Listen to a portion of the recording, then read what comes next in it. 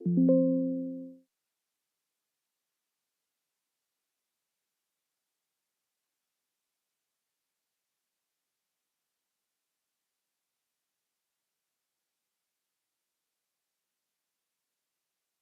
like this one better. This is a better microphone. Is this a good volume for you? Perfect.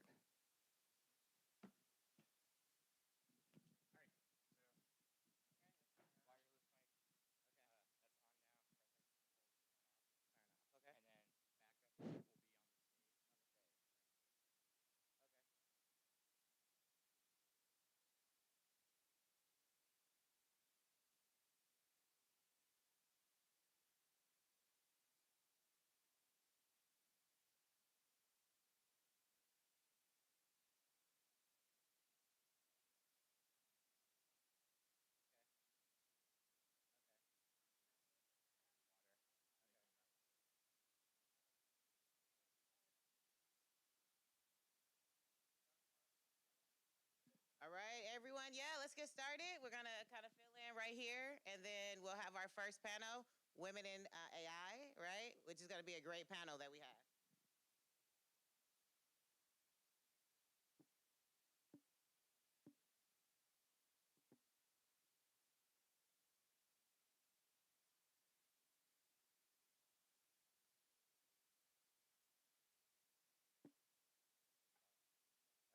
Okay, great.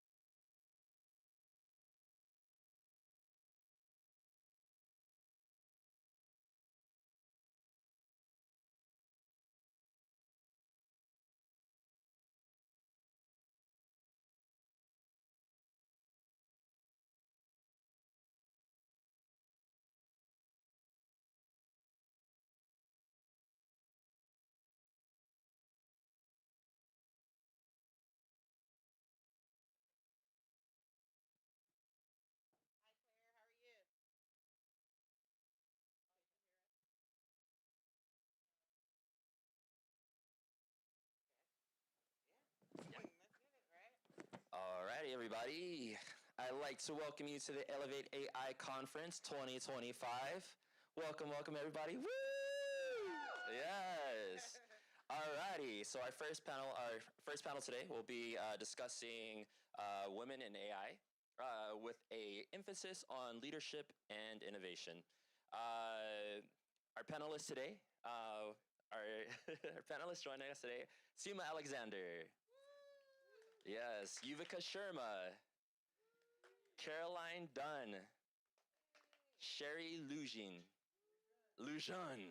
Yes, and joining us by Zoom is Claire Jones, and our moderator, of course, your host, Brandy Smith. Pass it over to you. So, first of all, thank you guys for coming. We put this conference together and we curated it because there was a gap in the market in regards to people understanding AI, understanding how to path forward, understanding what things like responsible AI are, understanding what just artificial intelligence was, period, right?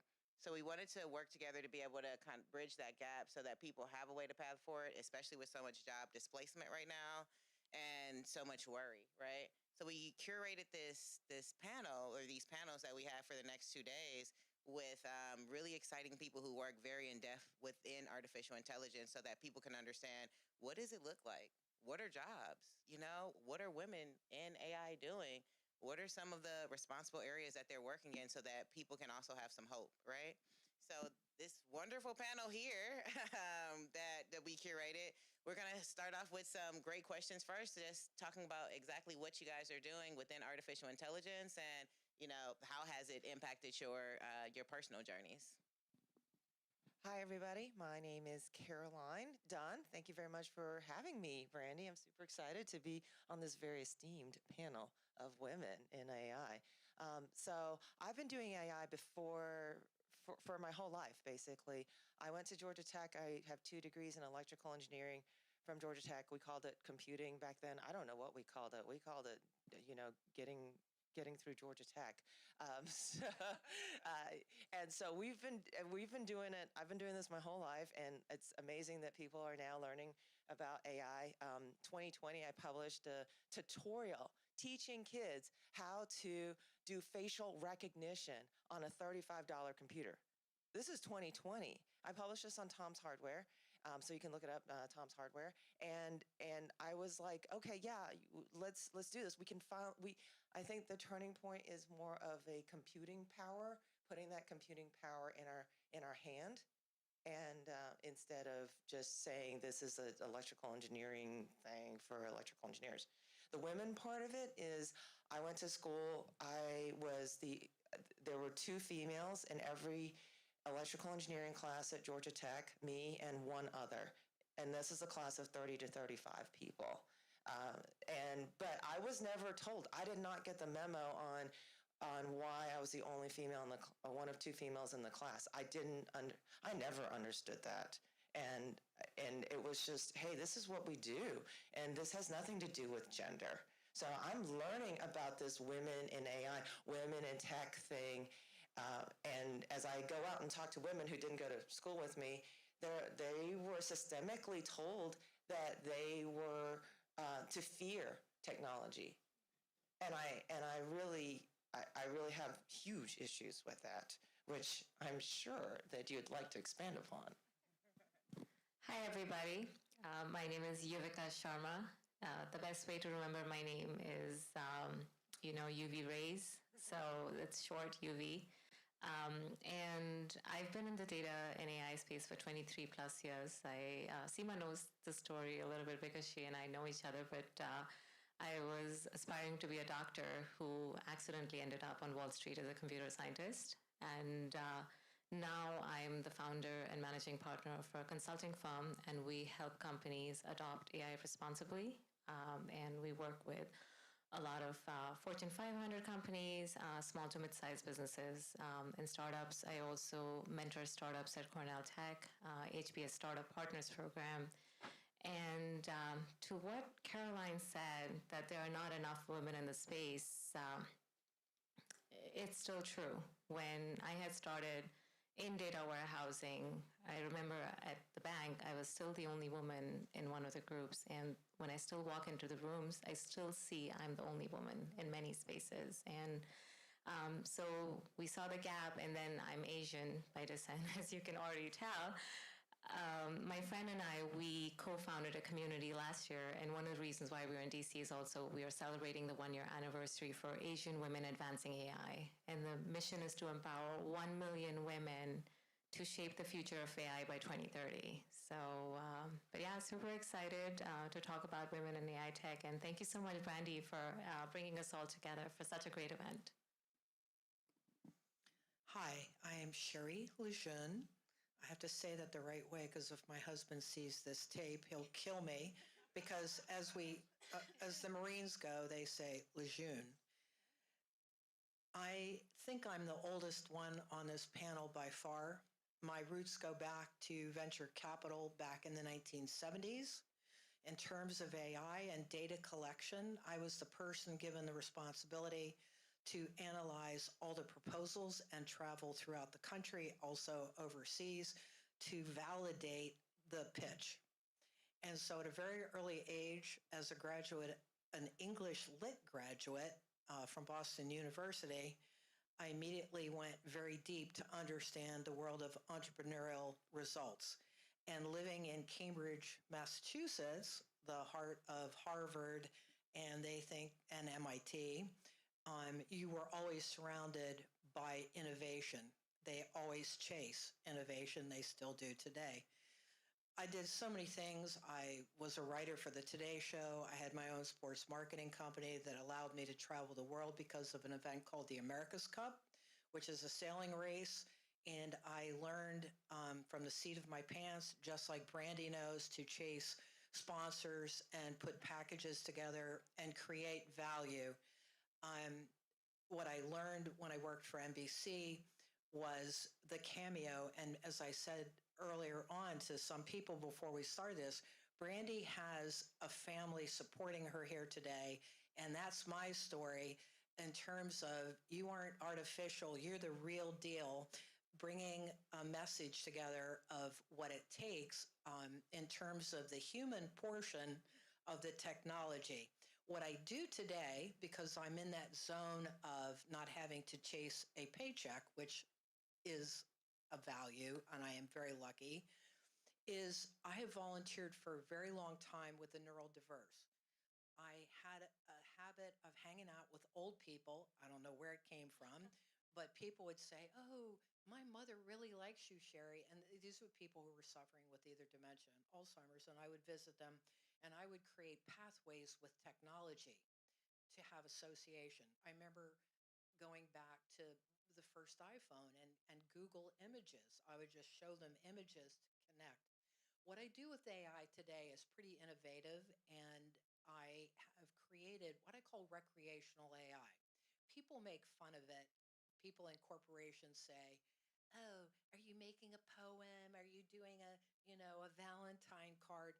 Well, that recreational AI, in terms of that creative spark with older people, I liken, do you remember Oliver Sacks and Robin Williams playing Dr. Oliver Sacks, and he woke up the people? When you work with people who've been retired for a while and you give them the tool to create by prompting, they come alive in a way. That neural connection, that consistent neural connection, is extraordinary to witness. I work right now with a couple of advanced age communities. You know, they're everywhere now.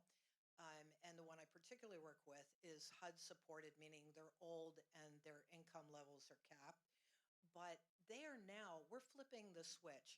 Instead of people coming and talking to them and saying, "Oh, and we're very important and we're trying to, have you poor old people understand what important people still do," I create with them interest programs like very multicultural. There was an Ethiopian man who said, "I want to know what Ethiopia would be like in 2040." So, of course, any of you use Gamma out there? One of my favorite apps. So Gamma created this 10-slide production, and he went crazy. Why am I mentioning that? he's presenting that program to his community. Think about it, a bunch of older people, 70 to 98 in this community, who will be invited to be able to listen to somebody within their community. And we've got 6 other people who have already made presentations, and some of them are really full of themselves.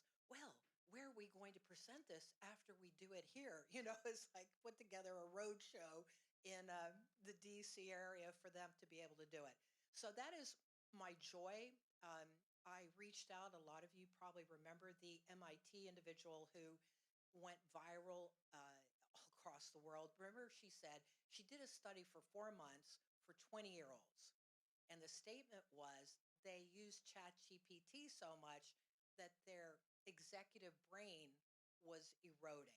They weren't using their own brain. I reached out to her, and we're trying to get a grant to come to my community to do the very same study. Because I have noticed that the people who are prompting, and I use that word because remember, you can prompt, they all have smartphones. So I'm getting them to do more voice prompting on their phones as opposed to using their fingers. And the result is the more that they prompt, the more neural activity. It's just a reality.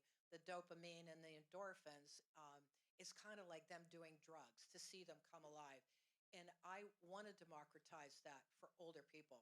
If you didn't see me and you didn't know how old I was or them, and they're putting out AI product, okay, you would have no idea. And you wouldn't then have that prejudice against an older person. So that's what's really exciting. Some of them are writing books now. I mean, it's gone a little crazy, but that's exciting. But thank you for that. And Brandy, I'm just so thrilled that you invited me to be part of this because I think it's great. And I can't wait till you move to DC. Wow. Thank you for that story. I didn't know all the background, Sherry, and I've known you for a while. So, Brandy, congratulations on your first Elevate conference. I know you and I chatted just a few months ago, so it's so nice to see it all come together. My name is Seema Alexander. I play a couple hats in this region. I'm the co-chair here of DC Startup and Tech Week, which is the largest entrepreneurial and investor conference and community. If you were a part of it, it was last week. It was our 10-year anniversary. I bring a lot of the emerging tech content and conversation over the last several years. I also run an AI company called Disruptive AI. We go in and make companies intelligent, create operating systems using AI, advanced workflows, but really multi-coordination of agents, changing the way people operate because business is changing as we know it. I'll give you a little background. I don't have the full-on tech background as these individuals, but I have close to 25 years of business experience growing and scaling companies to over $100 million in top line revenue in every industry you can imagine. But when a lot changed for me was about 3 years ago when I was asked to advise a company called Magic ML.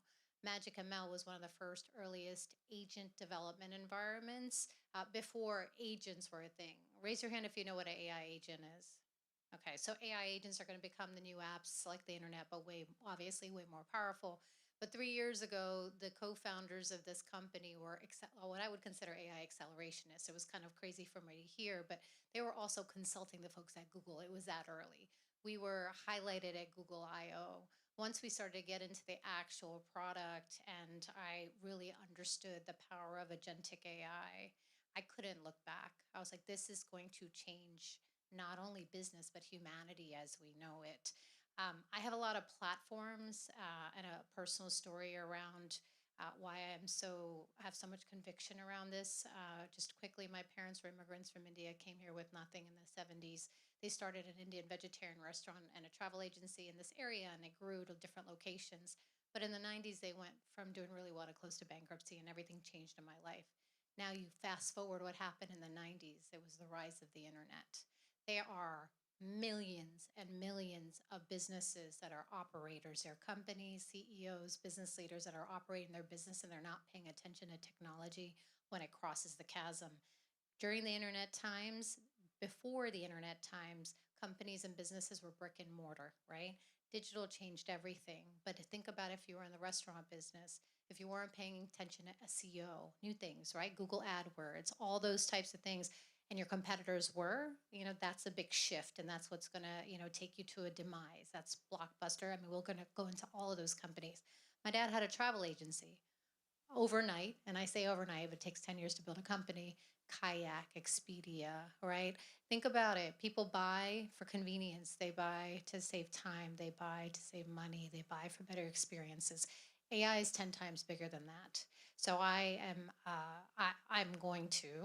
in the middle of educating over 1 million business owners, small and medium size. I have a podcast called the AI CEO podcast that Yuvika's been on, Sean's been on. I mean, I've collected a lot of the experts in the space because I want to work around the operators who really understand what's happening. I speak a lot about the future of business and the framework of where things are going, and we'll probably talk a little bit about that. And I'm also throwing a conference in April called AI Business Con.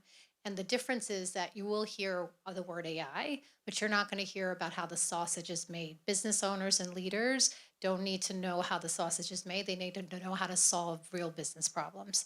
And that's the difference in the conversation that needs to shift, because we're at like the DOS of the internet times. And I think what people are missing is we're in the infrastructure layer, and we need to shift that conversation, or there are going to be a lot of businesses that are hurt, which means a lot of families that are hurt. And I'm not going to stand for that. So that's my story. Claire, we can also have you. Can you hear us too?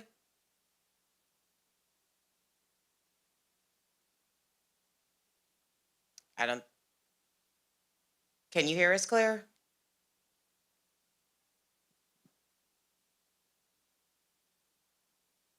Okay. We may not be able to. We may have to work that out a little bit more. I'll tell my story, right?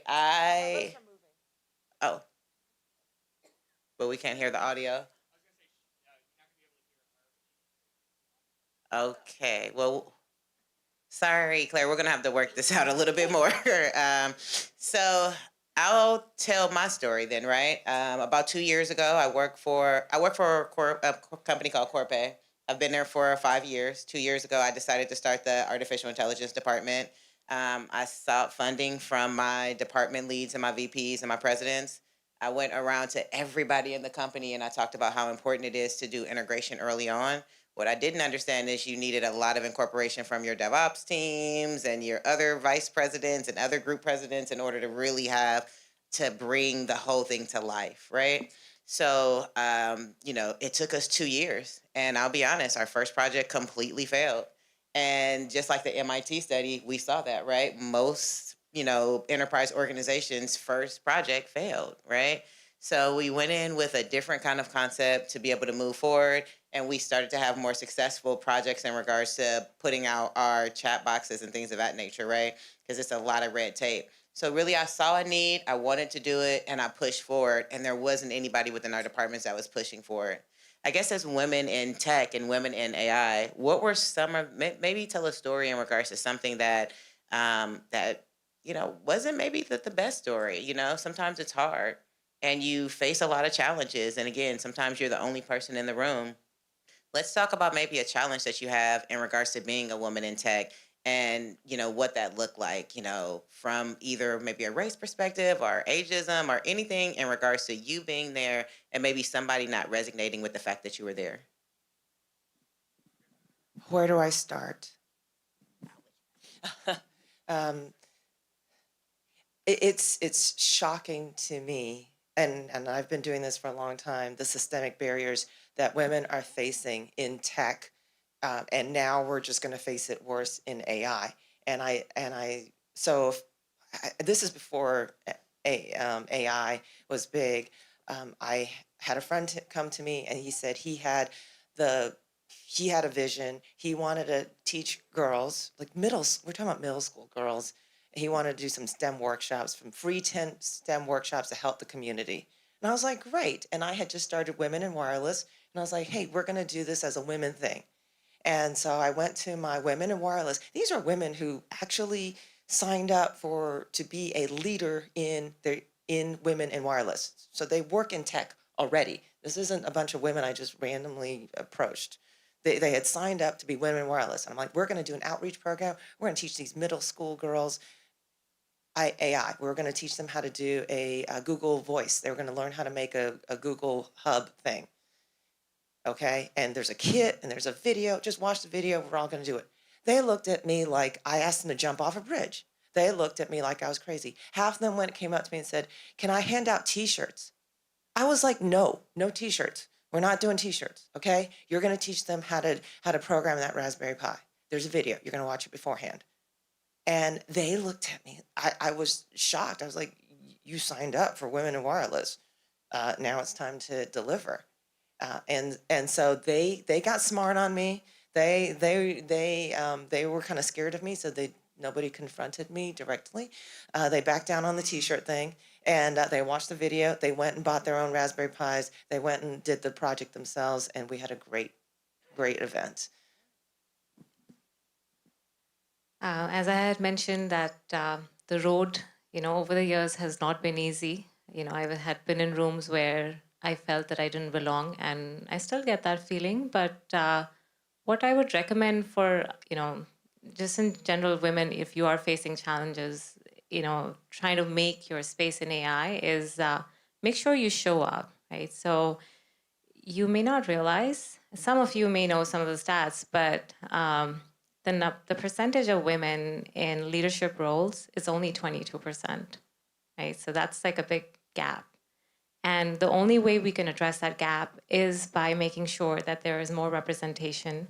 There are more women who are taking a seat at the table, who are showing up. And sometimes it can be daunting, right? So I encourage women to own your voice, right? You don't have to be the loudest in the room. You can be grounded and you can still make a point, right? And if you face challenges, try to look for allies. That has worked really well for me in my career. You don't need 20 people. You just need that one person to believe in you and keep showing up, right? Make sure your voice is heard. In general, women tend to have this imposter syndrome, and don't doubt your voice, right? Make sure that people hear you and be confident. Sometimes you're not going to get support. There were many times where I felt that people did not align with my values or what I wanted to say, but I stuck my ground. Like I really, really held on to it. So don't compromise. We have this feeling that we want to be liked. It's okay if people don't like, what you have to say, right? As long as you're not being offensive.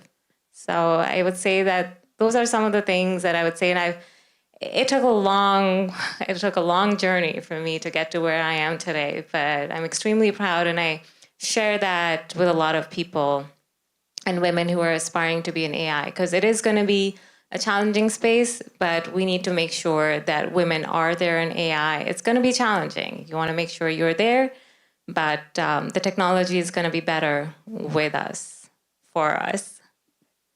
Maybe, Claire, are you audible now?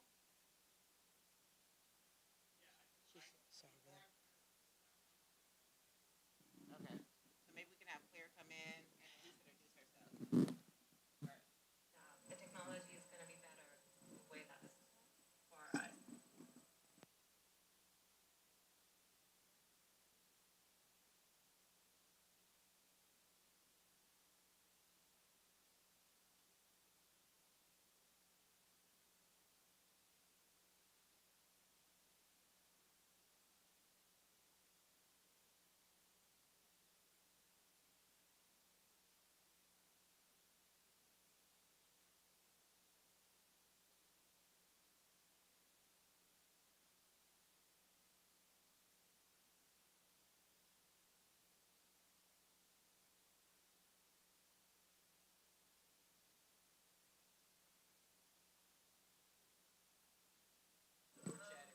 Claire, can you hear us? We hear you. We can hear you.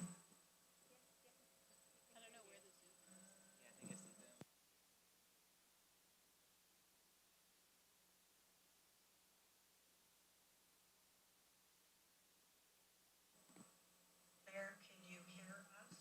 So it's delayed. Okay, yeah. We can hear you.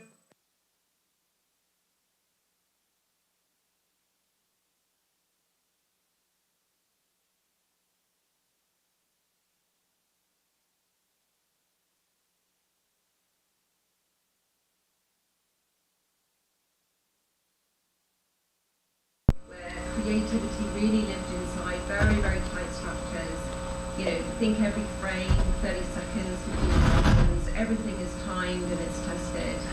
And that world's taught me that, you can shape something into, that's how I started thinking about AI, that, structure doesn't have to restrict the creativity, but it really just enables it. So that's how Simply Stories was born. And I applied those ideas to basically all of the AI systems and building my agents that create a storytelling operating system that really helps brands create responsibly, transparently, but also consistent messaging at scale.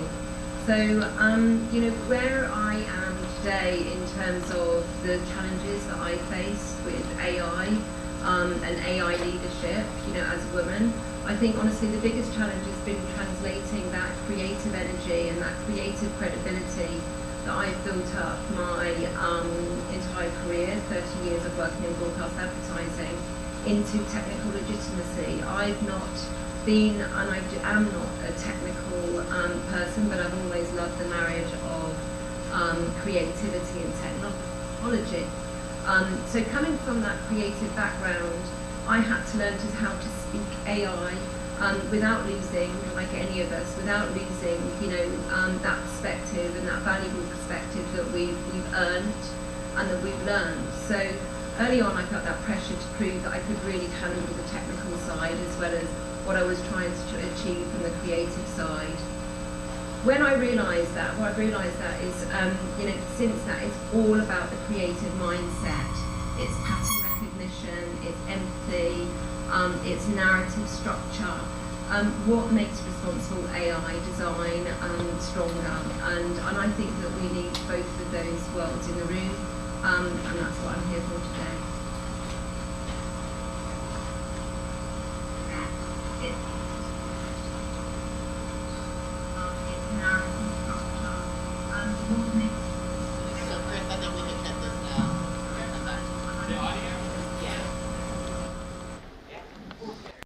So I've been very, very lucky. Again, my life in the business world started in the early 70s. I did not have the discrimination because I was thrown in to environments where the results were so high with such a limited staff. I ended up learning how to do everything. And when I was in venture capital and I visit one day I'd be at a company on Route 128 outside of Boston making magnets for the first space station. Then I'd be in New York the next day and I would be at the company that learned how to aggregate sports equipment. You see, you guys are all spoiled by Sports Authority, but before that, and you may remember this, you'd go to the tennis shop or you'd go to the golf shop. So everything was separate. So and I also think a lot has to do with the location. Remember, I was in Boston. And Boston prided itself. I always had high octane women friends who became doctors, lawyers, and business leadership. And they were women who just assumed if they graduated from Radcliffe or Brown or wherever, that they were owed a good job and they would fight for it. And the diversity, that was a part of my world from the get-go. Every corporation that I was involved with had representation because these women would just not take second best. And that was the time, remember, the birth of and older women, even than I would say, wait a minute, Sherry, feminism wasn't born in the 70s, but I feel that it kind of was. So the voice for women was born. The technology part was a little difficult, but just remember, when I was growing up, there was no computer. You had to write, I would type, and my papers that I would hand in looked like it'd been World War III, all the whiteout and everything. So when I was introduced to the first computer at Harvard Business School, and my boyfriend said, use this key, watch, just put anything, and it was the delete key. And I was like, ah. So how do I feel today? How do I feel today in terms of the view? I love it because I get to meet all of you. And because I've had that life of dabbling in so many different areas, media, business, whatever, Ted Turner was a friend and I saw him build CNN, okay? And that is a great story. You learn by people who weren't handed anything. They just did things by the seat of their pants and guts. So I see the women today that I deal with as having that potential. They won't take second best. I don't care what cultural background you have. Uh, I just think that if you are determined, you will succeed. Every woman, and we can use Oprah as the classic example. We all grew up, we all listened to Oprah, and she taught us to say, you just don't give up.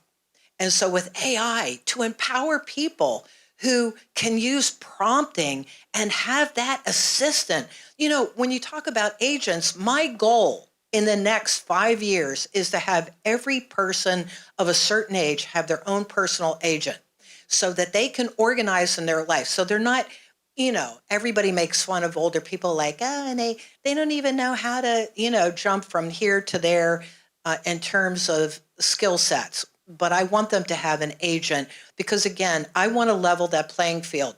I see the day when 80 and 90-year-olds are going to be some of the best storytellers because of their life experience, and I want to facilitate that. So, bring it on in terms of what's coming. I love it. The only part is if quantum comes in, I'm going to be having the best hammock, and I'll invite all of you to be in my hammock with us because we're going to have a challenge on our hands in terms of employment. But thank you again.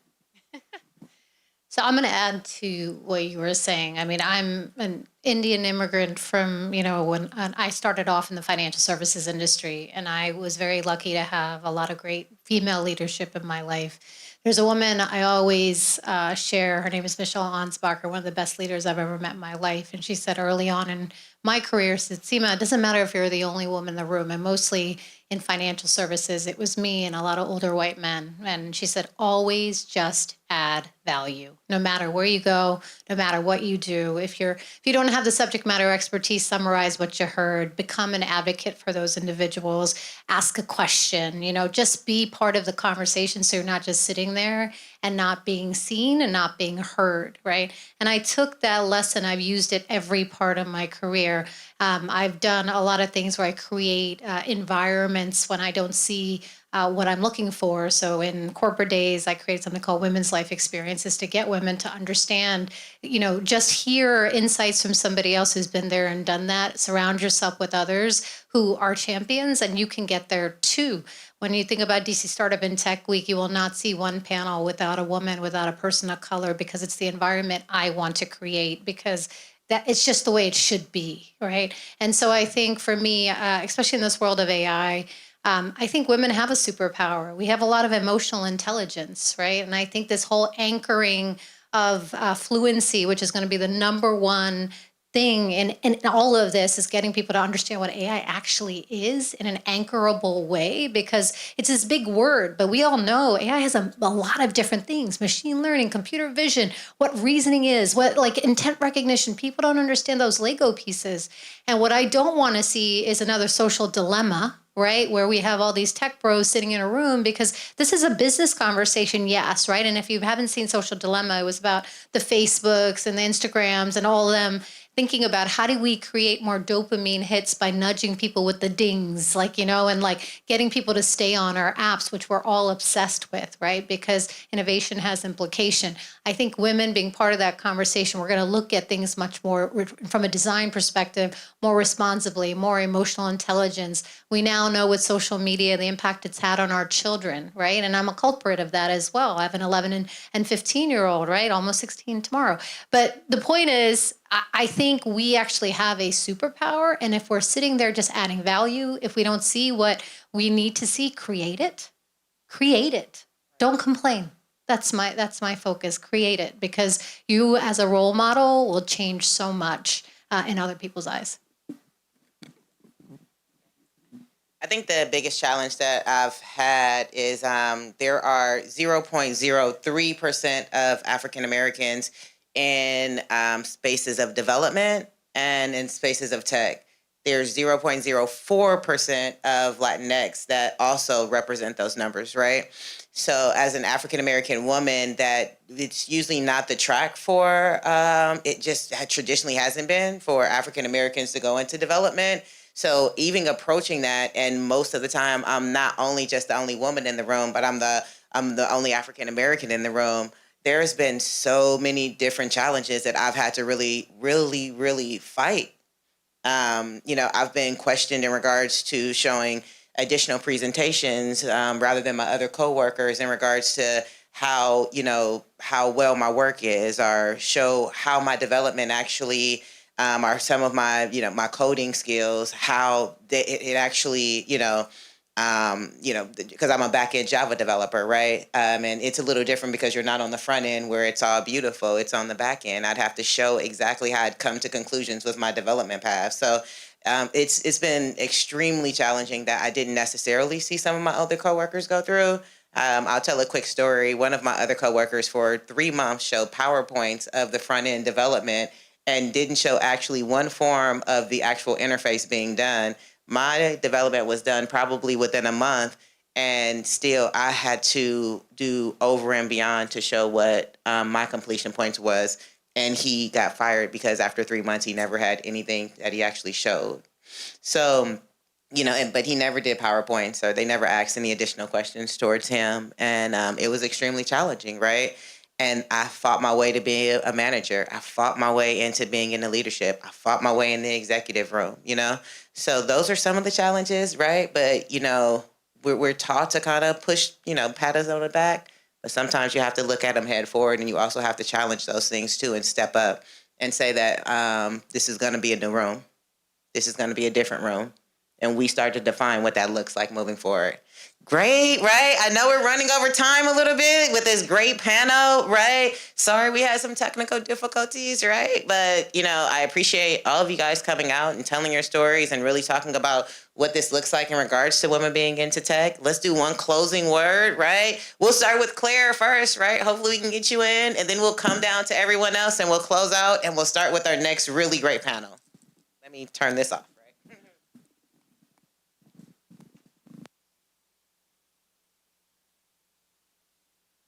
To women being into tech. Let's do one closing word, right? We'll start with Claire first, right? Hopefully we can get you in, and then we'll come down to everyone else and we'll close out, and we'll start with our next really great panel. Turn this off. Can you real quick ask Claire to turn her speaker off? That's why we're getting a lot of feedback. Yeah. I'd say that Claire, can you turn your speaker off? Mindset that drives and shapes design thinking, hiring, and that decision making. I think it's all about bringing all of these systems together, and that every choice reflects intent, and it's just not an accident. We're building technology that serves people, and it's not the other way around. And definitely when it comes to women, it's about women in technology. And our peer group is about really building a place of psychological safety where we can share our vision and we can share our experiences. And so for that, that's my closing remark on today, but thank you for having me here.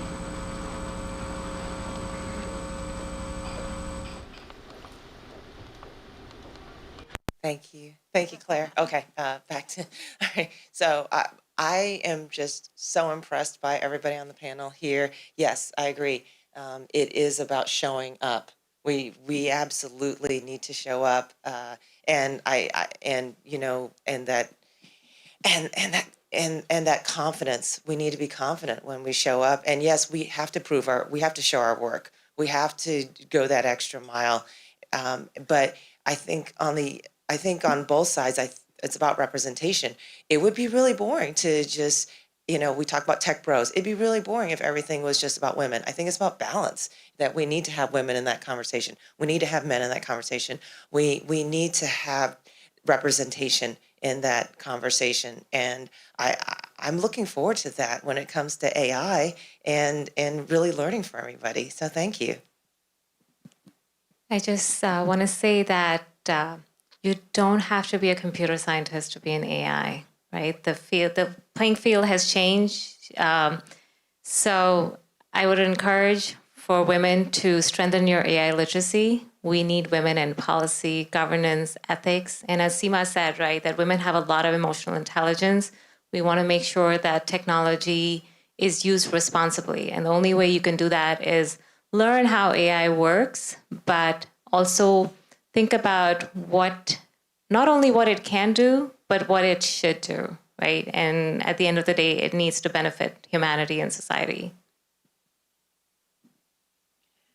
I would just to add that AI is remolding respect.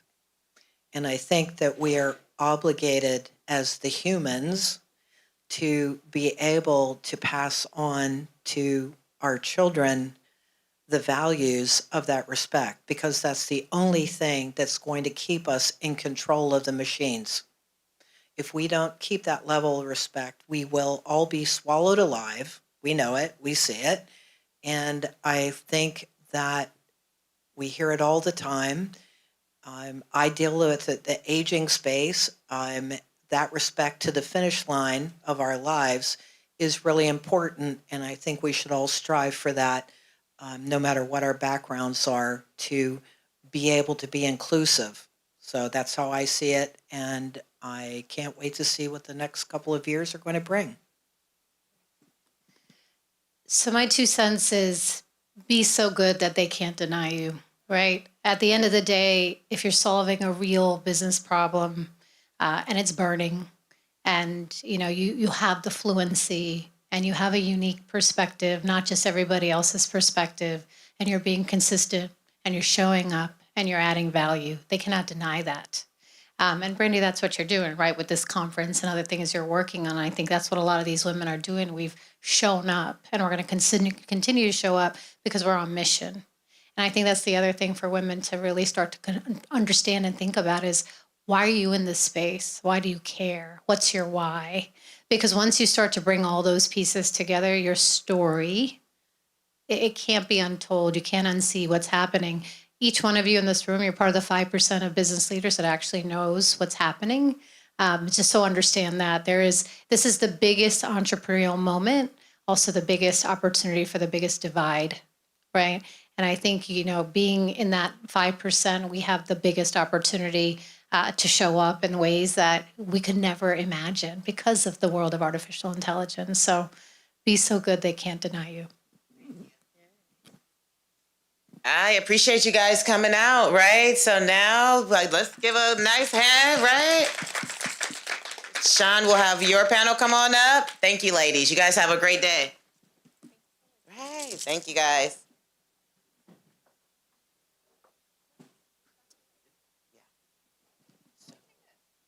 Yeah, let's take a group picture. Yeah, I love it.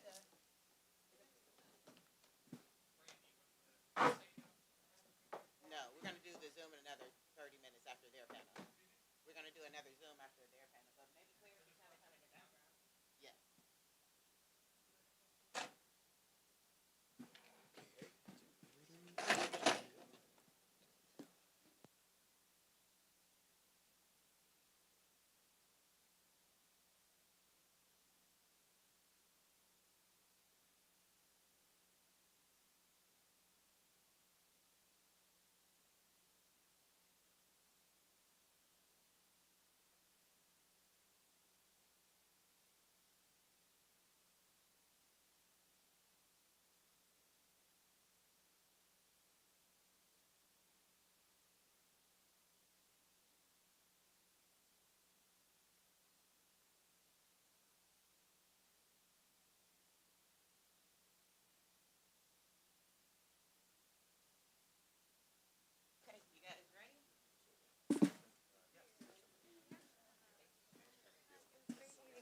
Get going.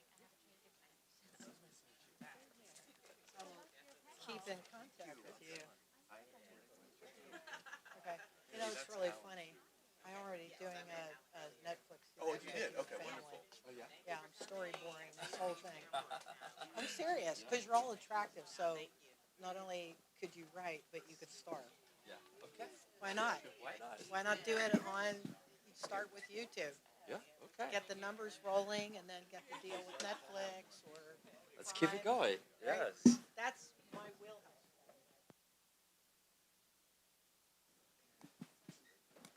Sean? Yes. How are you, man? Very nice to meet you, Justin.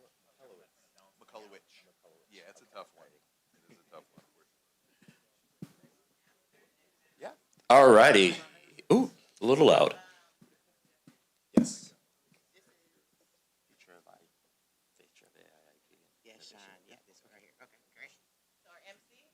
Alrighty, so let's get started with our next panel, the future of AI, IP, and innovation. Our moderator today is going to be Sean McCullough. Yeah. Kirk Sigmund. Nice. Alan Gregerman. And Masha Sharma. Alrighty, I'll hand it over to Sean. Thank you, Justin. Appreciate it. And thank you, Brandy, for hosting this conference. Very excited to talk about these topics, AI, IP, and innovation. I'll just say that I hand-selected this group here for very specific reasons. They have very unique perspectives that come from very different spaces, but there's also some similarities too. They are also humble people, so I am going to brag for them. But first I will introduce myself and then I'll let them introduce themselves. My name is Sean McCullough. I am founder and CEO of IdeaFire Consulting. We work with startups and enterprises and help them understand AI, how to integrate it into their existing stack. That includes training, building agents, building bespoke models, as well as advanced marketing strategies. We do a lot of work in terms of helping companies use their existing data to make smarter decisions, because that will always be important. And if you're not leveraging your own data and using AI to do that, you're already behind. And so we will get into that a little bit deeper. But so, like I said, I'll just give a few highlights of these people that I have brought on stage, and I'm very happy that could join us today. Alan Gregerman is a very interesting person I've known for a while, and the way he thinks about the world and innovation and creativity is inspiring, honestly. He's written 4 books, and not AI books, like human written books that are published. And they're all about innovation and looking at the world in a different way. He's worked with Mercedes-Benz, Lockheed Martin. He travels around helping Fortune 500 companies understand innovation, find ideas in nature and among unique places. And I think that's really cool. Masha is building very sophisticated AI systems using synthetic data. She helped one company get to $1 billion exit and become a unicorn. She just has very deep technical knowledge in artificial intelligence, using synthetic data, like I said, and just a wealth of knowledge in building with AI for large companies. And Kirk, I have known for a long time as well. He has a very unique background. He is an IP attorney, specializes in patents, especially around artificial intelligence and machine learning, but also is a coder and used to do a lot of programming. So very unique kind of blend there. And he brings a wealth of expertise in not only liability around IP and AI, but also litigation of it, copyrights, infringement, and a lot of other areas in the legal sector. So, like I said, very unique perspectives, but kind of a common thread between all of them. So now I will let them introduce themselves. Okay, well, thanks, Sean, and thanks for the opportunity to be here. I am not an AI person. I use AI all the time, but I actually love humans. I've got to be honest. I've been an innovation consultant for longer than some of you have been alive. And I'm really keen on how do we unlock the genius in people. And I believe AI is one of the tools we can use to support the genius in people. But I'm absolutely keen on the notion that there are a few things about humans that are remarkable, and I'm not convinced yet that AI is going to get there.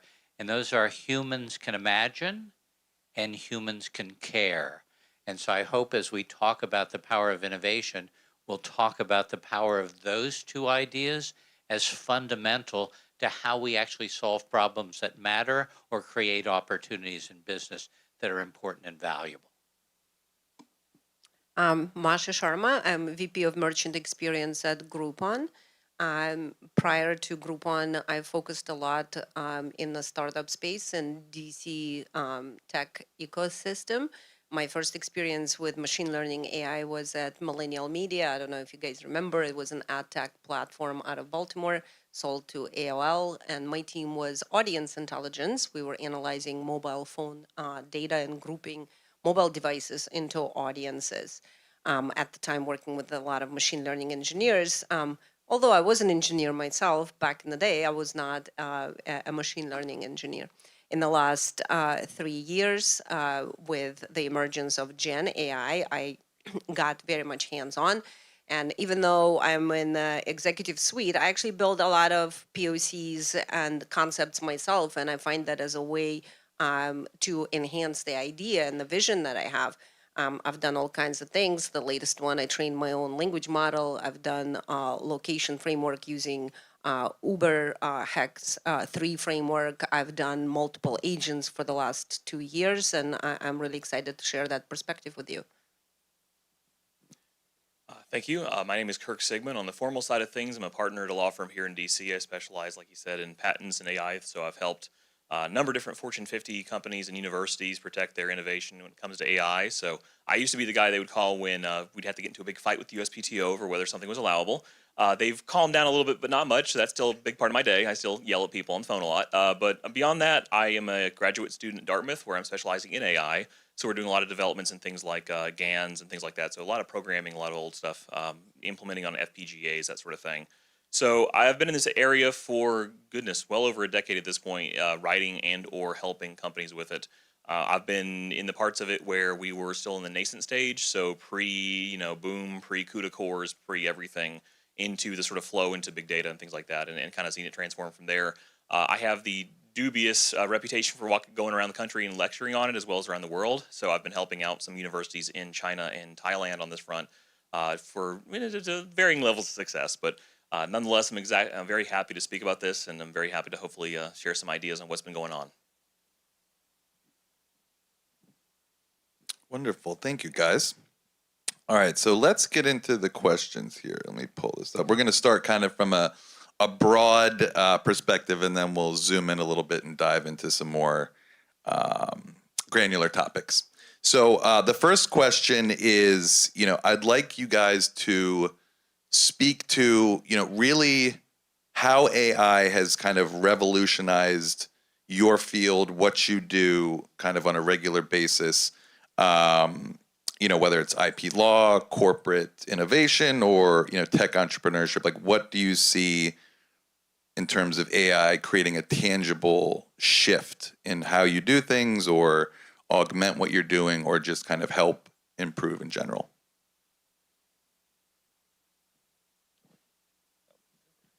I guess I'm the one.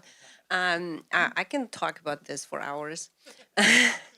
I'll talk about the Groupon perspective, and then I can talk about entrepreneurial perspective. So we've been doing machine learning AI at Groupon for quite some time.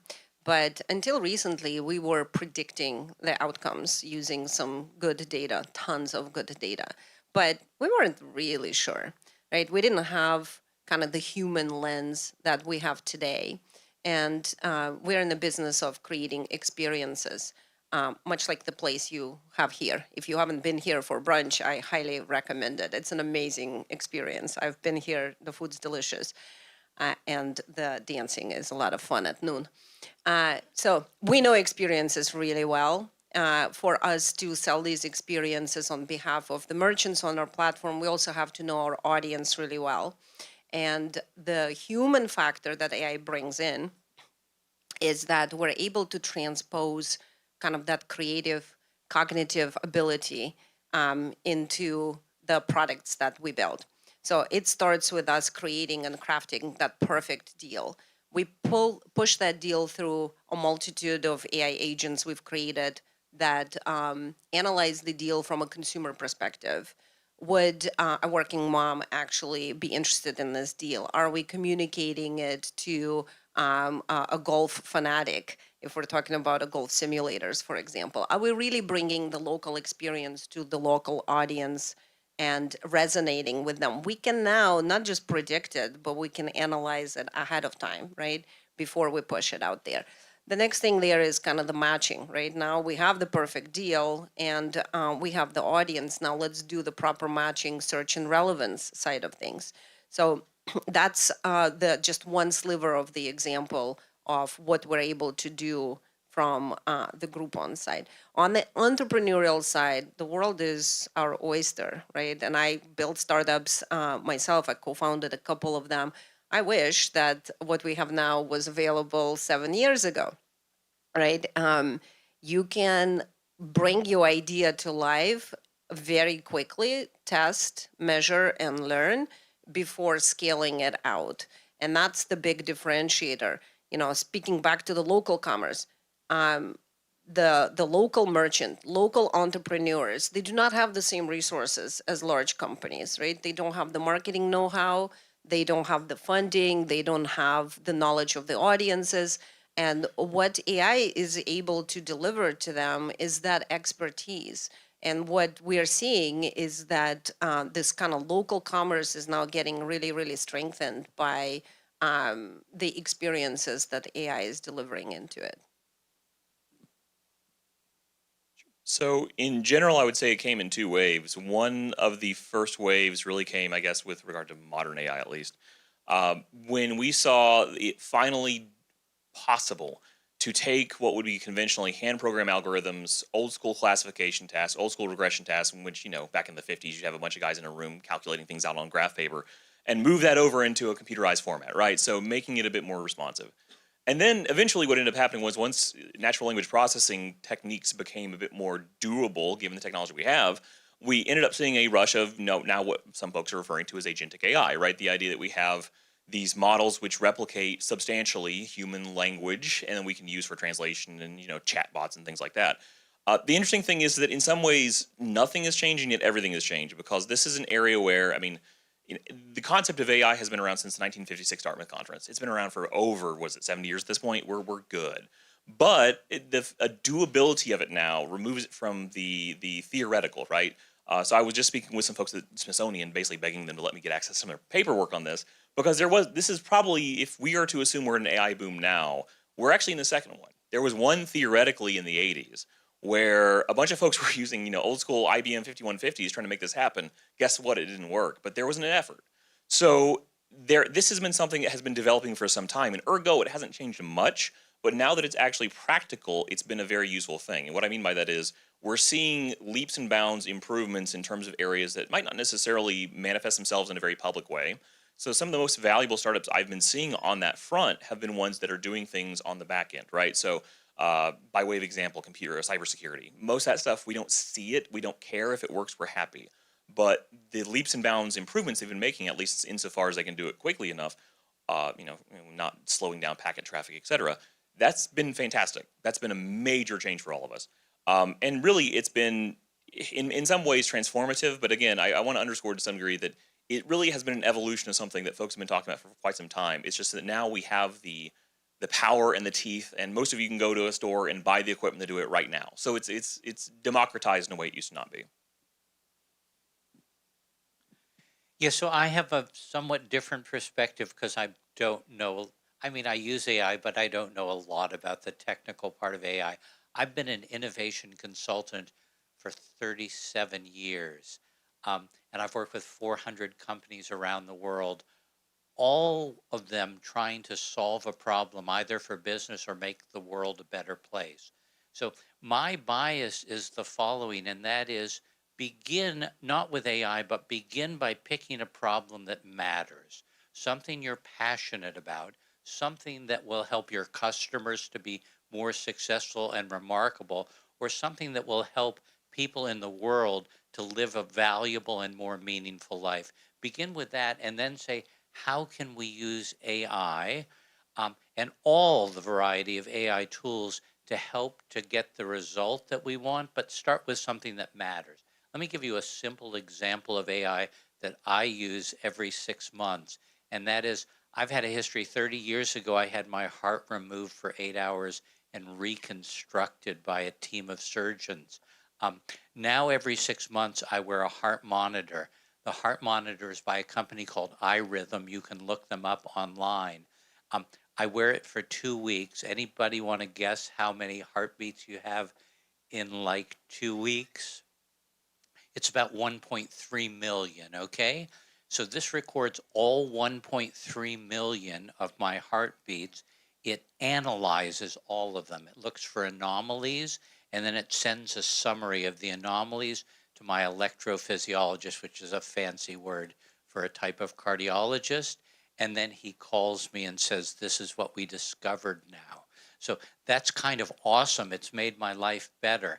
The people at iRhythm, I'm assuming, were trying to solve this problem, and that is to make people's lives better, to make it so people with heart issues can continue to live a normal life, and then they figured out how to use technology. So from my perspective, I want you to find something that makes you want to wake up in the morning and make the world a better place, and then figure out what technology to use. And then AI is evolving so it can be an awesome partner for you, but it's not going to be the one that helps you figure out how you make a difference. Yeah, I couldn't agree more. I think, the four of us agree that, great ideas, creativity, imagination, innovation start with the heart or the mind. And, AI is just a very powerful tool to augment, tasks, look at data. But, true ideas come from humans, right? And we use AI like many other tools. I'm very adamant that AI is not a replacement for human imagination, innovation, and that it's an augmentation tool, right? I want to be very specific about that. All right, so let's move on to the next question here. So this is a very kind of poignant and relevant kind of area, the speed versus safety kind of arena. Startups like to work quickly, build things quickly, get them to market, figure out product market fit, and then scale aggressively. But there are many risks that come with that. Those risks can be ethical, they can be legal, they can be a lot of other things as well. So, I'd like to hear kind of from your guys' unique perspective, how do we balance this need for rapid, disruptive AI innovation while, understanding and in some cases, or hopefully most cases, mitigating the risks of getting it wrong?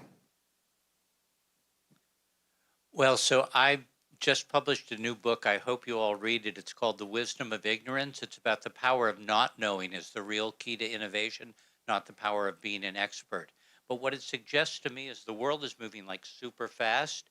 And so the reality is if you have something to do that matters, you need to get it out there fast. You don't need to know everything. You just need to start and let the marketplace help you to be better. I'd like to think you still have an ethical filter. So I'd like to believe that the things you're putting out there, you at least and your team have still screened them to determine whether or not ethically they're the right thing to do, but then do it super fast for a couple reasons. One is other people are trying to figure out what you're doing. And the second is we need your brilliance out there. And so we can't kind of wait. So I'm all about speed, actually, with any idea worth doing. My frustration or worry is that people will put stuff out there that they haven't thought through and that has some bad implications. But I err toward getting things out there and getting them out there half-baked if it's a great idea, because the world's going to help you bake them. Love the question. So my take on it is, I think about it a bit differently. I think of speed as stupid speed and smart speed. Right? And certainly I've been there on the stupid speed stuff. So smart speed, yes, we can still move really super fast. And the smart way to go about it, especially right now, is we evaluate, right? We evaluate our AI output. Right? We build judges that take the output and look at it through different prism. It could be the trust, safety, right? Ethics, and you name it. You build your evaluation criteria for the use case that you are building to or exploring. And you're able to test it at scale, right? Another a very practical example that I can give you is I love using Claude Code. And in Claude Code in particular, I set up a team of 14 sub-agents. Right now, imagine that you can craft a sub-agent for every one of your concerns. There could be one that is an ethics officer, another one the trust officer, and you just name it. It's, again, world's your oyster, and get very creative and create the personas for each one of your sub-agents. These sub-agents can work in concert. So when you are crafting an article, writing code, writing tests, any kind of scenario, you can invoke your team of agents to evaluate and give you a report, right? The report that looks at the problem you're solving or the thing you're building from all of these different angles. It's always dangerous to ask a lawyer what they think about the risk because I have a ton of lists.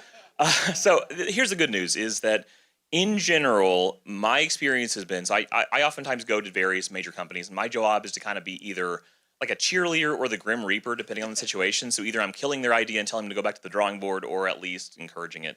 9 times out of 10, folks are 90% of the way there. They're just really not spending as much time ideating as they should. They're not sitting there and thinking it through. They're almost there. The problem is that they get so excited that they don't necessarily continue to think through, again, ethical ramifications, things like that. But here's kind of the bad news, is that the law is changing in a way that is disfavorable to anyone moving even remotely quickly or anyone moving at all. And what I mean by that is pretty much every sign from every lawsuit that's been filed in the last 2 months, and there have been a lot. There have been basically new developments on the front of people suing AI companies on a weekly, if not, every 3 days sort of basis. What has happened is a lot of the copyright holders who have access to or claim to have access to the data, and I use that term very carefully, they are suing for either copyright infringement or a violation of what's called the DMCA. And the translation to this is it is becoming increasingly difficult to train, to ideate, or to do anything that other folks did, say, 3, 4, 5 years ago, right? The luck that OpenAI had to build and then get sued is not a luck that some of you will have because they're going to find you before that. These companies have finally figured out that they can sue on this, and they will. So the most recent one, funny enough, was last Friday. Reddit ended up suing, I believe it was Anthropic and a bunch of other scraping companies for the purposes of a DMCA violation. I won't get into that, it's very boring, but just trust me to say that everyone's attacking this from all angles at all the time, meaning that if you try to move quickly, you're going to get shot, and if you try to move slowly, you're still going to get shot, but it's going to be a slower process. In other words, you have to think this through quite a bit more than other folks did. Unfortunately, the Silicon Valley mentality is having to take a good look at itself because it invites a lot of drama. And I realize that it's very tempting as a startup to want to behave like that because it was successful for them. Many of them were highly valued. The reality, however, is that the chickens are coming home to roost, and you don't want to be part of the target audience of that. You don't want to be the one receiving a cease and desist letter or a lawsuit. So what I'm getting at is I always recommend moving quickly, but now more so than ever, you have to take a very critical look at what you're doing, whether or not, on the threshold question, whether it's new, go figure. And then at the same time, if you care about it enough to do it, rather than just are you looking at it as a money-making exercise. And then simultaneously, how can we do this in a manner that does not expose us to liability? Because you can have the best idea in the world, you can be the most passionate person in the world. If you are in the receiving end of a lawsuit, you're done. And it's unfair. I get it. Other people succeeded by violating a bunch of laws. It sucks, but the reality of it is we have to be more cautious now than we were before. Great insights. One thing that I like about what Alan said about not knowing, and I use this example relatively frequently. You don't necessarily always have to be an expert in your domain to build something unique. And I always go to the example of the guys who started Airbnb. These were just 3 buddies who lived in San Francisco, wanted to go to conferences, which were very expensive, came up with the idea that instead of getting, expensive hotel rooms, they would just create a couch crashing business. No experience in hospitality or, retail or anything like that. Just, thought maybe other people would like to crash on couches and not pay for expensive hotels. That ballooned into Airbnb, which is now, one of the most successful companies. So, yes, there's, many examples of people being experts in their domain and doing very well, but you don't have to be, right? You just have to have a unique, interesting idea. Do we have time for one more question? Okay, awesome. So let's see this. Let's jump ahead and look forward a little bit. Keeping in line with the theme of this conference, Elevate AI. What is one AI-driven change you're most optimistic about seeing in the next 5 years, or 3 years, or 2 years? Because it's very difficult to predict in AI what's going to happen too far out. And what's one concrete challenge we must solve to ensure AI truly elevates humanity? Okay. If I think about a challenge, I think about the ability. I've been following till you mentioned that there's been AI for a while, and I've followed for a long time a field that's called personalized medicine. And so personalized medicine is the ability to look at all of our genomes and to be able to analyze them and figure out if we can either prevent disease or cure disease. I'm hopeful and optimistic that we're going to be able to use AI now, look at massive amounts of data, compare that data across people, and think about ways that we create some therapies that enable all of us to be healthier, live longer, thrive, be our best self. So I'm hopeful of that. That's an area that I'm keen on. Where I worry about it is not that much different than that. So imagine this, and you may have read about this. So in Japan now, there aren't enough people and aren't enough young people to take care of older people. So in nursing homes in Japan now, most of the care is provided by robots, okay? These are machines, AI-driven machines. They bring food to people, they bring pills to people. If a person has a request, they come in and they say, what do you need? These machines don't care. What we're losing is the potential in some societies, and I'm guessing in more societies over time, for the human touch. And so I think we need to figure out where technology and machine learning and AI can do things. But if we don't support that with humans who show that they care, then we lose the humanity that is central to all of our lives being full. What I'm excited about is the AI being this equalizer and an accelerator for our creativity, for bringing diverse perspectives in, for helping us learn and become kind of better selves in a way, because you do have access to vast amounts of information. What worries me is the education and kind of what is happening with the newer generation that didn't have the analog world around them, where, you had to go to the library and read a bunch of books to form an opinion on anything, right? Now it's dictated by AI, and AI is a cheerleader, right? It's a yes man. It will always cheer you on. You were talking about medicine. There's a meme out there that's hilarious. There's a robot that removed the wrong kidney, right? I'm sure you've all seen it and goes, oh, I'm sorry, I'll do better next time, right? Well, it's a little late. Yeah, exactly. You have one more kidney. So that part, it really concerns me is how do we teach the next generation and generations to come to think for themselves, right? And if you want to learn about how, like, the reasons why I'm concerned here, train your own model, right? And see how you can actually influence. And it's not by chance you're getting the output that you're getting, right? It is programmed by the training data that's put in there. And what's at play there is a linear regression. It's a way to take these embeddings and weave them together into what appears as a new thought. Well, it is not, right? It's not a new thought. It is not actually that creative. It's pre-programmed. And in my experience, I was able to train AI into producing exactly the output I wanted it to produce. That is scary, right? And if you go and ask the same question of Grok and Claude and Mistral, or name the model, just look at the results that you're getting, and sometimes there's a real pattern and what comes out on the other end. So I would say the most exciting thing right now is not going to be the sexy sort of public-facing models that we all get excited about. really what's exciting is to see how many areas in which we are able to demonstrably improve our livelihoods through the application of AI in ways that we're never going to see candidly. Like the companies are not going to tell you they're doing it. And I say that because, we're talking anything beyond, automated drug discovery, for example. We're talking about ways in which, for example, fraud detection. It seems so silly, but a lot of fintech companies right now are using it to protect you better in ways that you'll never see unless someone steals your credit card. And maybe then you'll get the notification. You're like, oh, great, they found it. But these are things that you're not necessarily going to see, and they're not going to be as obvious to you unless maybe you read a press release. But it's very important. It's very powerful. And what we're seeing over time is that these little 1%, 2% improvements really do demonstrably improve people's lives in a way that we don't necessarily think of right now, but we will eventually.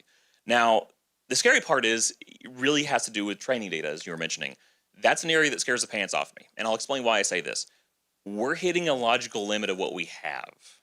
We only have so much to train on that we can rely on, right? So think about it this way. We just had the biggest copyright verdict in history. What was it? $1.5 billion settlement over the utilization unlawfully, I guess I can say unlawfully now, no longer allegedly, of books, right? They went and downloaded a bunch of stuff from what's called Peely.me and a bunch of other service sources.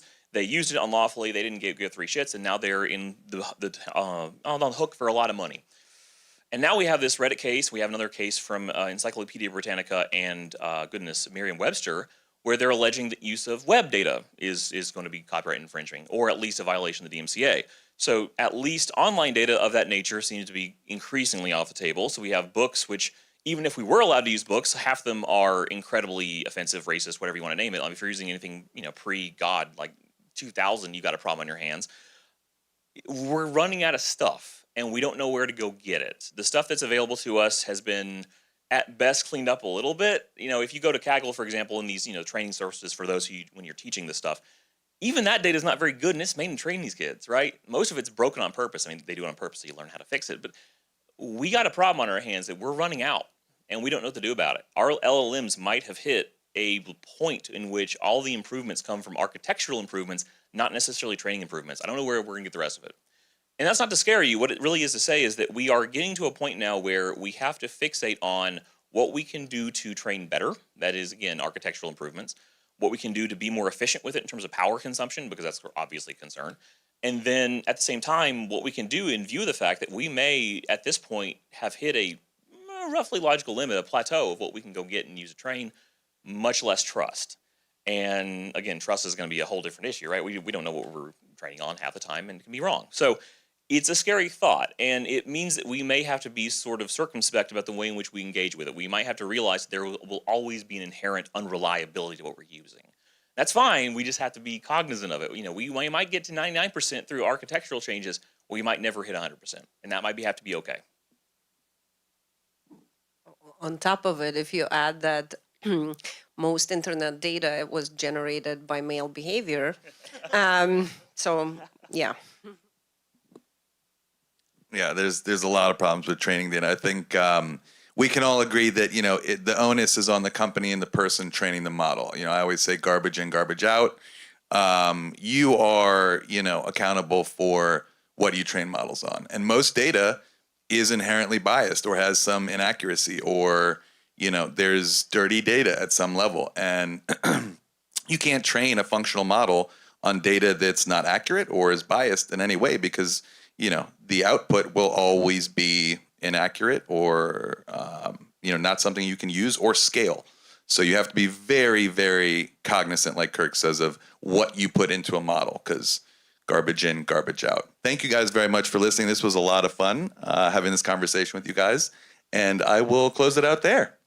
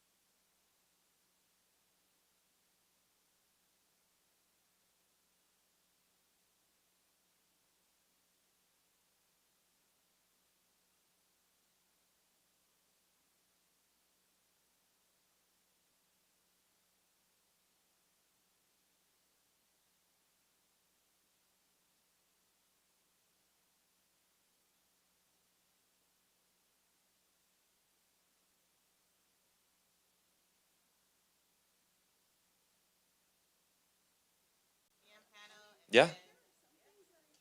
Alrighty. So we're moving on to the future of AI, or sorry, enterprise AI. I think we're missing a few people. Amitash. Oh, Zoom. Alrighty.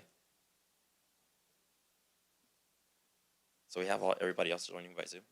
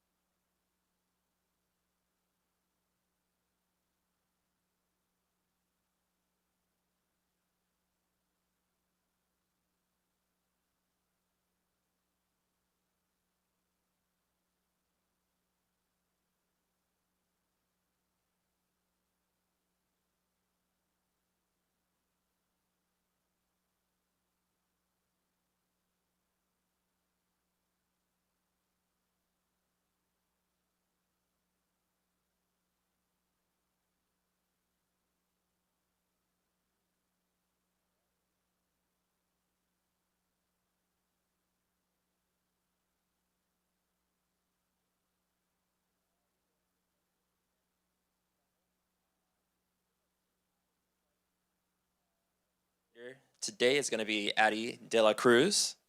Joining us via Zoom, we have Amatis Modi, Alvin Sires, and Banjo Obayomi. Avi, take it away. Good morning. All right, just want to make sure you guys are alive. All right, my name is Adi De La Cruz. I am a founder, creator of Rapid Labs, and today I'll be the moderator. This is definitely an interesting topic when it comes to AI, but I do believe that enterprise AI is just a different beast. So let's get dirty. Let's get into it. Enterprise is a different beast, right? So beyond the general hype, what is one specific trend you're seeing? Actually, before we even go in there, I would love to kind of just introduce the guests. It feels weird that they're not here, so it's like I want to get into it.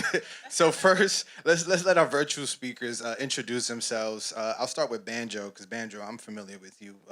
We've probably crossed paths before, so if you can go ahead, introduce yourself. Okay, Amitash, take it away. Recording in progress. Sure. Can you hear me? Can you hear me? No? Yes, we can hear you. Okay. All right. Yeah. So, hello everyone. My name is Amitash Modi. I am a senior data innovation technical specialist. I work for IBM, and I'm really excited to be here and meet with you this time.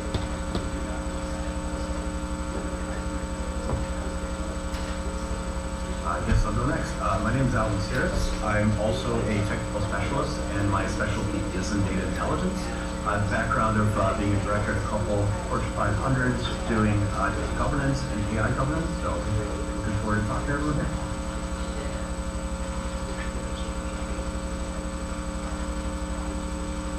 Mic check.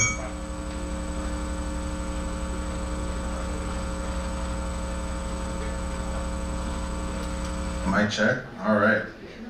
Thank you so much for those intros. I'll go ahead and start right off. So the term AI is everywhere, but enterprise AI is a different beast. So beyond the general hype, what is one specific trend you're seeing real gains and tangible traction in the enterprise world? And on the flip side, what is the biggest challenge you guys are currently seeing?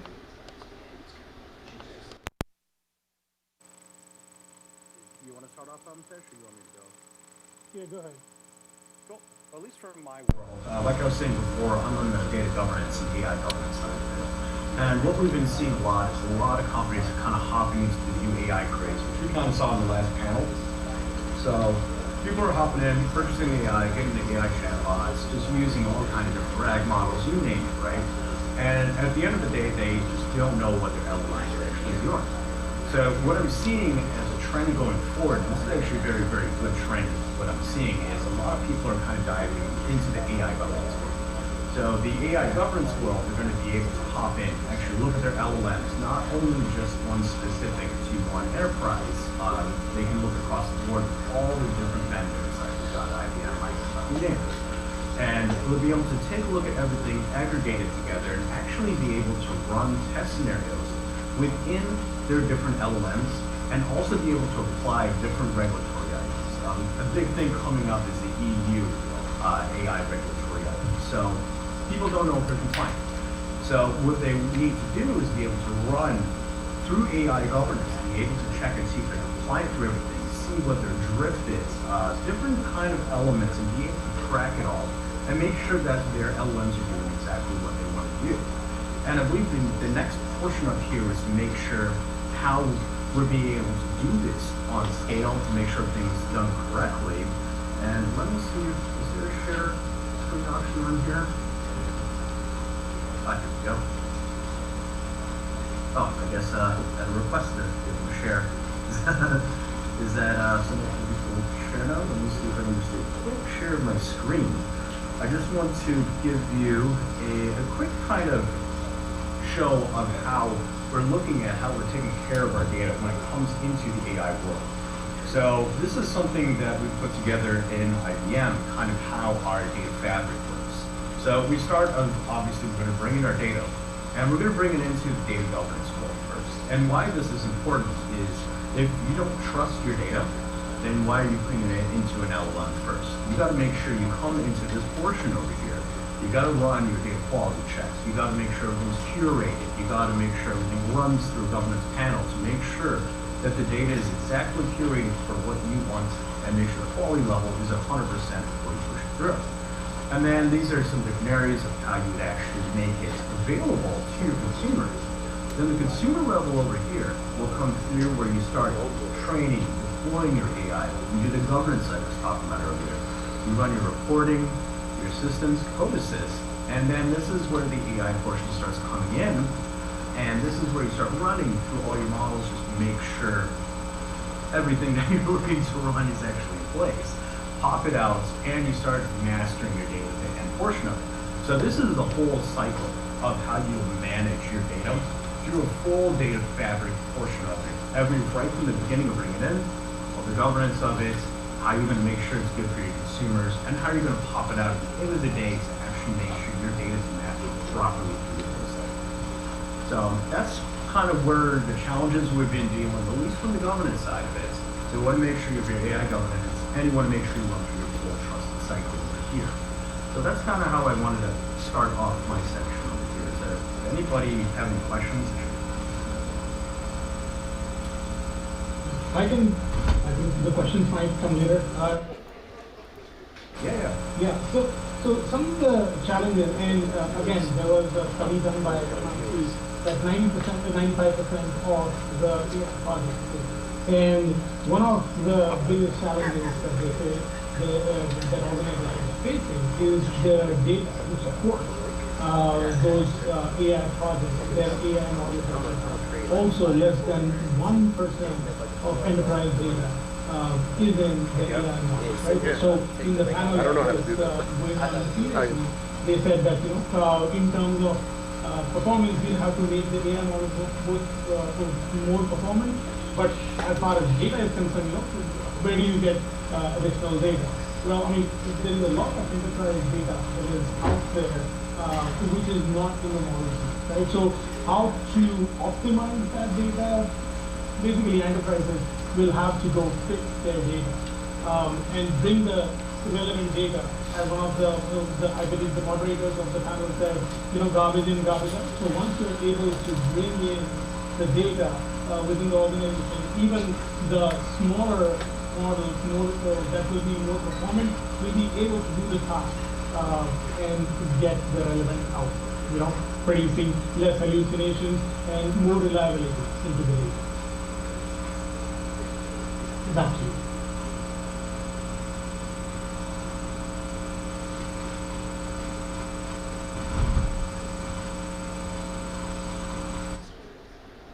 I think that's a great segue for me to go into. I think the classic dilemma that we're all going through as far as speed over just safety right now when it comes to AI. So a question to you guys is, in consumer tech, the mantra can be move fast, break things, but in enterprise with regulations like GDPR, HIPAA, and strict data governance, clearly that's a non-starter. So what type of practical strategies or frameworks you guys are seeing as leaders to successfully build the culture of innovation without putting organizations at risk? As a risk manager, working at Deloitte during my time at the FDA, I think one of the biggest things that we've always seen is third-party risk, and AI is a huge third-party risk. So from IBM perspective, curious to see and hear your thoughts. Yeah, and then that kind of goes. Oh, sorry, go ahead. No, you're talking. And then that does kind of go back to what I was presenting here before. And like you said, it does go a lot slower on the enterprise method. So this is why we do follow these kind of methodologies, and we do want to follow these steps. There's something lagging here. Oh, sorry, go ahead.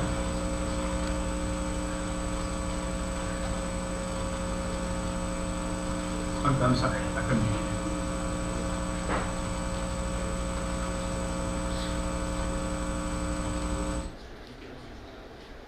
you. You guys are good. You guys can continue. Okay. Yeah. So kind of going back to what you're saying is, like you were saying on the enterprise level, it is slow. And Okay, I think, yeah, something from Christopher's mic keeps coming on. So it is going a little slower, so we do want to go through these processes here.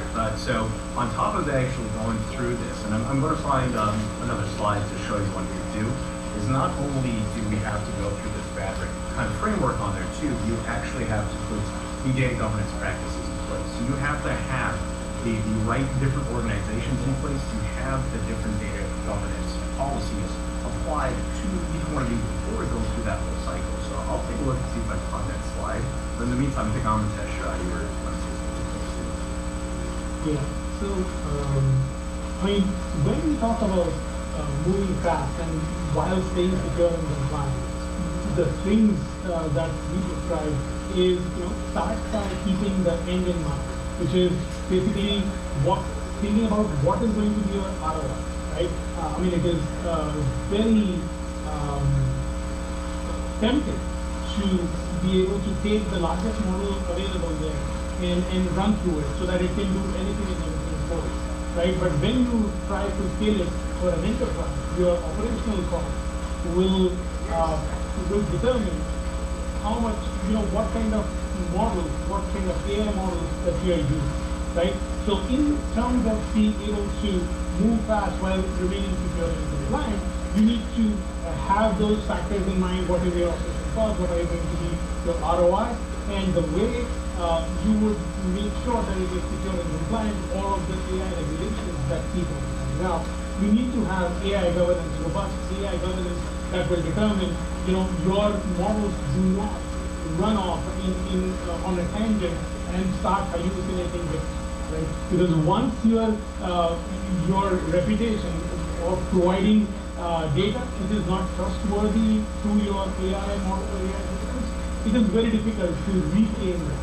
Right? And so even though everyone knows AI cannot be 100% reliable 100% of the time, but still it needs to have some sense of robustness and trust.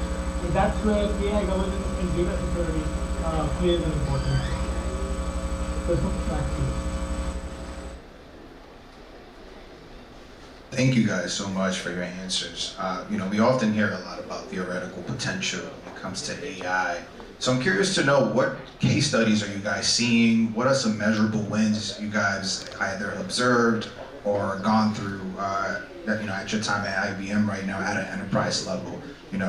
Me as a startup guy, we move fast, we break things, and we see case studies right away. I know on the enterprise level, things tend to be a little bit slower just due to the red taping. So I'm curious to see and hear about any case studies that you guys have and that are willing to share.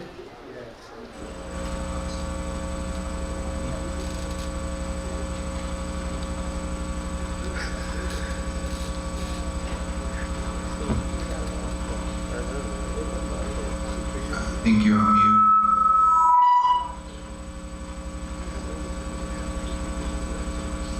You might have to repeat the question again. It was muted earlier. Yeah, the question is, what are some specific case studies you guys have observed that had some measurable wins when it comes to enterprise AI? So I can go on this one. One of the biggest case studies that we have seen is within IBM itself, and for a lot of AI-related examples, we are hand zero. So in starting 2023, we are on our way to saving about more than $4.5 billion, being the client zero for our own use cases, where we have implemented agentic AI, where there is an orchestrator agent followed by different agents for specific tasks. So wherever anybody from within IBM asks a query, that orchestrator agent then directs the query to whichever relevant department. That could be related to HR, sales, marketing, whatever have you, right? Whatever kind of questions that you need answered. That information gets answered using that client zero orchestrator use case, which is developed using watsonx Orchestrate developed from IBM.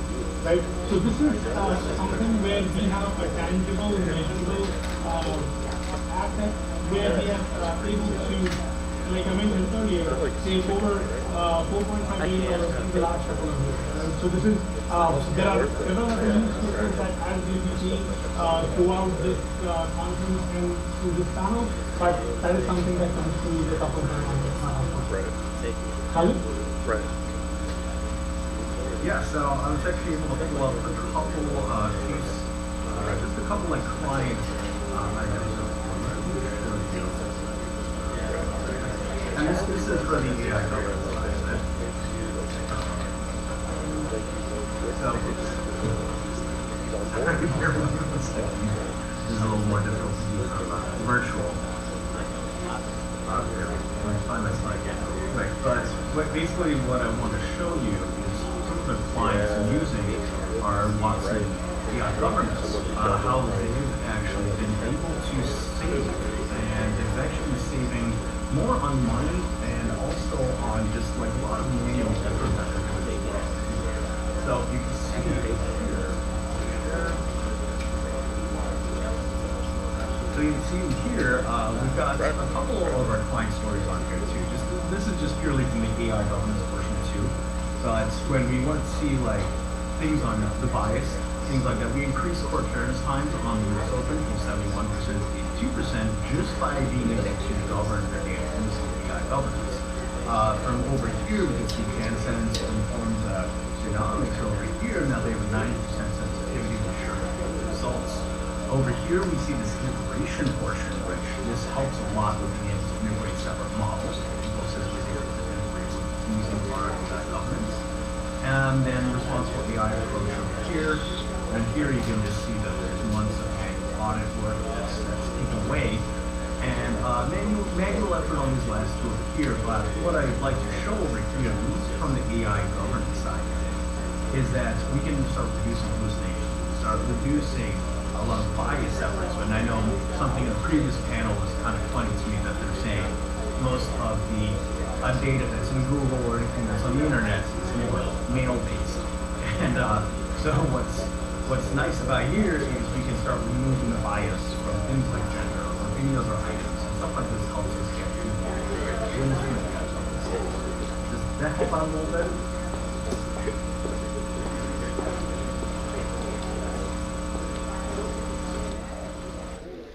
Yes, it does. Thank you guys so much for the explanation.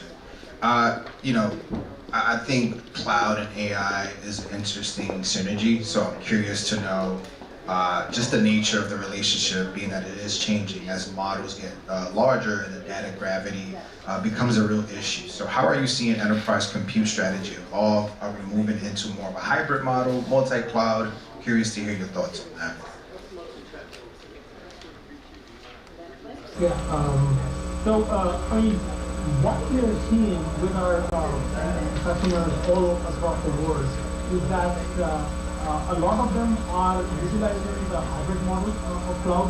One of the beauties of cloud is that it allows you to, whatever your project that you might be developing, as an aside or in your lab, etc., it allows you to work on them, start development on them very quickly without having to wait for your enterprise to provide infrastructure for that. So it allows you to experiment quickly, fail quickly, and adapt so that you can then pivot to better and brighter things, right? So that's where the role of hybrid cloud, I believe, is very important, because when you are scaling it in terms of enterprise AI, different enterprises have different requirements. Some have security concerns with their data. They do not want their data to go outside on the internet, but they still want the processing power and compute power of the internet or of the cloud. So hybrid works out the best in that sense, and that's what we are seeing with some of our clients. Yep, and a lot of the stuff you're saying about as well too, the whole multi-cloud.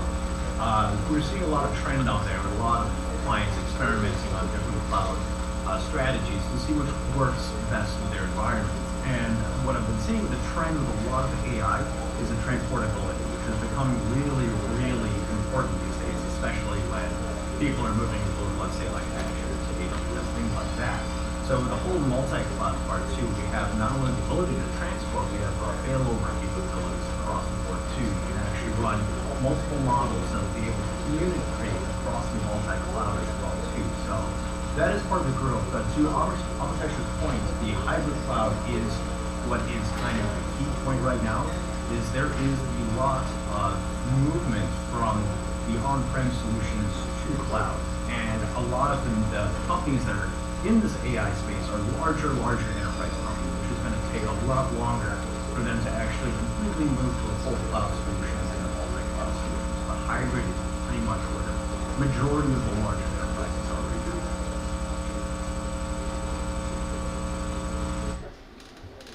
It's a great point.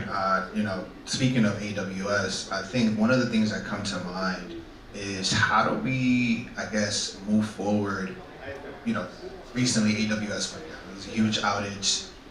A lot of businesses went down. How do we now find a solution to where there's no single point of failure? I think that's key as we evolve with AI. So curious to hear your thoughts on what would that look like within the next 2 to 3 years as technology continues at a speed of light? Yeah, and that kind of goes back to what we were talking about before with the multi-cloud. So the fact that everything's transportable now, and a lot of applications are all containerized. So for example, if you have one application on AWS, if they have downtime too, what's going forward now is with the whole multi-cloud, you're not only going to be able to fail over your applications and AI models to like a DR on AWS, which will fail because you have a DNS problem.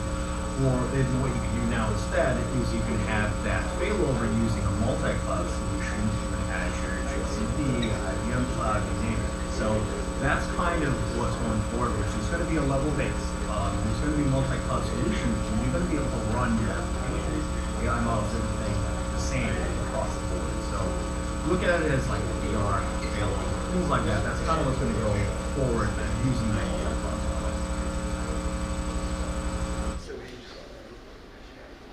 Thank you. I think right now, and that's a great answer. Thank you so much. I think there's definitely a major debate right now, whether between building proprietary models versus buying your own or building or fine-tuning a vendor-supplied foundation model. How do you advise leaders on this decision? Like, what exactly is it critical to build your own IP when it comes to a proprietary model, or what are the things that you guys look for in making sure that leaders are informed and making the right decision? Yeah, and this is something IBM, I think, we pride ourselves a lot on, is the models that we sell out, they're already pre-trained at enterprise level. But the best part about that is once we give it over to the clients start building out, the IP is 100% of the clients. So they don't have to worry about that IP being controlled by the vendors and things like that.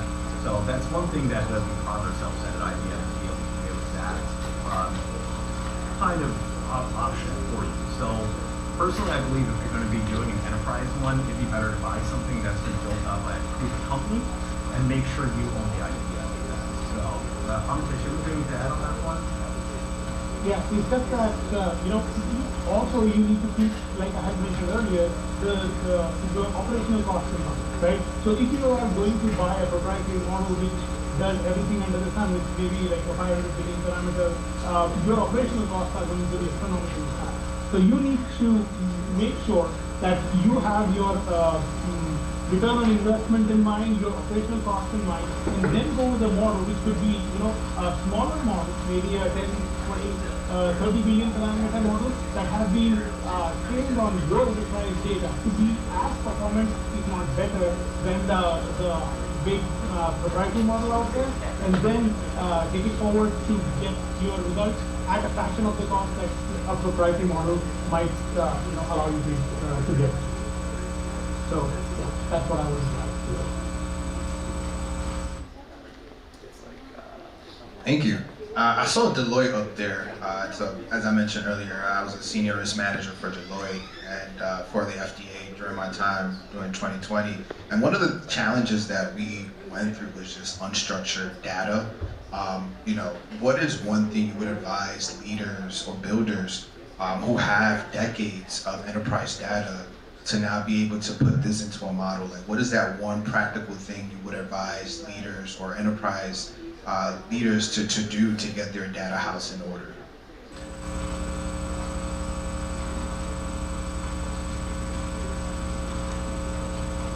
Anastasia, will take this one? Yeah.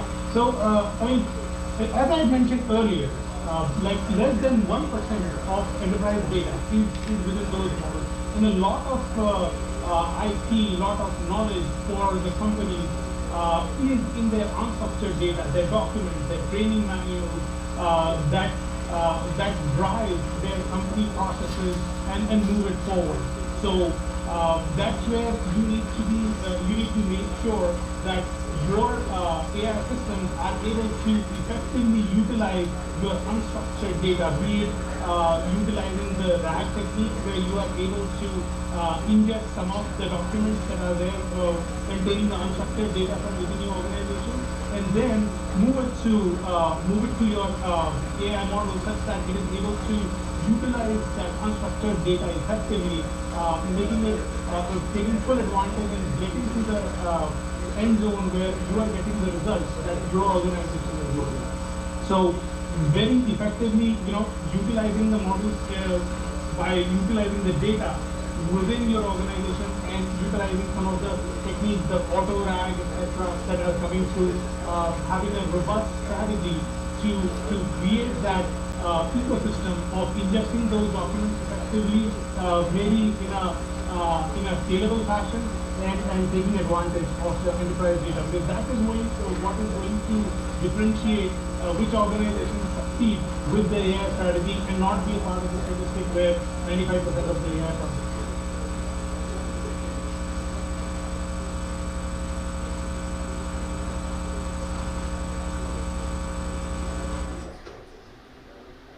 Trying to preserve you guys' ears before I talk into the mic now.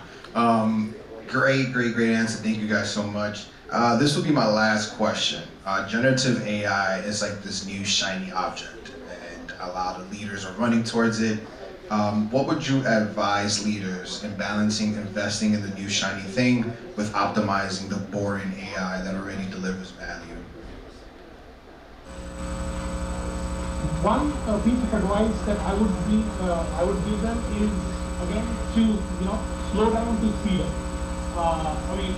Once generative AI started doing the rounds in the market, everyone was just assumed that AI is going to be this magic bullet that is going to take care of a lot of the things that may not be functional within their organization, right? And so, what the advice that I would like to give is get your house in order, get your data in order first, that will go into your models.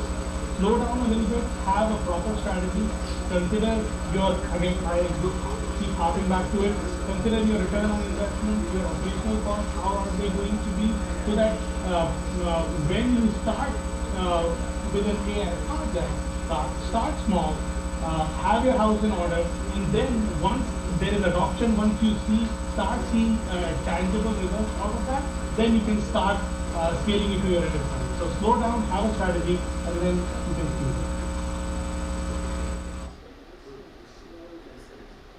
Thank you guys so much. I wish you guys were here for a picture, but I guess I'll take the picture by myself. But all good things, guys. Thank you so much for the insights and knowledge. It's definitely interesting to see where things are going at an enterprise level.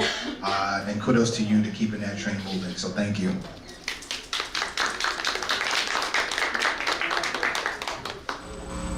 Thank you, Amdesh. Thank you, everyone.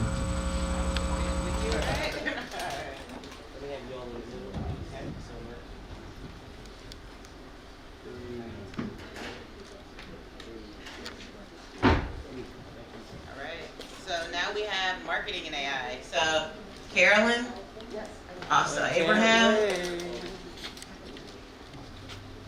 Yeah, right after this, we'll do lunch.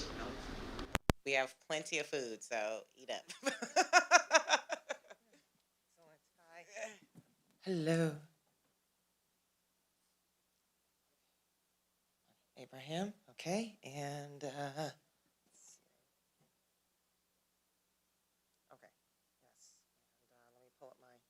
notes here.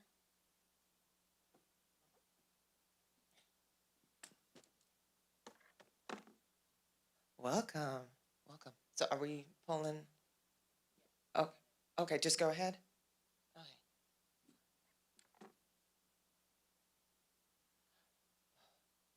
Hello.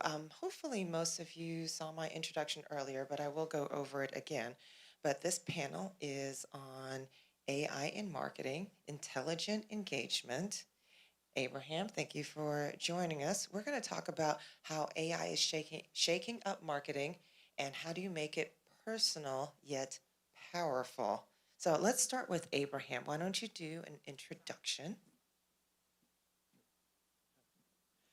Um, Hi everyone, my name is Abraham Sanchez. I'm the head of technology at High Digital. We are a digital marketing agency based in Arkansas. And also I'm the CEO of my own company, an AI consultancy. It's Revenue on AI. We're focused on automating tasks for companies, small and medium-sized businesses, um, and try to help them understand what is the power that AI can provide to their processes as well. Hello, everyone. I'm Sean McCullough. I'm the founder and CEO of IdeaFire Consulting.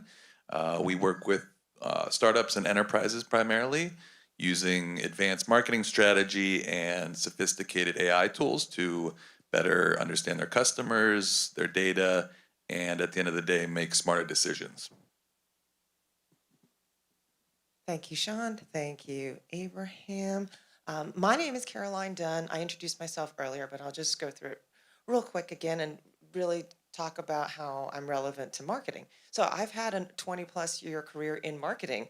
So I did my bachelor's and master's degrees in electrical engineering at Georgia Tech, and I realized after that point that we needed a translator of technical terms into marketing. And so I transitioned my career into marketing. And most recently, I was vice president of marketing at Wasiga, and we did smart building communications. And so I've had this career in the intersection of marketing and technology, but mostly explaining technology products. And it's super exciting because I think that this Chat GPT, these agents, I think this is really the intersection of bringing marketing. This is really the killer app for marketing. It's really enabling us to do more with marketing and reach more people. And I think we're going to talk about let's talk about one, how is this enabling us to be better marketers? Because we want to personalize, because we want to. The huge issue I saw when I started in electrical engineering was we, as electrical engineers, we love the technical stuff. We were terrible communicators. And we could not explain how our little inventions saved the world or made the world a better place or made your life better. We could not communicate that. It was in our head, but it just could not come out of our mouth ever. And so let's talk about how marketing is better, where we can get better at marketing with AI through personalization, but also let's talk about the other side. Just because you know everything about somebody, like back in the day, retail, you would go to a store, you would pick up an object, you would think about buying it, then you would put it back and not buy it. But now in a digital store, if I pick up something and put it in my cart and look at it, Amazon knows how long I looked at that product. It knows to remarket that product. It is, we've been getting hit by Amazon remarketing tools for years now. And so, but it's kind of creepy when, I get an email like, hey, I saw you looked at this product in your digital cart. Do you want to buy it? Don't forget about me. So, all right. So let's start with the good. Okay. What is your killer app on how marketers are more effective? How's AI making marketing better? Well, from our perspective at High Digital, what we are doing is that instead of trying to adapt what is existing in the market, we are trying to create what we really need. And the way we are incorporating AI in our workflows is by using like an MVP processes where it's to create minimum viable products that allow and elevate our departments and our team members to do their jobs. So basically, we are using the AI with the heavy lifting manual tasks, and we are automating every process that we can, so we can then return them back time so they can focus on strategic tasks, the ones that will really impact our clients and provide them more profits and understand them better, their clients as well. So that's how we are approaching AI at our organization, instead of trying to utilize every shiny platform that it's going every day out there. I could talk about how AI helps marketing for hours, but I will kind of narrow it down to kind of two areas. Again, I always go back to understanding your customers better, leveraging your own data. So, for example, every client we bring on, we build either a custom GPT, a Gemini Gem, a bespoke model, or a Google Notebook LM that has all of their data. And I'm not even talking about financial data. It knows what marketing campaigns they've run that were successful. It knows what advertising campaigns they were successful. It understands the copy and creative or graphics for any marketing campaign, advertising campaign. And I'm not talking about just like, static images. I'm talking about videos, email, even in some cases, direct mail. So that model or GEM or GPT or notebook knows what's been successful in the past. So when you start from a point of success and you tell it what KPIs you're looking for or goal metrics you're looking for, the results you get are much better. So we do that for every client. And then we also do that for some of their clients or customers. So, they can understand, or in some cases predict or anticipate what their customers or users or clients are going to want based on what they've done in the past in campaigns they've run. It also allows us to analyze what channels are most effective. Like, you're doing direct mail, nobody's reading it, you're not getting any traffic or leads or revenue from it. So why are you doing direct mail? And then the second piece is just speed and scale and personalization. So, the more relevant the content, campaign, or creative that someone sees, the more likely they are to engage or purchase or click or press play. And so, AI allows you to take a successful personalized campaign and scale it and, add more data to it and keep it moving quickly, but also keeping the message, intentional and hyper targeted at that audience. So you're not just blasting out an email to 20,000 people. You're sending, one campaign with very specific copy, subject line, etc., to 3,000 people that fit a very specific persona that AI has helped develop. And you do that in segments, and you segment your emails, for example. So those are kind of two areas where AI has had the most impact, especially from a measurable ROI perspective. Ray Culver. Hello, Ray. Why don't you take a minute to introduce yourself and tell us how AI is making marketing more intelligent? Hey there. Thanks for inviting me to join. My name is Ray Culver. I am the founder and CEO for CW Solutions Group, and I am the global managing director for Talent Partners, a talent insights organization. Recording in progress. A talent insights organization. Gosh, how is AI making marketing more intelligent? Just what Christopher was just saying. I picked up on a couple of things. I think it's a good thing and it's a bad thing. It's allowing it to be a bit more mass email, where you can do a lot more things at one time. That can be good, that can be bad.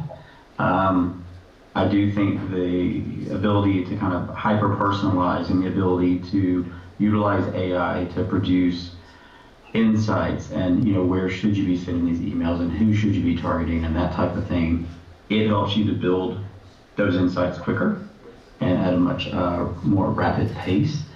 But you just have to combine AI on the good side with AI on the bad side, because, you can, doing a lot of stuff too quick is not necessarily a good thing. So that's kind of my thoughts, just to open things up. Thank you very much, Ray.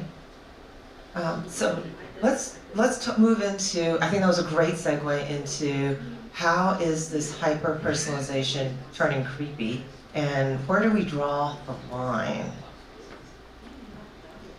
Yeah, something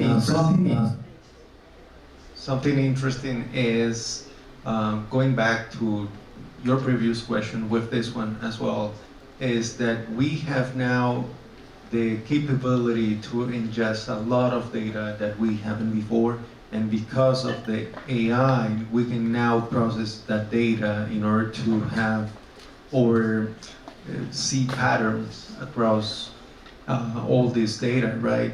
And in marketing, you have a lot of data available for you in platforms like Google or SEMrush or all of those, right? So now, by using AI, you can perceive how you can train your own models as well, based on your client's data, every touch point you have with the client as well. So for example, the way we are doing it is that every conversation, call, email, SMS, or interaction that we have with our client, they provide us the authorization to use it, but at the end of the day, we are training our own model for each client in a way that when we need to run a campaign, that model or AI understand what they want based on previous conversation. No one is like prompting anything, but the AI is taking that from it and also ingesting all the data from these other platforms that before it were like silos data, but now we have agents that collect that data, and once we need to perform something like an action, let's say create a content for them, then we have all this information that can allow us to provide a quality piece of content. But on the personalization side as well, we know which campaigns are performing and why. And then we follow up with those clients that actually purchase to understand why they did it and understand how we can continue performing or improving these campaigns as well. That's a great question. And it is getting increasingly creepy. Marketing systems, data systems, AI is learning more, devices, IoT, Alexa, Google Hub are always listening for the wake word, which means technically they're always listening. I'll speak to, the way I see it kind of from a foundational level and a branding perspective. I think you need to start from kind of a trust and transparency area, which not many companies do. One of the first things we do with new clients is what we call an opportunity audit. So we look at, what are you doing with marketing, with advertising? How are you using AI? Are your employees using them and you don't know? But in that opportunity audit, one thing we do is we ask the client whether they're an enterprise, like Volvo, or a small, pre-seed startup company, do you have an AI policy? And 95% of the time, the answer is, what's an AI policy? And I tell them, well, you need to have an internal AI policy so that your staff knows how they can use AI, what they can put into it, what they cannot put into it. But you also have to have something on your website that is customer facing. Someone earlier on a panel mentioned GDPR. An AI policy is the new GDPR, right? Like, if you want to be a trustworthy brand and have customers buy your stuff or services, it's typically a good idea to kind of tell them in some capacity how they're using your data, right? We're used to seeing cookie pop-ups and things like that. So when you start from a place of trust and transparency and you say, hey, we're using AI to, create a better customer experience or user experience, you always frame it from a positive perspective, right? Because hopefully that's how you're using it, from a positive perspective. You're looking at the way they use your tools, the user journey through your software, through your platform or interface, and you should be using that data to make it better, right? Add features that you think people want and understand the behavioral patterns of people using your software, your services, etc. So I think, to minimize or mitigate the creepiness, come up with a company AI policy. Tell people who are visiting your website, using your tools, paying for your services, how you're using your using their data, and always tell them that, and again, use it for good, and tell them you're using it for good to improve their experience, to make your software, services, products more valuable to them. And Ray?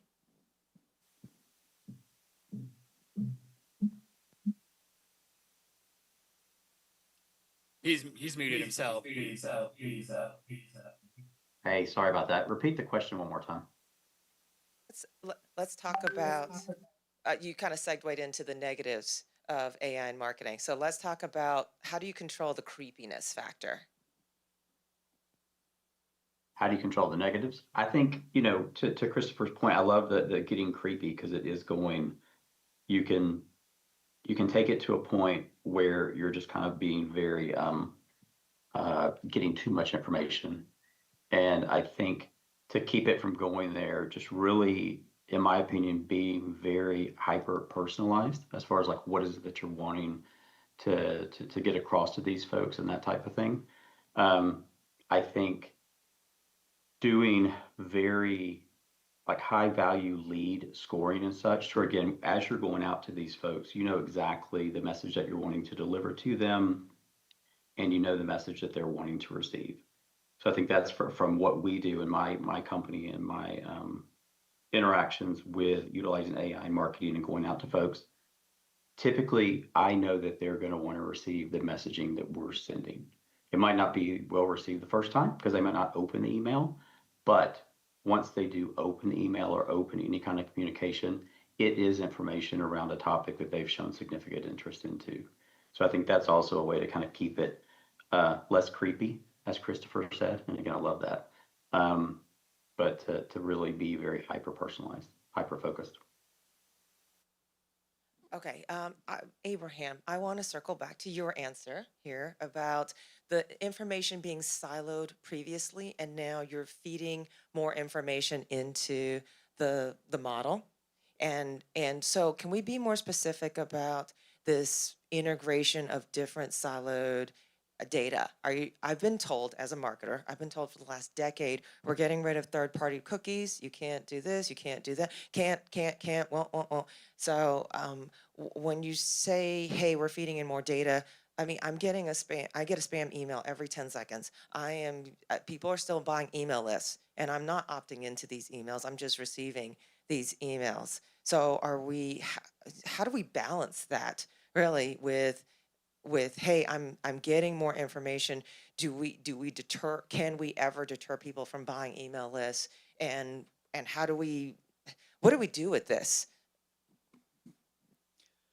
Yeah, well, basically, from a technical perspective, now we have the possibility to not just use webhooks or APIs, but also the communication between the service provider and you that need the information. It's a little bit more clear path, because you have now on top of APIs, you have MCP servers that allow you to bring information for your services.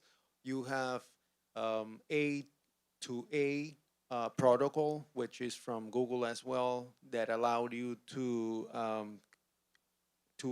your agent, the one that you are building, communicate with Google agents or whichever service provider agent as well. So that is something that help you to gather data from these silos in a more efficient way than before, because before you will need to have a lot of developers for integrate with all of these platforms, but now you can build agents that will handle that for you. You just will have the information available for you.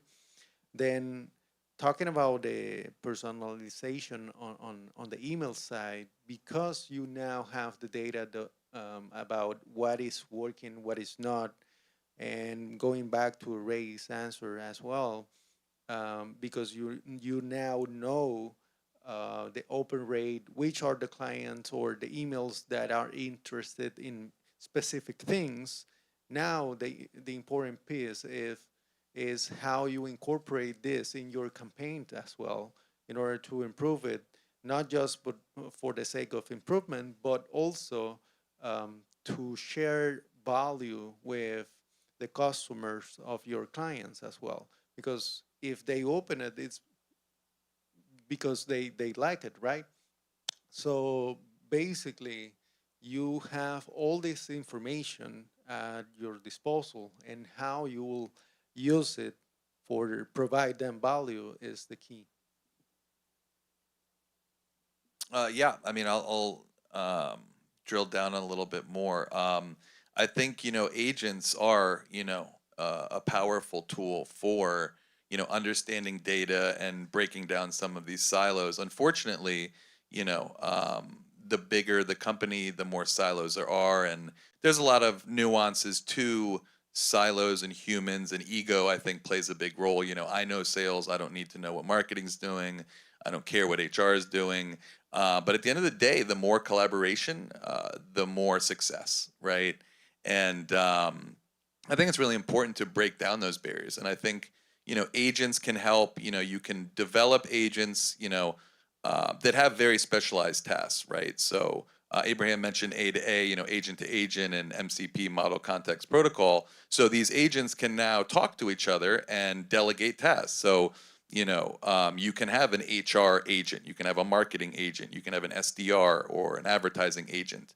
But being able to share data between those agents and then have, in some cases, an executor agent, which looks at the task or the campaign or the data and then delegates, certain tasks to those specialized agents, is a really powerful workflow, right? So, but at the same time, there may be silos on the human side between departments of HR, marketing, sales, etc.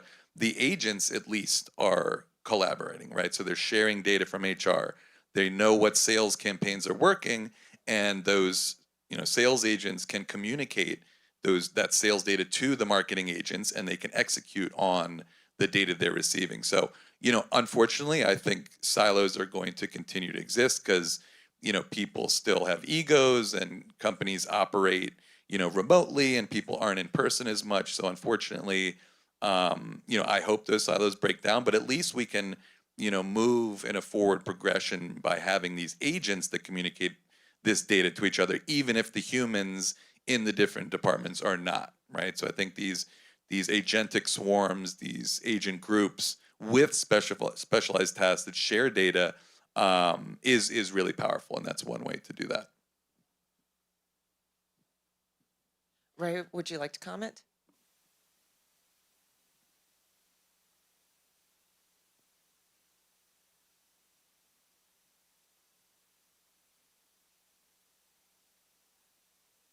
They are. I mean, they are.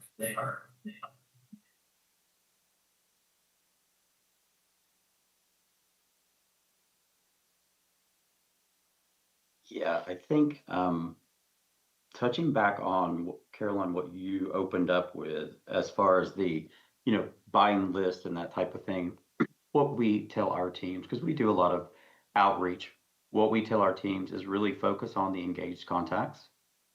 So if you get a list, if you source a list of leads and that type of thing, run through a sequence, run through some type of campaign, run through some type of campaign, and then really refocus on the engaged contacts. So the ones who are showing interest, the ones who have clicked or who have opened and that type of thing.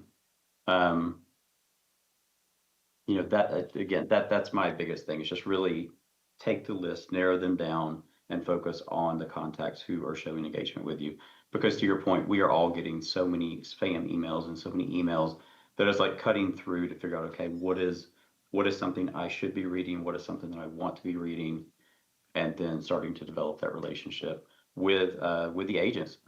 Funny enough that Christopher mentioned the agents who are sending out these campaigns and things like that. So that is a great segue into, I think part of the reason I got into marketing was the storytelling, was the beauty of marketing. I love that. I'm in love with marketing. And so let's talk about storytelling in marketing, in AI. What is generative AI's role in storytelling? I don't think it replaces people. So let's talk about how it augments it and makes it a better experience for that end user, makes them more engaged, and helps that marketing campaign. Let's start with Ray first. Ray's nodding his head.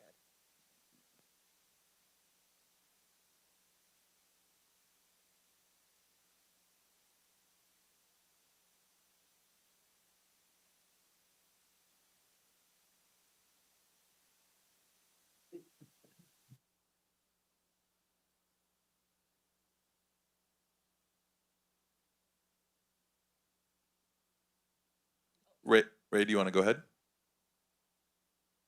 I think there's a delay there. When I think about generative AI's role in storytelling, I think of it more as almost a creative assistant.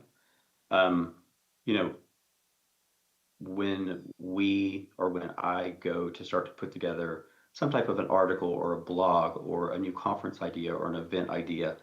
Ray, do you want to go ahead? Yeah, can you hear me? I'm off mute. When I think about generative AI's role in storytelling, I think of it more as almost a creative assistant. You know, when I go to start to put together some type of an article or a blog or a new conference idea or an event idea. Yeah, can you hear me? I'm off mute.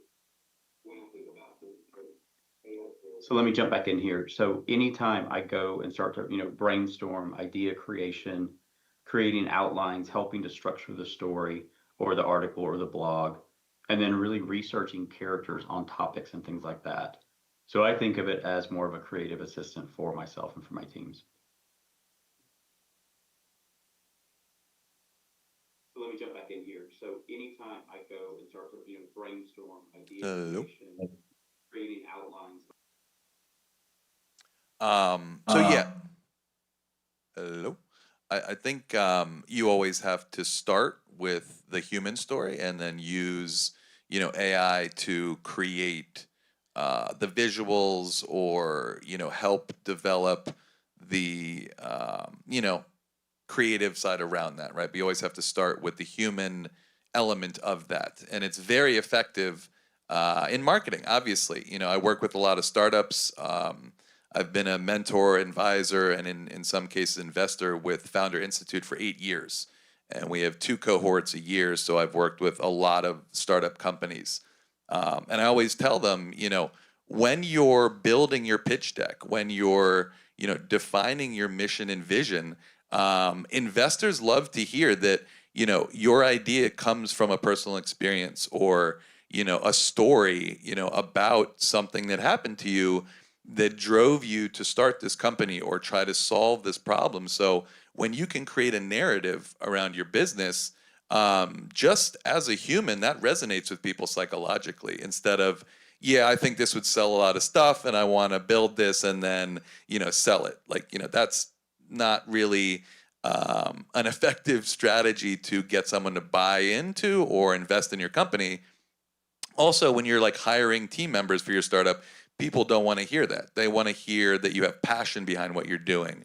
They want to hear that, you are invested, emotionally in what you're building and that you believe in it. And, you want to get your team members buying into that.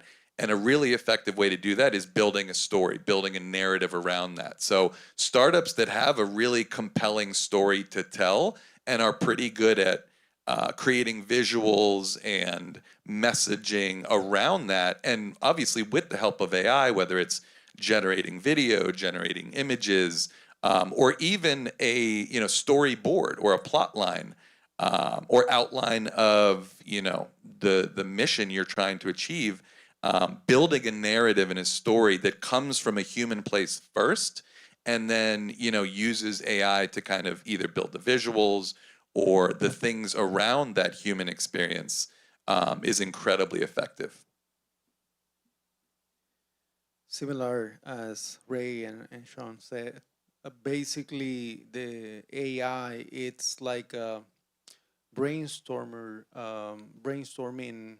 helper or assistant for us in the way that we know what we want to share, but probably there are many frameworks that can help you with the storytelling, and you are not aware. So what you can do is have different agents that are trained on those frameworks that will allow you to elaborate more on how you can transmit that information over to the rest. So, for example, Sherry Lejeune before was talking about how she is empowering others to create stories about their memories, right? So that resonate on people. But sometimes you have struggle in putting those things together in a way that it's compelling, but AI can help you in that process. Thank you very much. I think we have another panelist. Would you like to introduce, well, you introduced yourself during the women's panel, but would you like to put in your input?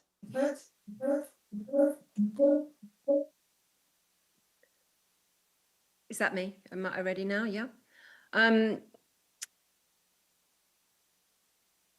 Hi, yes. Claire Jones, and I've built a whole business around storytelling. And the use of generative AI to sort of like build up frameworks for different companies, SMEs, well, certainly based in the UK at the moment. The power of the story for any business is absolutely right, as everybody's saying. And it's remarkable how many people just don't know how to tell it. So my business is sort of like taking all of those tropes, all of those frameworks within advertising communications and building them into a framework that I take all of my companies and my clients through to help them tell their story and their narrative in a really beautiful way. Now, these might be young startups, or these might be established companies that are trying to pivot and change their direction. Maybe they're preparing themselves for sale, or maybe they've got 30% sort of space that they're trying to fill, whether it be on a cruise liner or in a factory. So I'm finding that, my power of storytelling and everything that I've loved and built my career on, I've now been able to build in a really structured way and deliver that for companies. And they love it. They're listening to themselves and seeing themselves in a way that they've never seen themselves before. I identify their tone of voice, their ideal customer, and what their value proposition is. From there, we can build out the story and actually build out a really complex matrix to understand that the story that they want to tell, the narrative that they want to tell, reaches the right audience at the right time. And I'm loving it. It's a very small business at the moment, but I'm hoping that it's going to grow. Thank you, Claire. So let's circle back on that storytelling, getting their story out there. And we're going to bring it back to metrics, because marketing has turned into engineering, unfortunately. So I left engineering to get out of engineering. Now it's turned into engineering. Let's talk about the metrics. So they're getting that engagement. So let's talk about how that's translating into metrics, leads, sales, revenue, eventually. Would you like to start us off, Claire?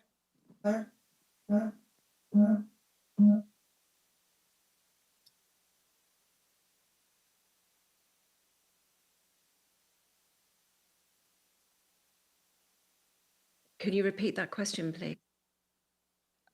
Let's talk about how the storytelling, that your clients, being able to get their story out there is translating into more engagements, which translates into more leads, which eventually translates into more revenue for them. Is that the game changer for them? Absolutely. I'm noticing very quickly that not only do we have immediate traction when it comes to engagement on LinkedIn, but I've had a number of really successful campaigns. Like I say, one of my clients is a cruise liner. There is about selling rooms, and they're seeing a substantial engagement in terms of bookings. It's personalized, but it's quick. And that's the power of it. It's the power of getting those stories out, telling them in a different way, coming in from different angles that resonate. So I'm seeing direct success in terms of the metrics of each of the campaigns that I'm doing. And I'm building up my case studies at the moment.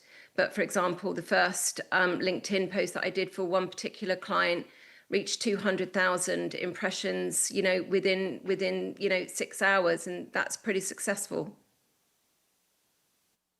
That's truly amazing. Thank you. So Sean, I think you have something to say about this.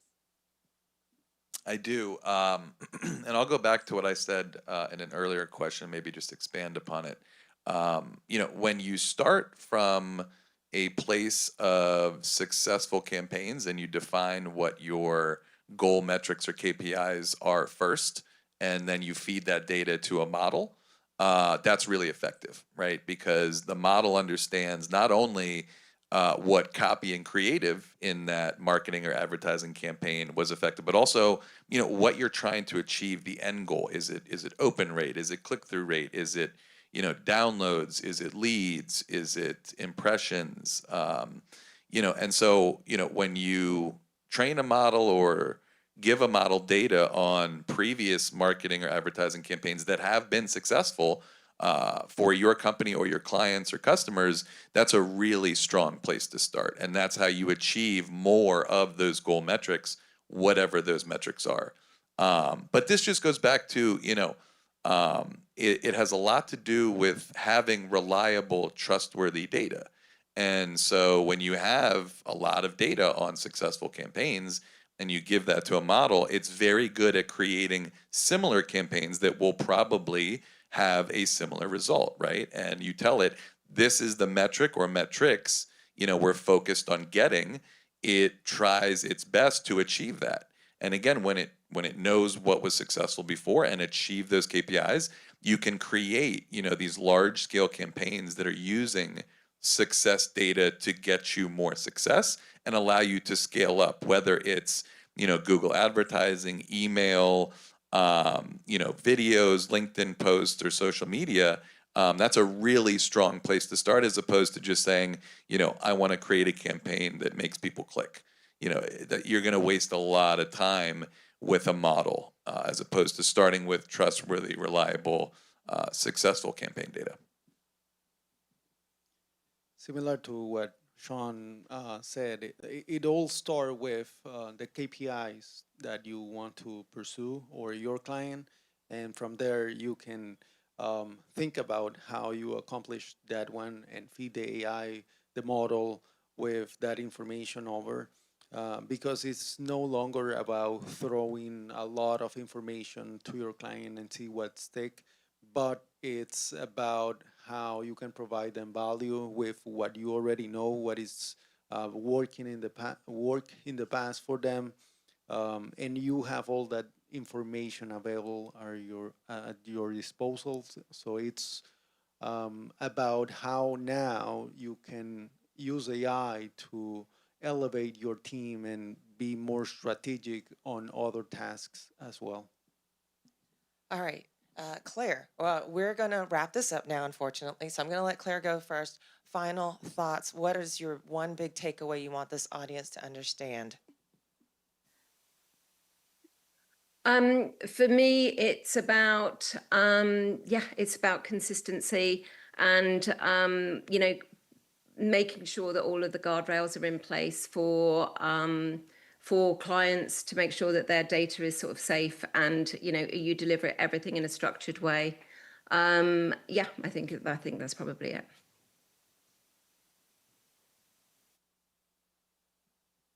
I would say the one takeaway is you should have a mentality of always be learning. And you should never think you know everything, whether it's about your customers, your own company, what's going to work, whether it's a feature or something else. And for that reason, you ask your customers about what features they want.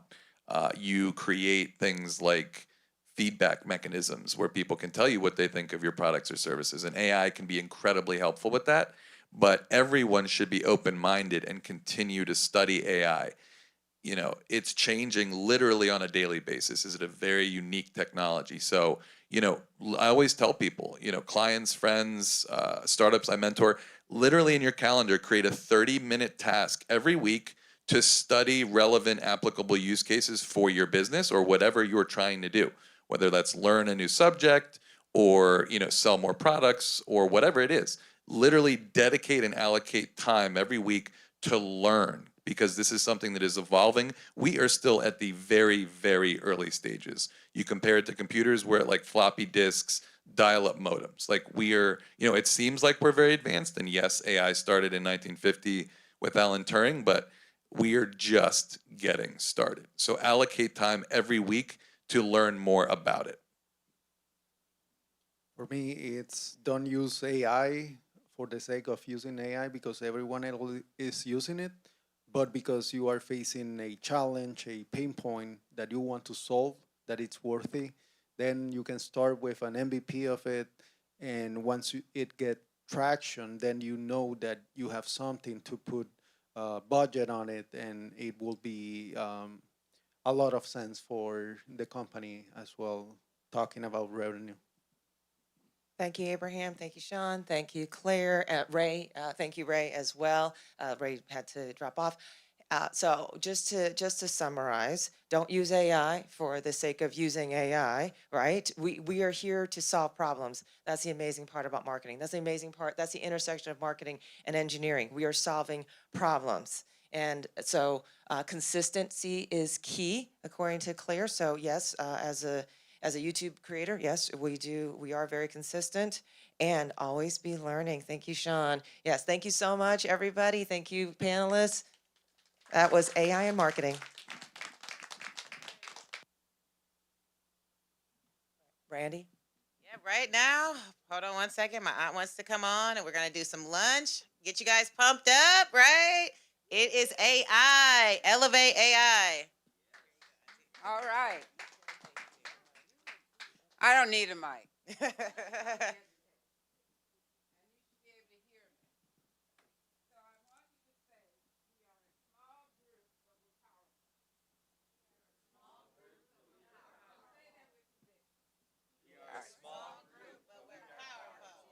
makes us powerful is that we have an effective leader in Brandy Smith. Let's give her a shout out. We're all here with a common focus. You're here for AI. We are also here to inspire and to lead. So I'm going to give you a little quote here. As an educator, I'm always going to teach. It's just in my blood. So it says, never doubt that a small group of thoughtful citizens can change the world. So we're here to change the world, change our thinking. So the next panel we're doing is AI in education. Wow. So what makes me able to do this? I am Dr. Brenda Manuel. I had 44 years in the educational realm in the second largest district in Los Angeles Unified. I was in every seat. I was a local district soup at 110 schools. Now I consult. I was a professor. I've done all of that. So I don't have a speaker with me. So we're flipping the switch. You're going to be my panel, my speaker. You're going to be engaged. And I want you to know the door is locked, so don't run. You can't leave. And this is how it's going to go. I have 3 questions. I'm going to tell you them ahead of time so you can be ready. So when I come back, I'll start with the first question. And the way it goes, you're going to raise your hand. Woo! And if you don't, have you ever heard of voluntold? Then I'm going to walk over to you and say, yes, thank you for volunteering. And I'm going to ask you that question. So each question, 3 of you, 3 different people, or 3 of the same, will answer these questions. So be ready. But before we do that, I want to define education, because I want to make sure we're all on the same page. So to educate someone means to help them to develop mentally, morally, and socially. It means to help them to learn, to grow, and to enhance their knowledge and understanding. So we all know that that's the purpose. Does it take a person to help you to learn? Not necessarily. Is AI a person? Could be. But AI is also another way to help us learn. And I think as educators, we have to get out of our own way and get out of our own head about how to educate young people and use AI to enhance what we're doing.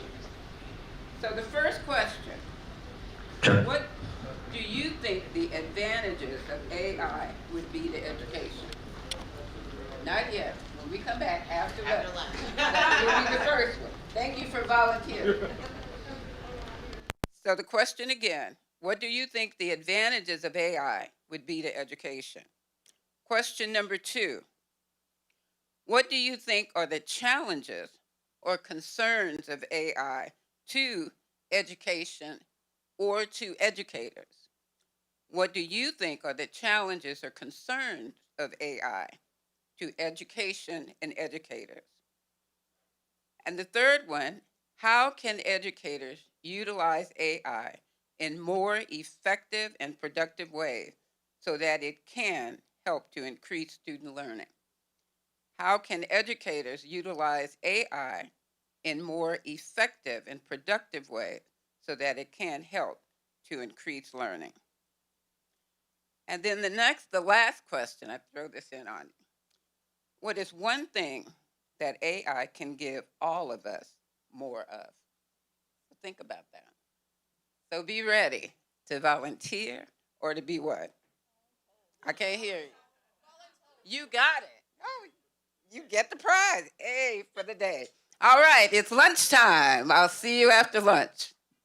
Yes, please, buffet style. It's over to your right. Grab lunch. We have curated a really kind of great meal, so hopefully you guys love it.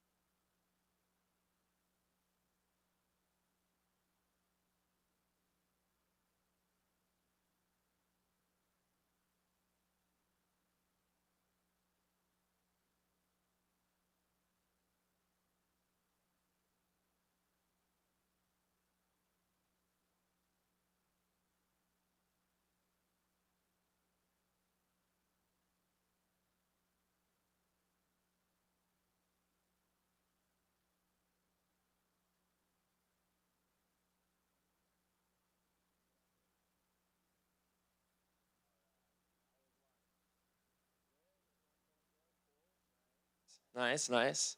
I really enjoyed the steak over there. I forgot what they call it. The shish kebab. It's pretty bomb. I'm looking forward to it tomorrow. Alrighty, so we're gonna go ahead and get started. We're gonna move over to education. I think we got our education questions coming up. I hope everybody took some time to think about their answers, because you will get called. I'll pass this on. You don't need it? Oh, that's right. I forgot about. Okay. Nah, that's too much. I like to be, when I was a teacher, I walked the room. I never stood in one place. Matter of fact, I changed my classroom. You may come in one day, you're facing this way. You may come in the next day, we're facing that way. Because I like to give you something that you didn't expect. And that's what I was talking to Ms. Dunn about, that as an educator, you're really kind of a performer because you're here to get people to buy into what you're doing and what you're saying. And you have to be good at delivering information so people believe you. Because if people don't believe in you and trust you, they're not going to learn from you. And if you're not personable and they feel like they can come and talk with you, they're not going to learn. So as an educator, you have to really connect with the people. So the first thing I'm going to ask, and don't think because you're chewing that I'm not coming back to you. Okay, I can see you, all of you. Okay, so my first question, I want everybody to kind of think of something. What is one thing that AI can give all of us more of? Okay, who wants to volunteer? Yes. Good, that's a great one.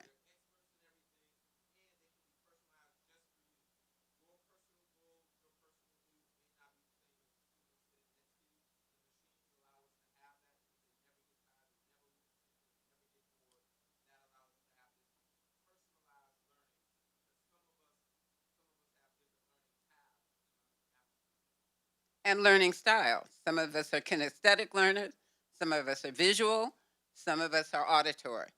So as a teacher, it was very difficult to diversify for all of your learners. That's why we lost so many people, because many people that don't do well in education, they were kinesthetic learners, and we didn't know how to always engage them in that way. Yes. Okay, good. Here. I'm gonna call on you. I want to piggyback on what he said. He said personalized learning. I think for me, it's personalized health. I think it's important, especially in the Black and Brown communities. So if we can get to a point where we can understand the data and have an agentic way to be proactive, right? Because there's one thing to have AI, but when you have an agentic AI who is proactive and constantly understanding the data that is being delivered to it, I think we can find some important findings that could help our communities. I love that. All right, you guys, give him a click. Give him a snap. Give him some snaps. That was a good one. All right, who else? All right, good. Thank you for volunteering. There you go. I was gonna do the second question, but I can do this one. Okay. So can you repeat the question again, please? Can you repeat the question again, please? The question is, what is one thing that AI can give all of us more of? Honestly, the convenience of life, like it'll accelerate things that are just so normalized that'll make life easier. Of course, it comes with a trade-off, but there are things like scheduling, automation with the day-to-day task, and so our lively convenience will probably increase. Of course, at the expense of certain things, but that's one thing that I can think of at least. Okay, give him snap. Give him snap. Yes, Michael, my star. This is my brother. So I know her program quite well. I would say, as he indicated, hyperlize sharing of information. It gets it out there quickly, thoroughly, and I think that's one of the greatest advantages of AIs. Okay, you look like you want to say something. I knew it. I can feel it. I would say the biggest one is education. I'm a still repeat it because now we have a personalized, like we have an expert that we can ask any question about any subject matter expert. I mean, any subject matter. Yeah, any subject matter. Um, any kind of question. It could be a technical thing. It could be something about life. It could be anything where you can sit down and literally ask questions, and you don't need to wait on somebody or call somebody. You know, which is really helpful for me. It's really been helpful for me lately with picking up new things in my field, in my expertise. So, yeah. My caution with that is to make sure you have the right information. You know. Oh, introduce myself? Okay. My name is Dr. Brenda Manuel. I'm a 44-year educator with, I was with the Los Angeles Unified School District. I've been retired for 3 years, and I started working the next day after retirement. I consulting in several school districts, and I coach principals, I coach administrators, I evaluate instruction. I've also been doing some really fun things. I've been working with the Martin Luther King Jr. Foundation, and we've been working on a project called Legacy Plus. And that project is to increase volunteer hours all across the country so that people can do more things to help embellish what we're doing around the country. So being on that board, I was able to go to Kenya. They flew me to Kenya to do some work there. They flew me to Ecuador to do some work there. I've been to DC several times with that particular group. So I'm having fun. I'm having a good time, and I'm here today. So before we go on, I'm going to ask you to tell everybody what I'm doing. What am I going to do? I'm going to ask the questions, and then what are they supposed to do? You're supposed to answer, and if you don't answer, she will, if you don't volunteer, I should say, you will be voluntold. And how many people am I going to ask? Oh, 3 people for each question. To be a good teacher, you have to make sure that everybody understands your direction. Because if they don't, then it doesn't happen. Okay. Yeah. Oh, hi, I have people. I have speakers. Hi, speakers. How are you? Everybody wave. Wave your hands. So the way that it's going to go, I've asked the audience to help us all out. I have 3 questions that I'm going to ask, and then you all can raise your hand, and somebody will let me know that you've raised your hand. So I'm going to have you go through and introduce yourselves, and we'll start. We'll just start. I can't see all the names. We'll start with Christopher. I can see that name.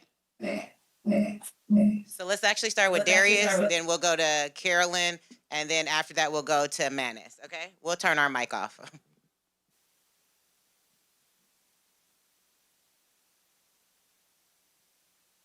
So let's start with... Yes, I would like for the okay, last great. one, so while I'm thinking about the challenges mostly. Oh, we're going to go with introductions, Manis? Yeah, so let's go with introduction. So Manis, can you introduce yourself? Darius, and then Carolyn. Can you guys just introduce yourselves, and we'll go from there. So we'll start with Manis, we'll go with Darius, and then we'll go with Carolyn, okay?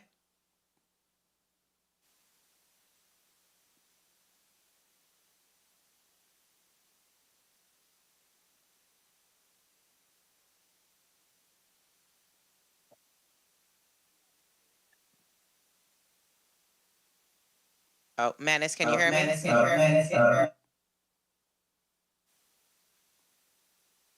Sorry, I cannot hear you properly. So we'll go with introductions. We'll start with you, Manis, then we'll go to Darius, and then we'll go to Caroline, okay? Will be starting with me right now? Yes. Okay, it's no problem, no problem.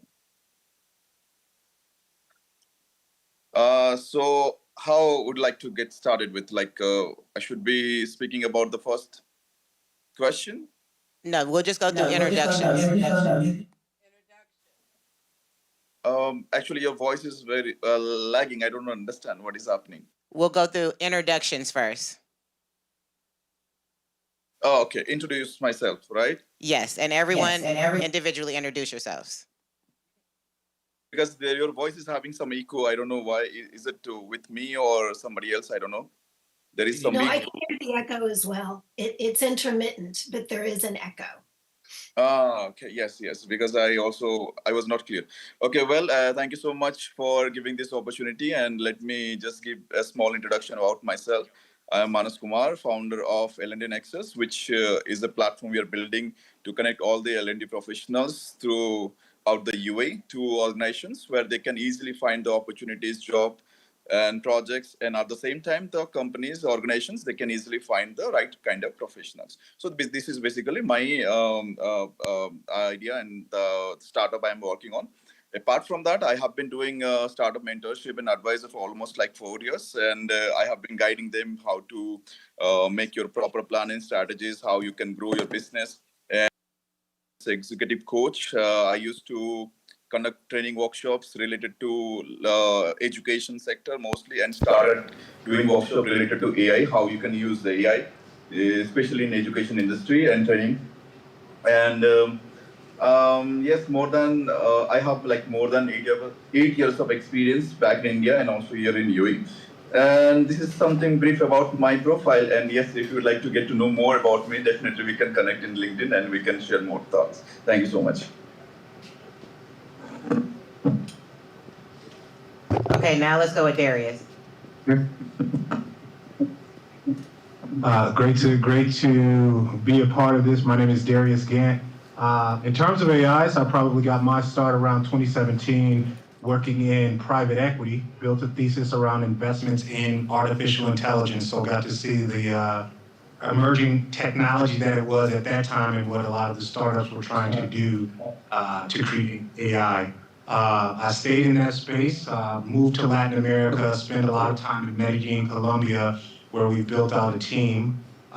Today I run Tesoro AI Venture Studios, which has 5 portfolio companies in it, primarily around talent, AI, automation, and infrastructure. So for the purpose of today, the most relevant would be a program we have by the name of Quantum Academy. So Quantum Academy is an educational, not platform, but service that we provide to both executives and to young professionals. And the idea is that now that AI has moved in from the realm of, the ultra techie to individuals, right, consumers, we can use it in our everyday. How do we use it in our workflows? How do we use it as we live every day throughout our careers and our personal lives? And then how do we use it to become 10 times more productive? And so for both executives and young professionals, right, how does that look? Well, it's maximizing the use of LLMs, so ChatGPT, Claude, Gemini, DeepSeek, Manus, all the LLMs that you all are familiar with.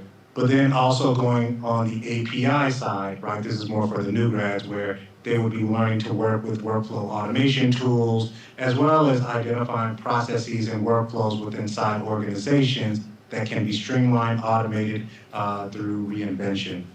So happy to double click anywhere that anyone has of interest, but looking forward to the conversation. And I am Dr. Carolyn Foster. I have a dual role. Actually, I am a professor of management, business management at Kennesaw State University, the Levin School of Business, more specifically Coles College of Business. And I also have this wonderful dual hat that I wear as a career strategist for our students.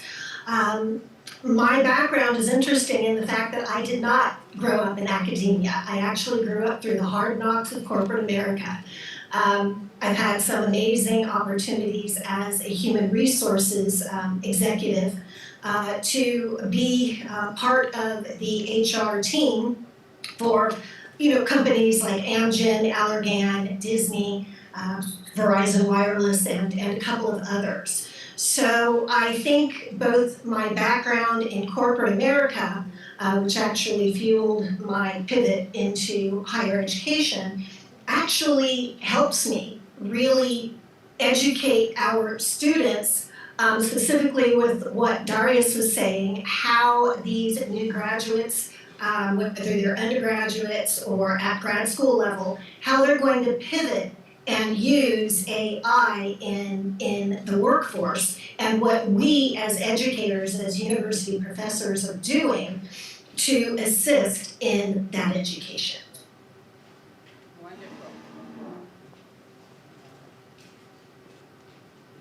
Wonderful. Thank you for joining us. The way we're going to do, I'm going to start with my first question, and I'm going to ask the audience to respond to the first question. Then I'm going to come back to the panelists who have joined us. So our first question is, what do you think the advantages of AI would be to education? So those that are joining us via Zoom, think about that, and I'm going to come back and give you a chance to respond. All right. Who's volunteering for that one? Who said they were ready to respond? Oh, the second question. I'll come back. All right. So how about the first one?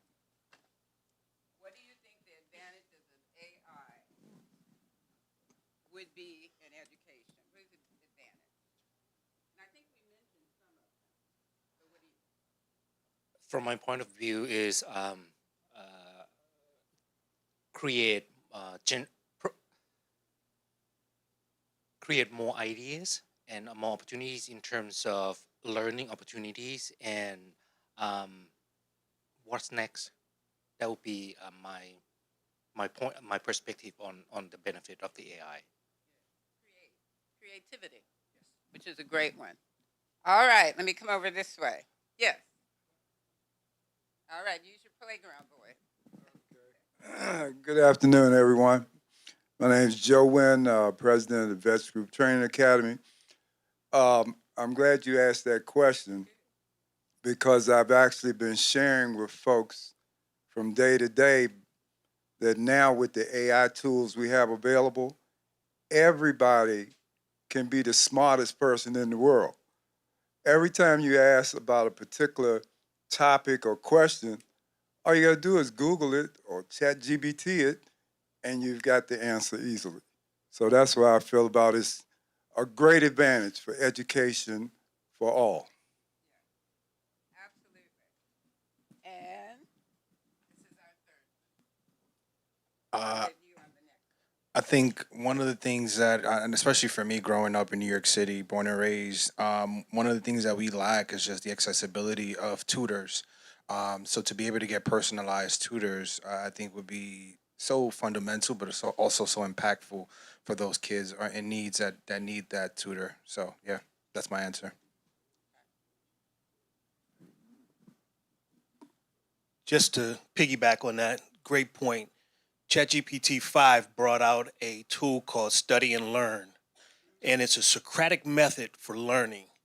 It's going to break the barriers in learning. So when you go down and you click the plus button, click Study and Learn, it gets a baseline of what you know in that lesson, and then it learns and understands the way that you understand and learn, and it teaches you from that. So that's a powerful tool. So we talked about personalization. We talked about that we can address diverse learners. Okay? My online guests, panelists, the question, what do you think the advantages of AI would be to education? Who'd like to start with that one?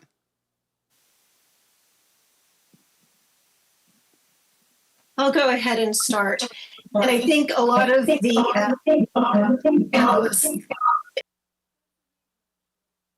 I don't know if I'm clear or not, but I think what everyone has said so far is very, very true. And I get an opportunity to see it live, not only in classroom situations, but in assisting individuals actually do their career searches. So what I'm seeing as an advantage in the classroom is that it is leveling the playing field. We all know about Grammarly as helping students self-learn and become better writers. That's a huge tool, as we know, going through, whether it's undergraduate or the graduate level. We all know about other generative types of AI, such as Google's Genesis or Copilot. We all understand how that's kind of changing the game field. But I think what I find very interesting and something that few people really talk about is Otter AI.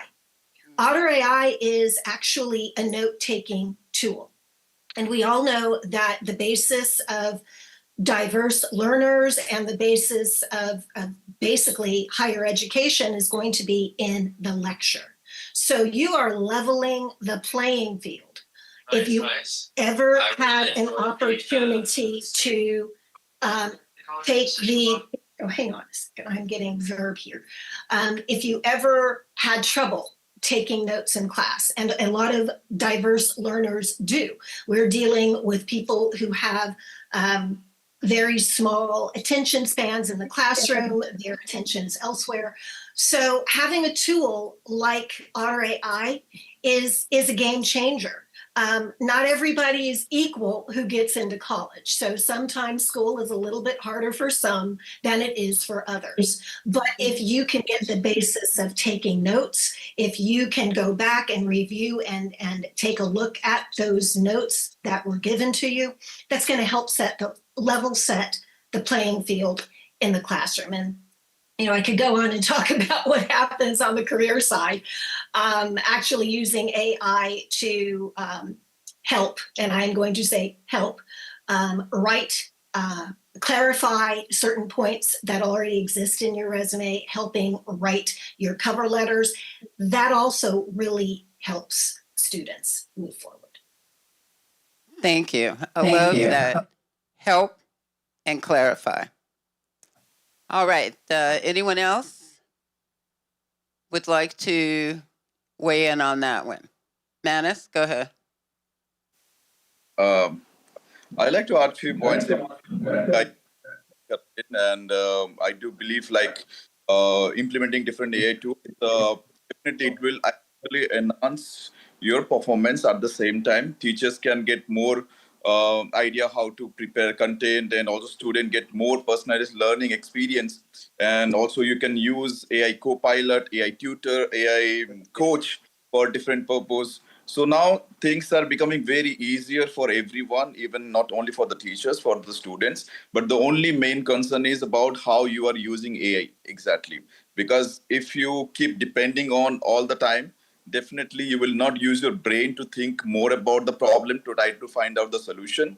And somehow it's measure, it gives you an opportunity to use the AI tools, but at the same time, I believe there should be some ethical consideration how to use AI, because otherwise you will be completely depending on all the tools. You will not use your brain, and then I think it can lead to a situation where the students will not think critically, and they are not going to use different strategies how to solve a particular problem. So they just go and ask the ChatGPT, okay, what is the question and what is the answer, and they will copy paste, and even during the copy paste they will not use their brain whether the answers are correct or not. So there should be some boundaries how to use AI, but definitely yes, AI is making our work, day-to-day work, as a teacher or as a student, is making everything is easier compared to the previous. Maybe we can compare last 4-5 years.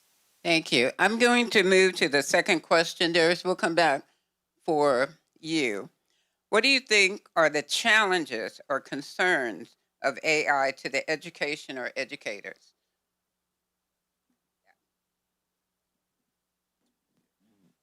I think the biggest thing is effort. I think as time progresses, more and more students will give less effort for more result. I grew up in the SparkNotes age, and so if I could avoid reading 3 chapters for the A, like you read Spark Notes for the A, and get the same result. Of course, the knowledge is lost, but the result is there. And if I scale that throughout the whole semester, I have no intention of actually learning. And so we have Google, Wikipedia, and now with AI and ChatGPT, the desire to actually be in the books and learn the content itself might be lost.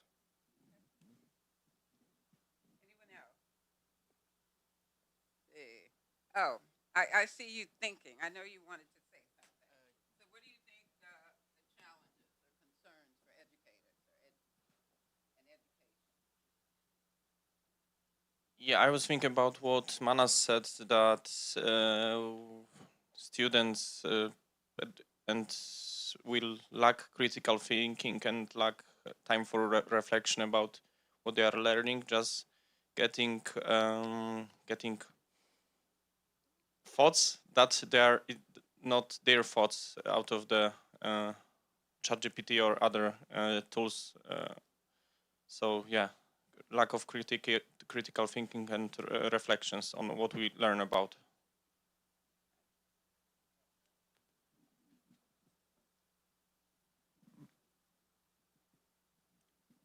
You said challenges, right? Yeah. So I would say, and it's funny you mentioned this because I think I'm thinking about strategies on like how to educate at a collegiate level. So Mark and I last week we went to Voorhees University, and one of the things that I asked to one of the leaders there is, what are you guys doing to educate students on AI overall? And I think one of the biggest challenges is just lack of curriculum. I think that students are being put at a disadvantage right now. They're learning online, but they're not learning the actual safety guardrails that they need to learn on how to actually leverage AI from an educational component. So currently, right now, we got our hats on and thinking on like how can we now implement and help these students. So I think this also comes from a structural educational institution component where they need to now start implementing curriculums where it enhances students, you know, experience overall. So one of my concerns about challenges is authenticity. Is it going to be their work? And we worried about that. I don't know, when we were writing, many of you, when you were writing, you plagiarize, and you would. You'd write it down and then try to change it around so the teacher wouldn't realize that it wasn't your writing. Or you try to personalize it as much. So as an educator, you worry about, is this their thinking or someone else's thinking? Is this their work? You know, we want creativity because education is not just about opening up their brains and throwing in the knowledge. It really is about inducing them to think and to work with this knowledge and personalize it. So, and also I think that with educators, it's about losing that control because you want to control it, but with AI, they're controlling. And that's really what you want them to take that learning and make it their own. So I'm going to ask Darius. Darius, what do you think are the challenges or concerns? Yeah, so I think the key challenges in education, kind of talked about those. One would be just parakeeting or plagiarizing what was produced as an output in a chat GPT. The other one would be trusting hallucinations. So when it gives an incorrect answer or an incorrect resource, someone uses that as if it is correct, right? And so whatever material or answers or tests they're answering questions, they're providing the wrong answer based on just trust of chat GPT. Right. But I think, the bigger challenge is that educational, and this is what I've seen. The bigger challenge is that educational institutions can't keep up with the pace of innovation in AI. So in our academy, we actually recreate a new curriculum every week. But it's necessary because there's always something new coming out that really trumps the old way of doing things, right? Even if the old way of doing things was an AI-based way of doing things last week. Right. And so I think where we'll be in 5 years is in the workforce, everyone will be using AI tools to do their job. And so us trying to get ahead of that, we're training right now young professionals, but also executives on what tools that they should be using. So if we're talking about accounting and finance, do I really need to know how to create a general ledger? Or is it more important for me to know how to take the output from something like a QuickBooks, create a prompt that would then let me take that information and build a financial model in what the actual QuickBooks data should look like. So a lot of the grunt work that could be done in the past can be done by AI. You still need the underlying knowledge to accomplish the task, understand when AI is wrong, but the key is learning how to use the tool that is going to accelerate that workflow. And they're out there now. It's just a matter of with there being an ocean full of tools to use, which one's the right one. And then how should I think about using this? How do I work this into a workflow so that when I step into my career, right, I am that person who the world sees 5 years from now who is using AI tools. I should be able to do that today. The beautiful thing is that most of these tools, if they're not free, they cost somewhere between $0 and $20, right? And so the benefit now is we talk about closing this educational gap. Virtually everyone has access to being able to use those. They just need the awareness that these things exist, and then the repetitions getting experience within whatever their field will be as they pursue their post-education career. Okay, I'm getting the hook, everybody. They're trying to pull me off. So I'm going to, you won't get to my third question. So I want you to think about it. I know you wanted to. We'll talk about it after. What? Oh. You want to say something? Oh, I didn't know what that, I thought that was a new sign that I didn't know. No, thank you so much, Dr. Manuel. So really quickly, I think I have some beneficial information to be able to add to this subject as we continue to discuss it. In that earlier this year, I was able to develop a curriculum using AI dealing with kids who are ages 6 to 13. From worksheets down to the curriculum being aligned with the Common Core educational standards of of California educational standards, along with being able to infuse it with guided practice and independent practice of just traditional lesson planning, PowerPoints, things of that nature. And one thing that I found with using AI in that structure and infusing it, like Dr. Manuel said, with creativity is, to your point, where there's a lack of curriculum, it gives more room for the algorithm and the artificial intelligence to have more leeway. But when it's combined with an actual structure, I think structure mixed with creativity can change learning in a different way because the response were overwhelmingly well. So I would suggest that all of us take time to actually take the traditional method of lesson planning mixed with child development and be able to prompt it in such a way that it can take our expertise with the curriculum. Okay, they're hooking me, so I'm hooking you. So the last word, I think educators have to update their own thinking. We have to get out of our own way and disregard how we were taught, what we did, what people did to us in the classroom.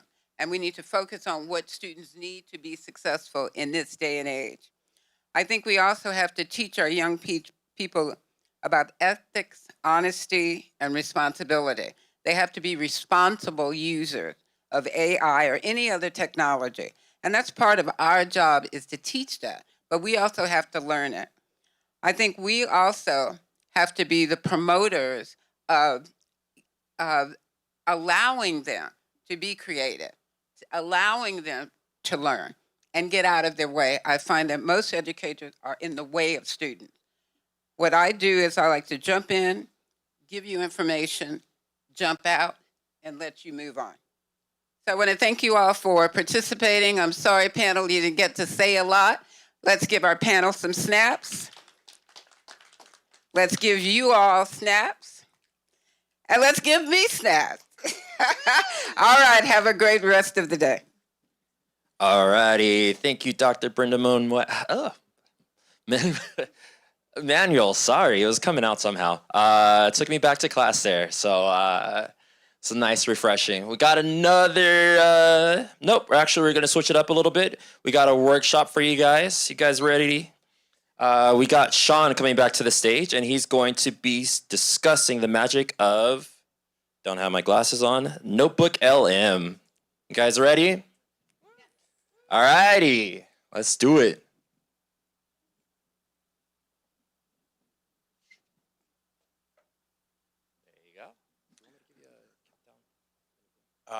He's just setting up the computer so I can. Yeah, I'm gonna set a timer. Okay. By 2:30, right? Cool. I got a timer on here too. Okay, so you guys are probably sick of me talking about using your own data, making sure it's reliable.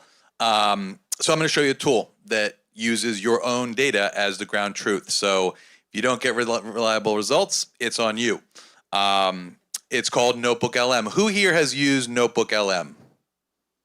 Okay, more than I normally get. I usually get like 1 or 2 hands.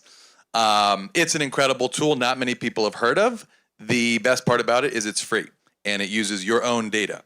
So it's not surfing the web endlessly looking for Gary's basement blog on marketing or subreddits that have nothing to do with what you're actually trying to do or what you're trying to get out of your data. You can use PDFs, you can use Excel spreadsheets, you can use images, videos. When I say videos, I mean YouTube, and they have to be public links. But I will show you once the computer gets up. You have 3 kind of panels in Notebook LM. One is your sources. It shows you all the sources you can put in there. And then the middle is basically your console or your chat, just like you would use ChatGPT, Gemini, Claude, Perplexity, or any other LLM. Notebook LM works the same way, right? LM stands for language model. So it's a notebook language model. The difference is it's your language model. You choose what goes into it. You choose if you want to use what's called external sources, right? If you don't want to use external sources, you only want to use, a 50-page PDF about your product and a, 1,000-row Excel spreadsheet of survey data. You can just use those 2 documents, right? And you can query that data very quickly. With 1 click, you can also generate audio overviews, video overviews, FAQs, quizzes, flashcards, literally with 1 click. So you're using your own data, not just any random source on the internet, to generate content, query your own data, and it is incredibly powerful, right? And I'll give you 3 use cases, which are 3 of many, many use cases that you can use this tool to develop really powerful content, as well as get insights, reports, and even if you want to learn something for research and if you want to learn about quantum computing or fusion energy, I am a super geek, so I like to learn about those things. Any topic you want to learn, you can create a quiz out of the data that you put into it. You can create flashcards. And when I say quiz or flashcards, I don't just mean like, it's a, black and white, boring, kind of Scantron looking thing. It's an actual widget application inside of Google Notebook LM that slides out in the studio panel. So it's an interactive quiz, interactive flashcards that you click on the answer, it tells you if you're right or wrong, and then you can even get a hint if you want. And the flashcards look like flashcards, right? Like you're studying for a test. You can, look at the flashcard, it'll prompt you with a question, and then you can type in your answer or select the answer, and then it'll flip around. So these are interactive media elements that are inside of Notebook LM, including the video and audio overviews. So let me see what we've got on the computer here.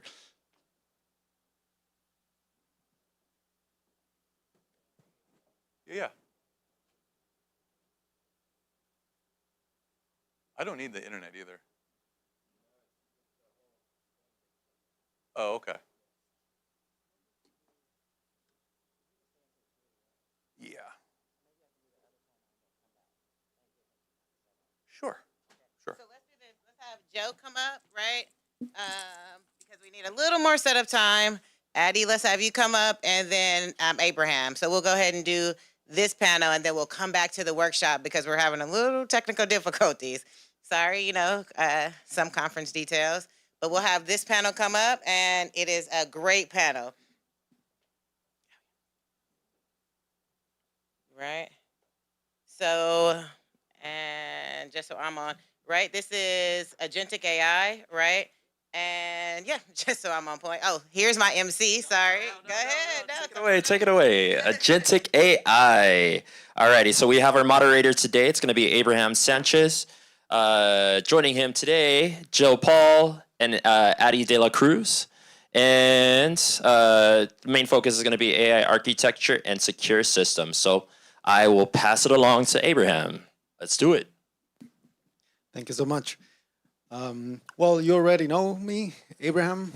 We have Joe and Ari, right? Awesome. We are talking about agentic AI workflows and system, and also the security about them, which is really important. And this is a topic, an amazing topic to talk about because agents are the ones that are at the moment and will be continue working for us. So it's good to understand how we can take advantage of it. So let's start from the beginning. If you can introduce John yourself, that will be great. It's actually Joe, but I've been called worse. So, Joe Paul, founder and CEO of Optima Nova AI. We actually next month will be 2 years in an AI, right? Isn't that amazing? And don't all of you clap at once. But in next month will be 2 years, and in AI world, that's like 50-year-old company, right? That's a lot. Like 5,000 plus hours logged in. And so what we basically do is we help our clients operate like the Fortune 500 companies without the Fortune 500 budget. And so we become their ad hoc AI department and help them through full scale end-to-end AI implementation. We also have bespoke SaaS products that we also funnel them into once we've got them onboarded, et cetera. Excited to join the conversation, and thank you to Elevate and Brandy for the invitation. Great job. Thank you, Joe. My name is Addy. Briefly said what I was doing, but I guess I dig a little bit deeper. So I am the founder of Rapid Labs and Clarity. I'll start off with Rapid Labs. We are a hands-on workshop / incubator where we help startups leverage no-code tools and being able to understand the guardrails on how to build with AI. In addition to that, Clarity is a vibe code app that I did myself, which is a productivity wellness tool. So I've used that as a prime example when I do teach. So I actually will be having a session in about an hour on how to vibe code.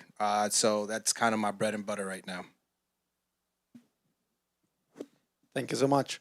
So in order to start, let's start by asking you, how many of you are using any agentic system or framework at the moment? Can you raise your hand? Okay, amazing.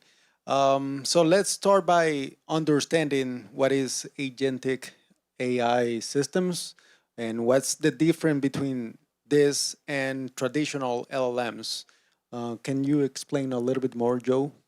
Yeah, for sure. It's actually not surprising that a lot of people aren't raising their hands because this truly is the next phase of artificial intelligence. If you start off with Gen AI and it has the ability to respond, call and respond, agentic AI has the ability to act. And what's even more impressive, it has the ability to act autonomously. So you think about you're going from a tool to a teammate, essentially. And that's what agentic AI simply is in simple terms, right? And so there are many, many different ways to create agents, but we're gonna keep it surface level for now. So that's the basic difference. The basic difference is from tool to teammate. One tool, the LLMs you're using to ask questions, as somebody mentioned, and it can even plan a trip. Agentic AI not only plans a trip, but will order, reserve, and et cetera. I mean, it depends on the workflow, but so hopefully that's helpful to everyone. That's a great explanation, Joe. And I think to add some color to that, what I would like to say is generative AI is reactive, right? Call and response. And then agentic is proactive. It's consistently learning its environment. So I think that's really where agentic really excels. Amazing. And you was talking about different ways that we can implement agentic AI. In your experience, what are the platforms that we should know, and what are the difficulties when you decide about which one you use? So, it really depends where you are on your journey. With artificial intelligence, it requires intentional time. AI isn't something that you can just pick up overnight. Even if you feel like you're a master prompter, I mean, we're already past all that, right? And so when you think about artificial intelligence, it takes you time. You can't go from crawling to flying. You have to go from crawling to walking to running, then to flying, and that's how we've gotten here to agentic AI. There's several tools that you can use, from Make, N8N, Zapier, but what we've started using is OpenAI's API, OpenAI's agentic builder, which is a fantastic tool. It makes it even easier. And I'm pretty sure you'll speak about this, but 2 years ago, 2 years ago, things were a lot different. Things were a lot different, even in the world of AI, and how customizable these large language models are versus how the hours and the countless hours that you spent is how it became personalized. Now you can just tell it about you, et cetera. So we're moving extremely fast. But if you're interested in agentic AI, first start with Make or N8N or OpenAI. That's your first stop.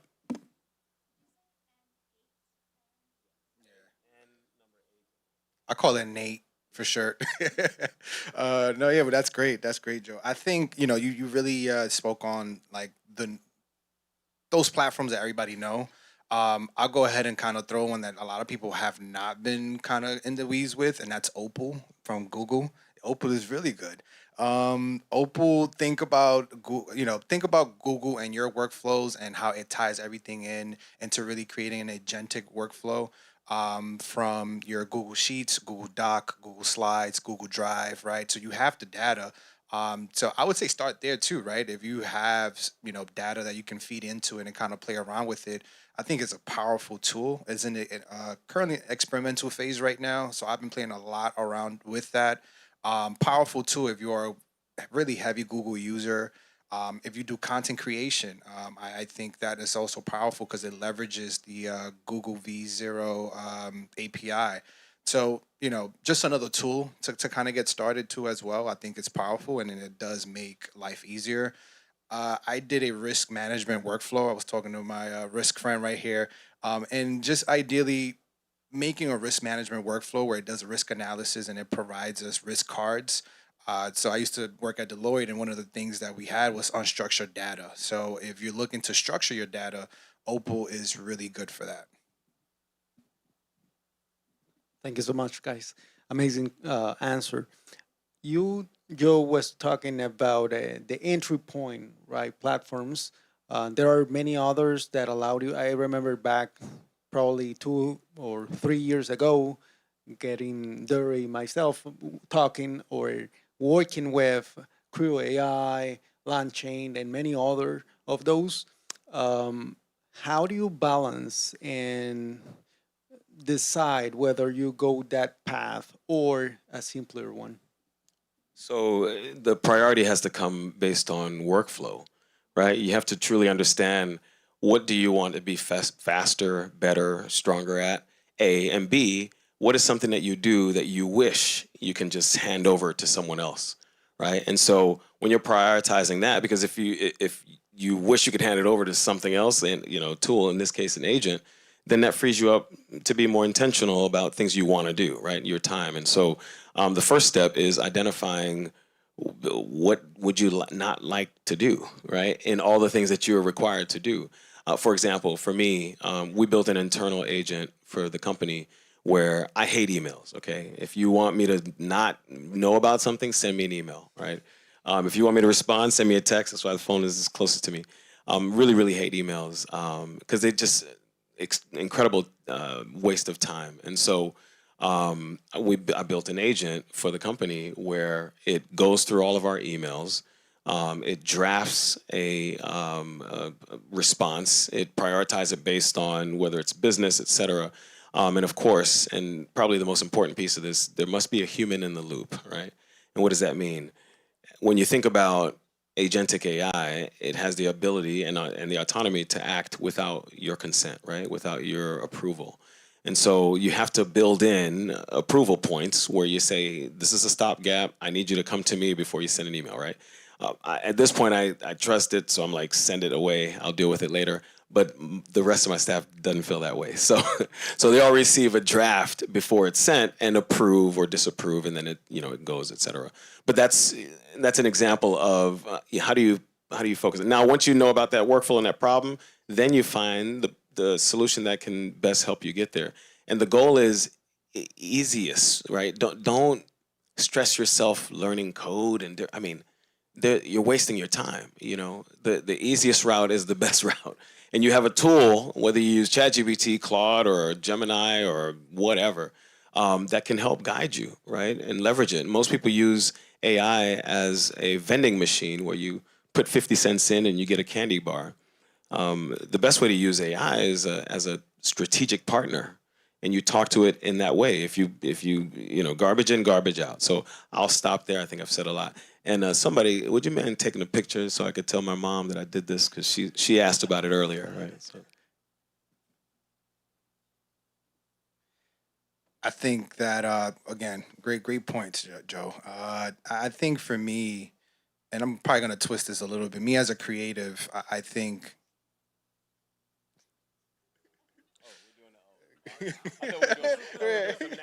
Right.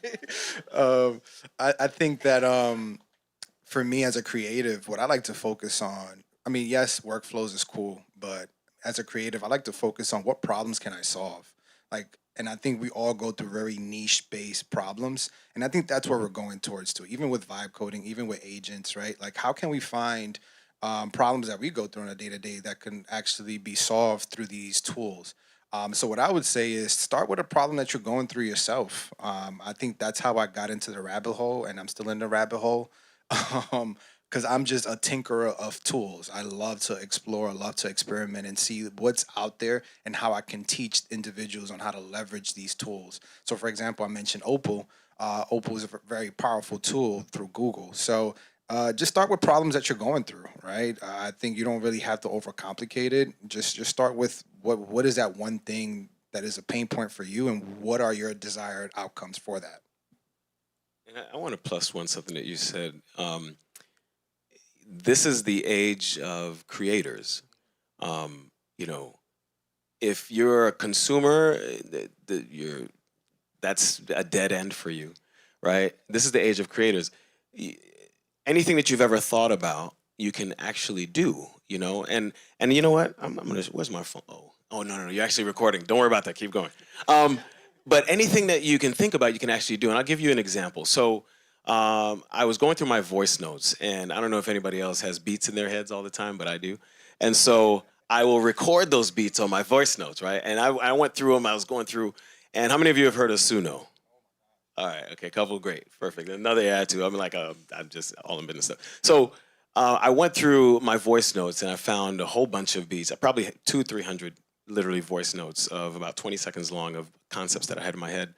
And I leveraged Suno, which is another AI application, uploaded that beat and put a couple of lyrics together, and it was magical. And I need to tell y'all about that. I need to show you, right? Because bring the camera over here. I need to show you. I need to show you. I need to show you because it's mind-blowing that now we can transform ideas and thoughts, and anything that you can think of, you can actually create. Okay, so for example, all right?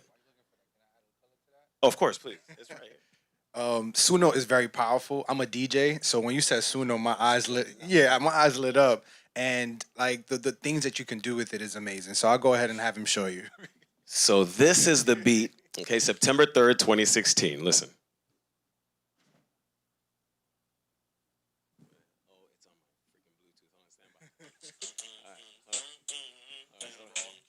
Yeah, this is the raw. So listen. So check it out. Listen.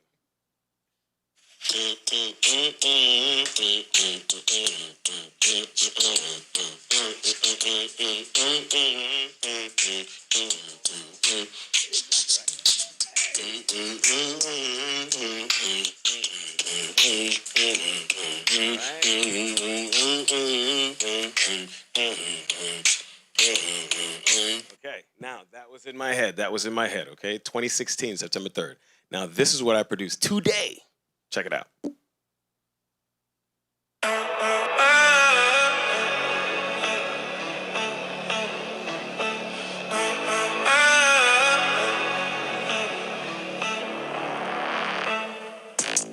I got the power, it's in my hand. Not a flicker, not a spark, it's a blazing brand. I move the mountains, I split the sea. A whisper in the wind bends the world to me. I got the power, I got the flame, running through my veins like a runaway train. I got the power, don't you see? It's not the world holding me, it's me holding the world.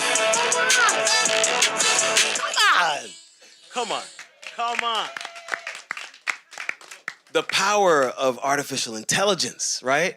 So I didn't know we'd be here 10 years ago, right? I didn't know. But I knew enough to create my own data, right? And a database of thoughts and ideas. And I've written over 150 poems, and I didn't know when they would be relevant. But I've converted those poems into songs. And I have a discography of 700 songs. I don't think y'all understand what's happening. AI has democratized opportunity. If I was able to create this in minutes, right, and it would take a studio millions of dollars, and who knows? I don't know. Who cares? Doesn't matter, because I can do it with a subscription and my thoughts. So it's a fraction of a penny. And what's really important is you don't need a bunch of money to get into this. You really don't. All you need is an idea and passion, right? That's all you need. That's all you need. And AI has democratized opportunity. So guess what I'm doing next, all right? You hear it first, okay? In next quarter, we're going to be launching Nova Sound. And Nova Sound is going to be the first ever AI record company. We're going to have a team of AI artists, right, who are just like this. This was an artist that I developed with AI, and look what he was able to produce, right? So yeah, I mean, next level stuff, okay? I forgot, PG-13, right? So I just wanted to share with y'all, write down your ideas, write down your thoughts, right? Write those things down, right? Anytime you have an idea that you think is brilliant, it is, write it down. The age of, man, I don't know if it can happen is gone. Anything you can think of, you can absolutely do. Real quick, because I mean, he plugged in. He's launching a AI record. I'm doing the same. It's called Stacks Records. As I mentioned, I'm a DJ myself, so I've been playing with Suno a lot lately, more than I should. So my I guess my lens is more like boom bap, '90s hip hop. I'm from New York, so if you know what boom bap, okay, Harlem. So that's what I want to bring back. I miss that old feel grit hip hop. So Stacks Records, Q1. Be on the lookout.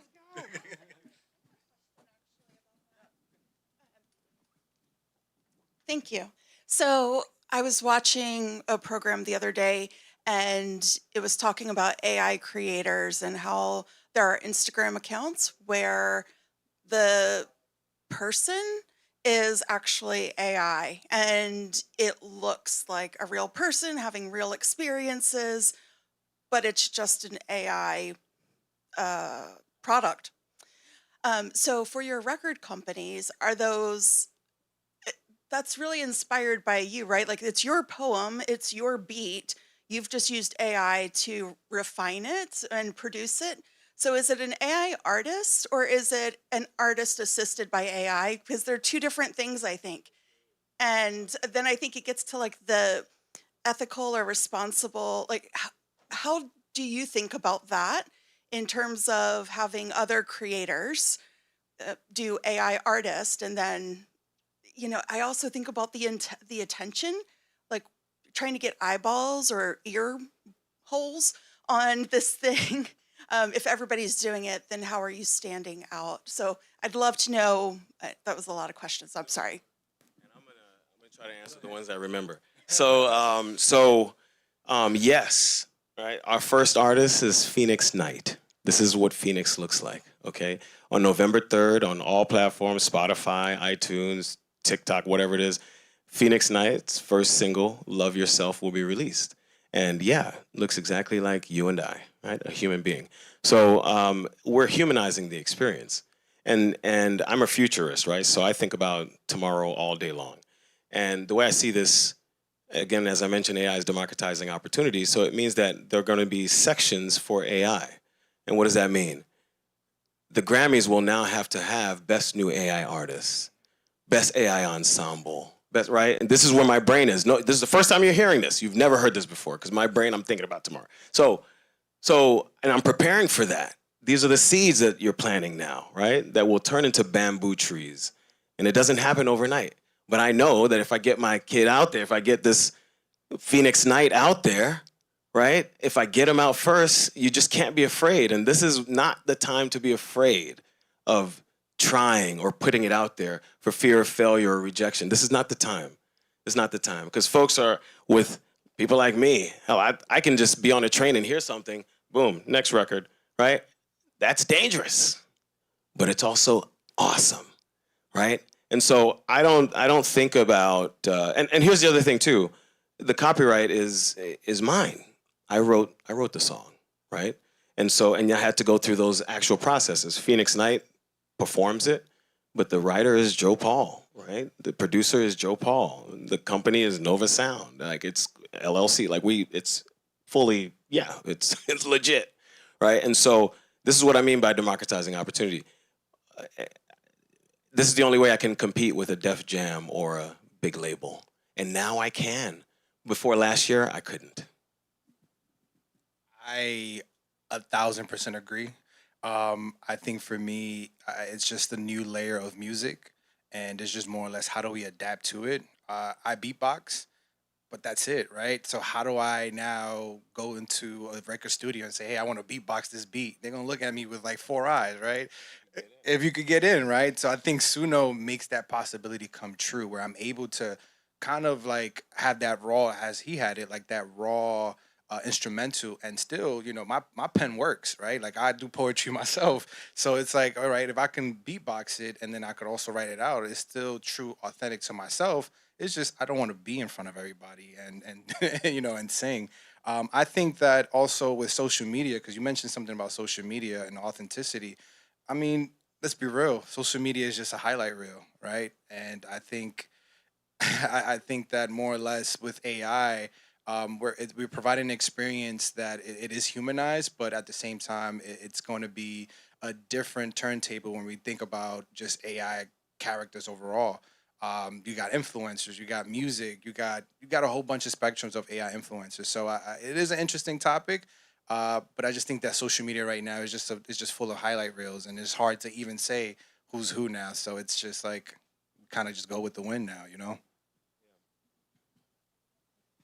Thank you for the question. And what amazing way to use AI in agentic frameworks, right?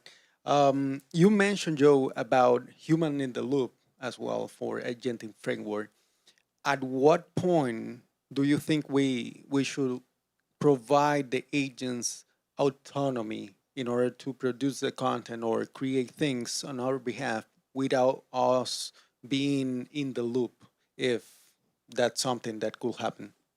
Yes, and so right now we're in the generalist agentic AI phase, but we're fastly approaching the specialist agentic AI phase. So where these agents are going to be specialists. This is what you do. You are an expert at this, right? How many of us agree that a veterinarian and a cardiologist are both doctors?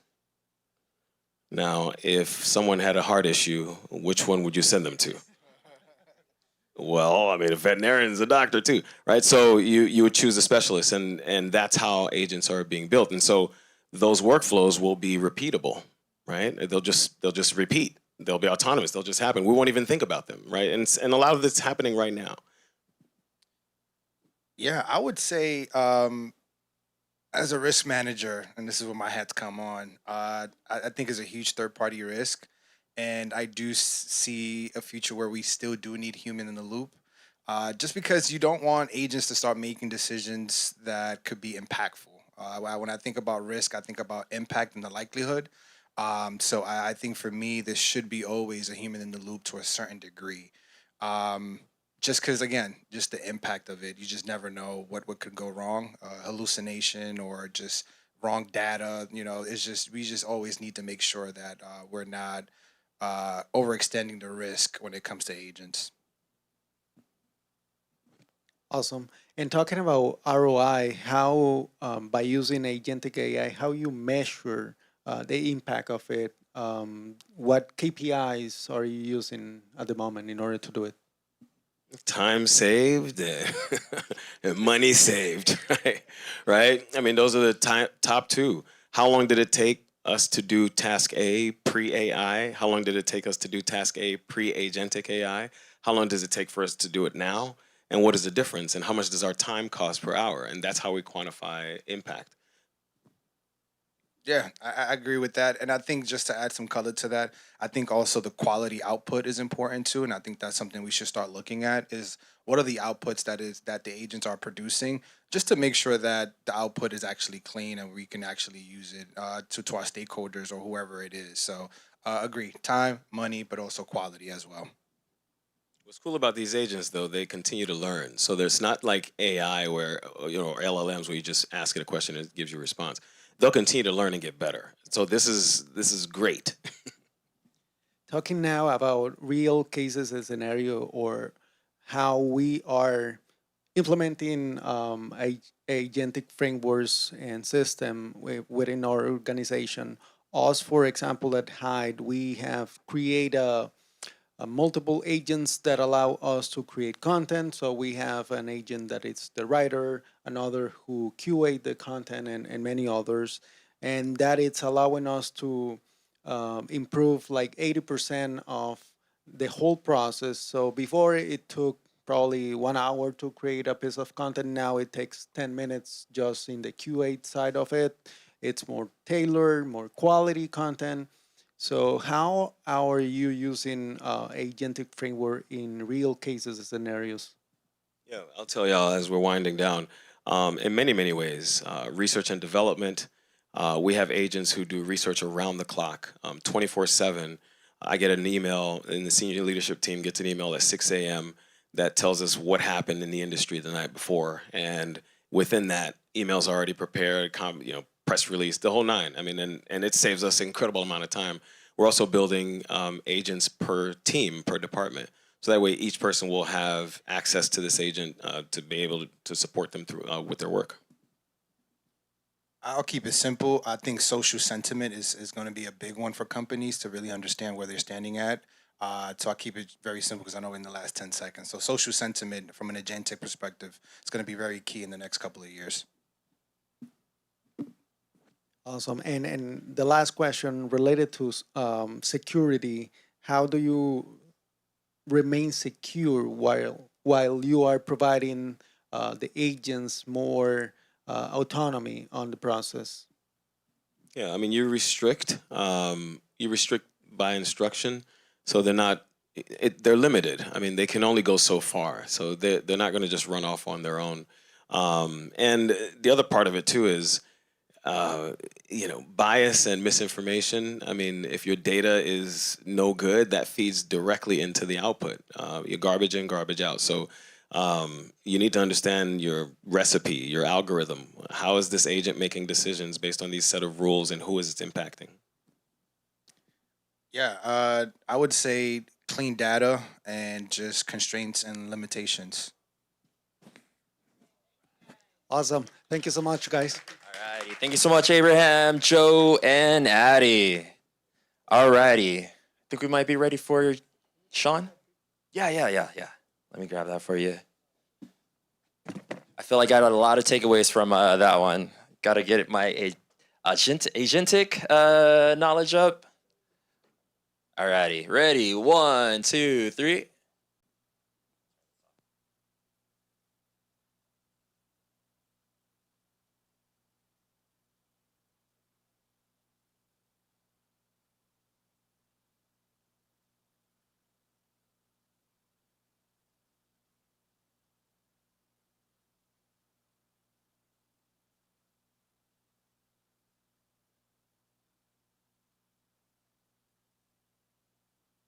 Alrighty.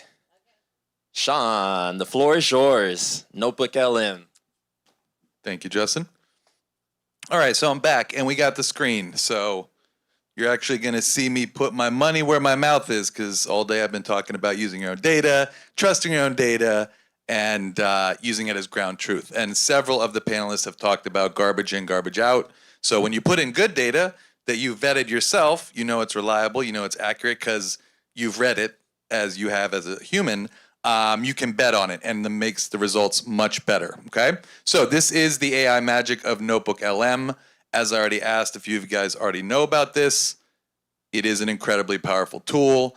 You can check me out on LinkedIn. On the last slide, I've got a QR code if you want to connect, geek out, talk about AI, ML, fusion, quantum, whatever geeky things you're into. I'm probably into them too. Like I said, I'm a consultant, speaker, creator, work with a lot of startups, startup advisor, and I like to work with different tools and test them. So what are we going to cover in this workshop? First of all, I'm going to give you guys a quick overview of what Google Notebook LM is, why it's awesome. So I'll build on what I started with before. Then I'm going to give you 3 use cases for smart businesses that are, 3 of many, many, many use cases, but they are 3 use cases that I think you guys will find valuable, regardless of what sector, industry you work in, what types of products you sell or services you offer. Then I will go over a few best practices and prompt tips to help you guys get started quickly. And then I will give you 3 key takeaways that I want you to remember. So just to kind of sum it up, most businesses have a bottleneck, right? And I've been talking about this earlier too. So raw data to real results. How do you turn a dense product document into 5 on-brand social media posts without spending half of your day on it? How do you find the real customer pain points buried in 20 pages of user interviews before your next product meeting? How do you turn a folder of onboarding docs into an interactive quiz and a 30, 60, 90-day onboarding plan for the new sales hire who starts tomorrow? These are typically tasks that can take hours, weeks, sometimes longer. Notebook LM is the answer, okay? There's other answers, but, earlier today I talked about building custom models, building custom GPTs, Gemini gems, and custom agents. If you don't know how to do that, or you're having trouble, or you're just getting started with AI, language models, this is an ultra simple way to create your own custom language model if you don't know how to do those other more sophisticated things with a steeper learning curve, okay? So this is a good place to start if you're new to AI, and especially building with AI. So what is Google Notebook LM exactly? It's a private language model that works exclusively with your data, documents, and sources, okay? Now, again, there is a feature that allows you to use what's called external sources, which is a beta feature, meaning it's brand new, but you don't have to, right? If you want to do some more deeper competitive analysis, you can use the external links and tell Google Notebook LM, go find competitors that meet this criteria or operate in this space, or have the same ARR, or serve the same type of clients, and it'll come back with data. But you can also just use your own documents. And again, just like many people have said, garbage in, garbage out.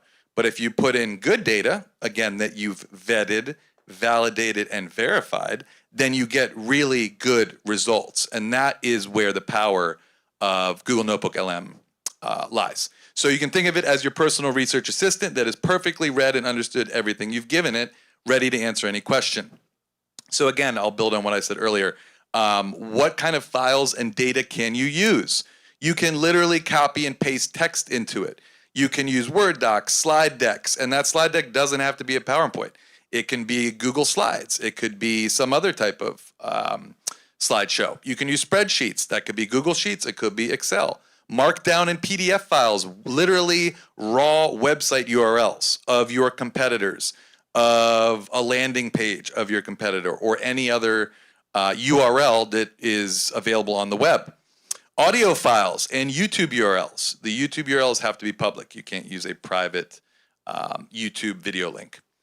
And the maximum you can add is 50 sources to a single notebook, right? So a notebook you can think of as for a purpose, for a business, for a client, right? In some cases, when it makes sense, we will create a whole notebook for an individual client, and we'll upload certain sources for that client of their own data, right? And I'm not talking about financial data, I'm not talking about HIPAA data, nothing really sensitive, right? Marketing, advertising data, branding data, brand guide, strategy guide, those types of things. But, 50 sources per notebook, and each of those sources can have 500,000 words or be 200 megabytes each. So that's a lot of data when you think about it, right? So that's 50 sources, and each of those sources can be 500,000 words. That's a lot of words, right, when you think about it. Or 200 megabytes, which is also a lot of data. So you can cram a lot of information into each notebook, and the more data, again, that you've vetted yourself or created yourself, the smarter Notebook LM gets. So here's a few use cases, and these are the latest features. So a lot of people don't realize this, but anyone who's used Google Gemini may have seen audio overviews pop in there in the last couple months. A lot of the most popular features from Notebook LM trickle down into Google Gemini, and you're going to continue to see that. Google is continuing to spend a lot of money, resources, and hiring more people to work on their Notebook LM team because it is so powerful. And it still surprises me not many people have heard about it, but you're going to continue to see features from Notebook LM trickle down into Gemini, which is awesome. They should continue to do that. So mind map view, right? And I'm going to give you guys examples of some of these, but I just want to give you an overview of what these are and how you can use them. And then I'll drill down into 3 specific use cases that are very valuable for most types of business. So mind map view, if you like planning, if you like, ideation and you're brainstorming, whether it's a business, a new product, a new feature, or a new marketing campaign, the mind map view is very powerful. It's a great way to organize your ideas, your thoughts, etc. So instantly visualize key topics and connections within your documents to uncover hidden themes. So what do I mean by that? So a use case could be find unexpected links between customer feedback and competitor features. So you could literally take a Excel spreadsheet of customer survey data, and then you could upload information about your competitor's product features, and then a mind map view will literally visually map out, okay, this is what your customers want, this is what your competitors have, this is what you should implement, right? Which is really powerful, right? Especially if you're a visual learner like me, right? It maps out inside Notebook LM. Again, this isn't like a document it's spitting out or taking you somewhere else. All of this magic happens inside of Notebook LM. And I'll show you a screenshot too so you can get a better idea. Audio overviews are exactly kind of what they sound like. This is one of the first features Notebook LM had. So you can turn any set of documents into a podcast style conversation that sounds very real.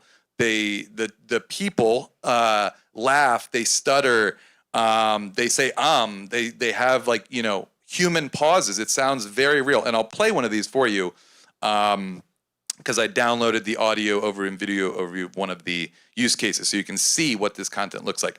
Video overview literally generates a video of the data you have in the notebook.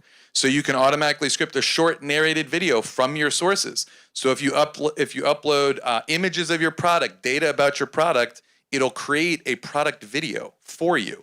And these are several minutes long. These aren't like 10-second videos.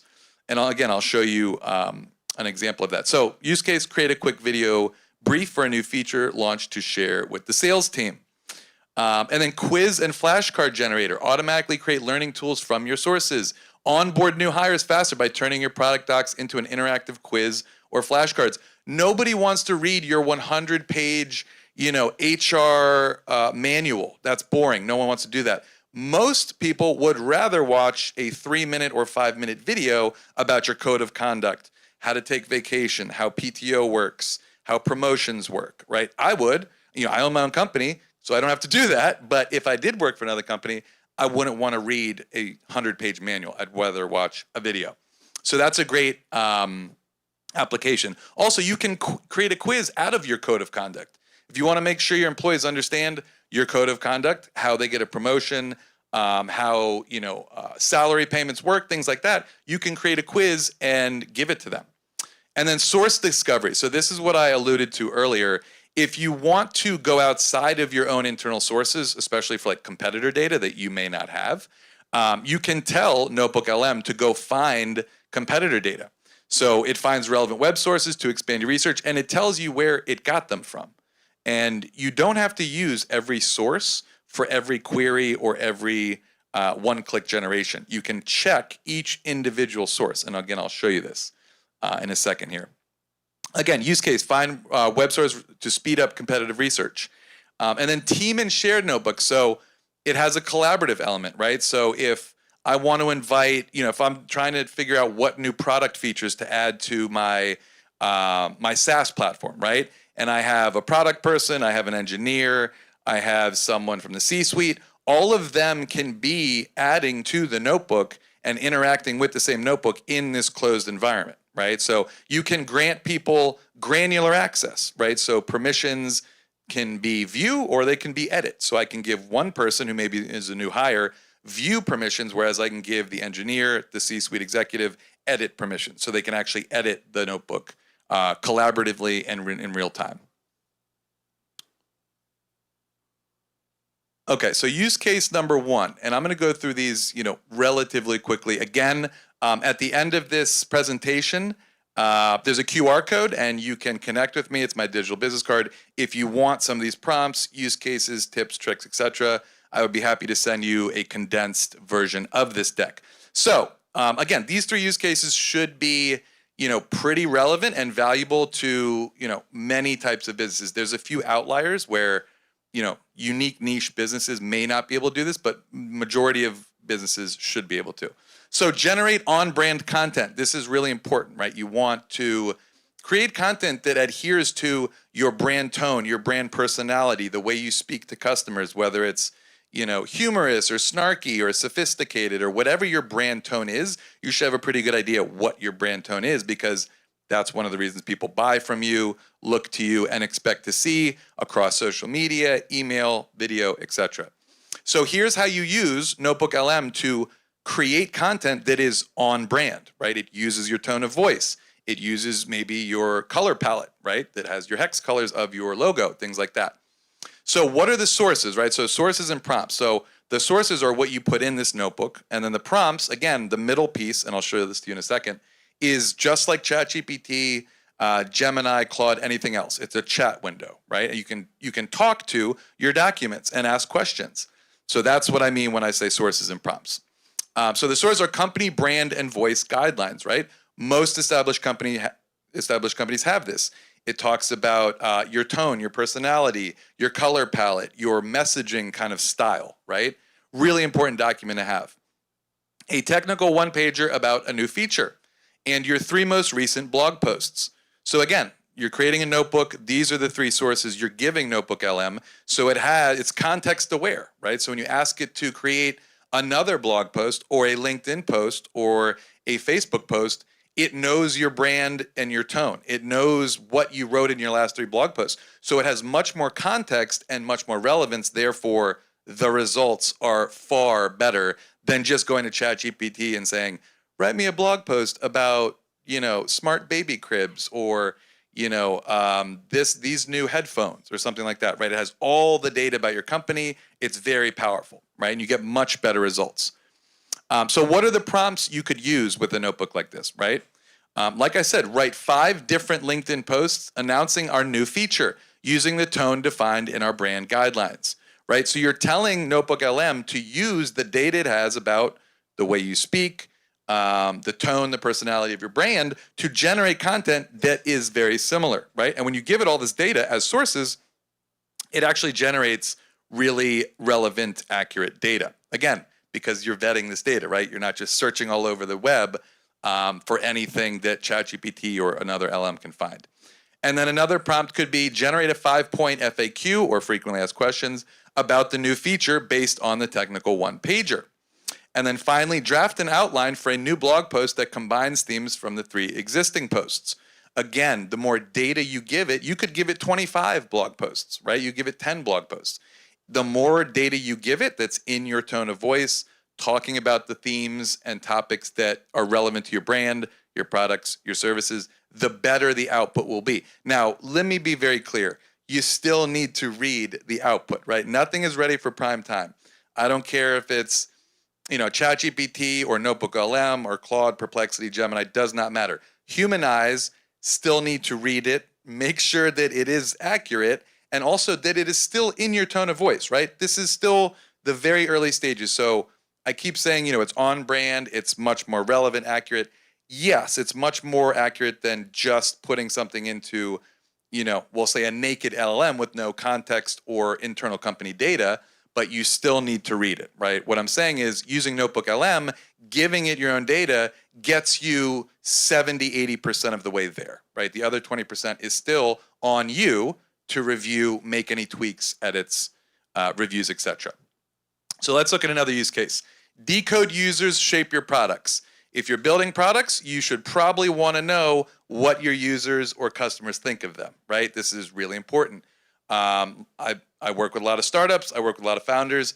They have a tendency to think they know what features their users or customers want, right? And sometimes they have a good intuition on that, but not always, right? So what do? You talk to your customers, right? You do things like surveys, focus groups. In person, you're like, hey, Jessica, hey, Billy, what do you think of the new feature? What do you think of our product? And generally, people will give you pretty candid feedback. Oh, it sucks, or I really like this element. I didn't know you could do that. I didn't know you could generate a song, right? So you need to get data. And once you get data from users and customers, you can put it in Notebook LM and generate very powerful insights, feedback, content, etc. So here's a scenario. Your next product manager needs to define the roadmap for the next quarter. What are your sources? 15 transcripts from user interviews.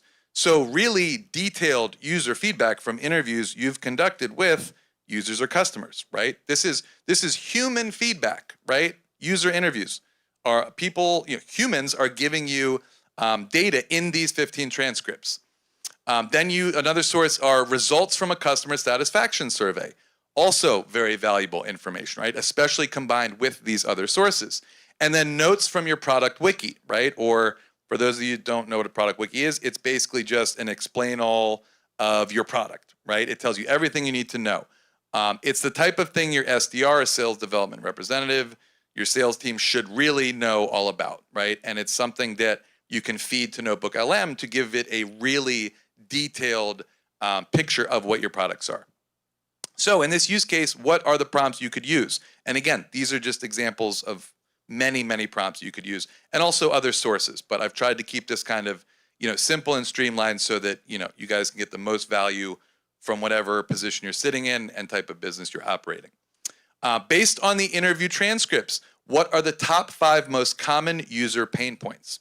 Again, if you're building anything, you want to know what the pain points are. You want to know where people are getting frustrated, where you're getting drop off, why your open rates are declining, right? So this is really important information to understand. Because if there's too many pain points, guess what happens? You lose that customer. They go to your competitors, right? Because your competitors are causing less pain points, and there's less challenges, hurdles, friction, etc. What else? Create a user persona for our power user segment using details from all sources. If you're developing products, if you're doing smart, effective marketing, you hopefully have what's called user personas, right? Or ICPs, ideal client personas, which means you have a somewhat granular understanding of who you're marketing to, selling to, etc. Right? So you can actually use Notebook LM to develop user personas. If you give it enough data about your customers, your users, feedback, what they think of it, it can build a persona for you, okay? And then finally, generate a list of potential new features that address the feedback in the survey. Now, typically, if you were going to go through 15 transcripts of user interviews, results from a customer satisfaction survey, and notes from your product wiki, that could take hours, days, or a week or more, right? This is something you can do in a few minutes, maybe an hour tops. So this drastically, supercharges your productivity, especially when looking at your own data and being able to pull insights and create content from it. So use case number 3, and this is the one where I'm going to give you guys a example of the video and the actual content that's generated from it, so you can really get an idea of how powerful this software is. So scenario, you just hired a new SDR, sales development representative, someone who's responsible for getting sales, right? And you need to get them up to speed ASAP. What are your sources? We're going to use the company Hugging Face as an example for this use case. Who here knows what Hugging Face is? Awesome. Okay, so we do have some people. So for those of you that don't know what Hugging Face is, it is a massively popular platform where AI practitioners like myself, builders, software engineers can access data sets, pre-built agents, and a whole host of other resources with a very robust community built around it, right? Started in France, now is in the United States, very, very successful company, and kind of the go-to place for pre-vetted data sets, pre-built agents, and again, a lot of other resources. I personally really like their company culture and their code of conduct and how they approach onboarding. And so I've used their data as the example for this. So what are the sources? We're going employee handbook. So Hugging Face's HR manual and policies, which is a PDF. And then product data. Hugging Face's hub, which is their kind of key product, which is a product overview. And then they have company culture info, which is on their jobs page, but also includes what their culture is as they define it in their own words, right?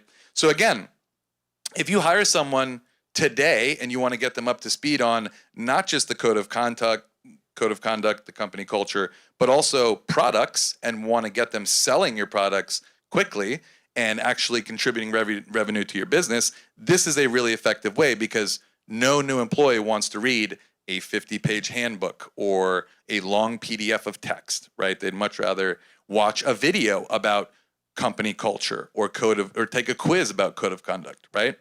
So that's exactly what we have here for prompts. Generate a 10-question quiz about our code of conduct from the HR manual and policies. Generate flashcards about our product features based on the sources. Generate a video overview about our company culture.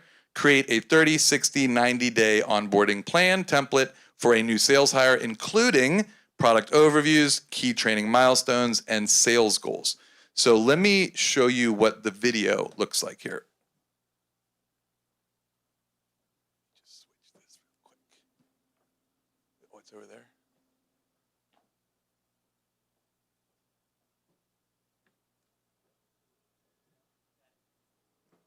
Oh, I'm just gonna switch. Yeah. I'm just gonna play a video on the screen.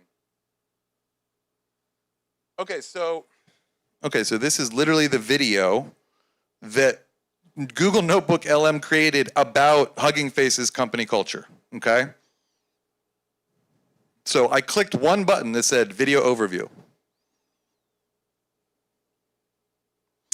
Oh, I don't know if we're gonna get audio here.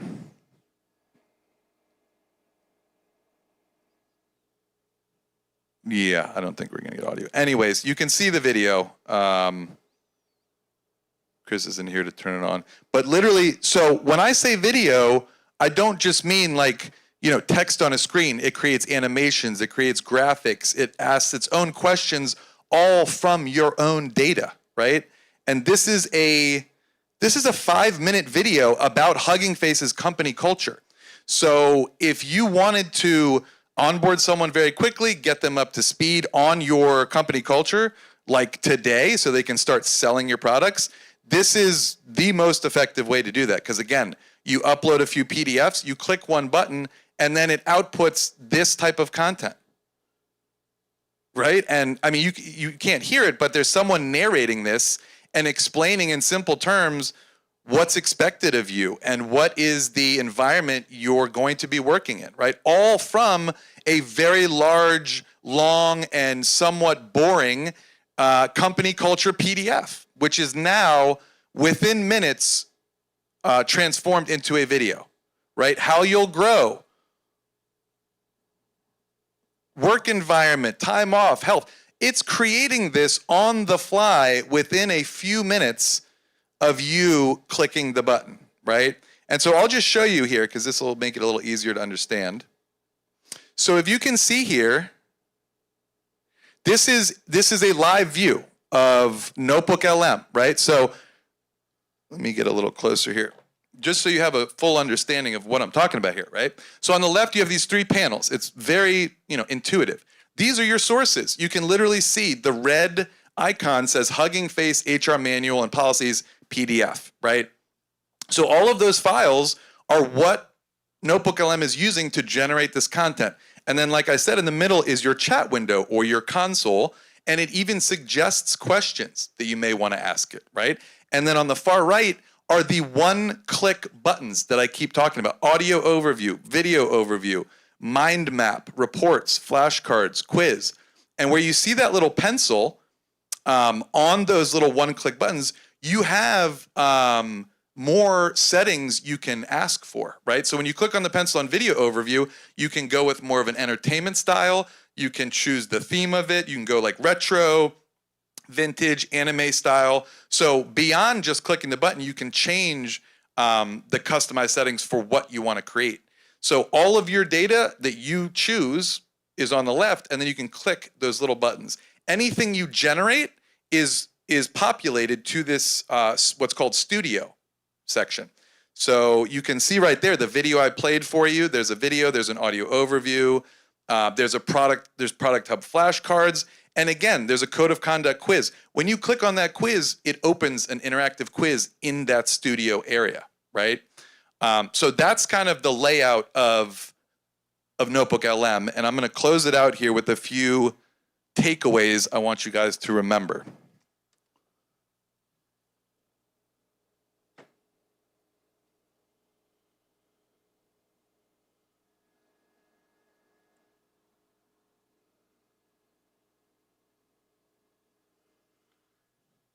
Okay.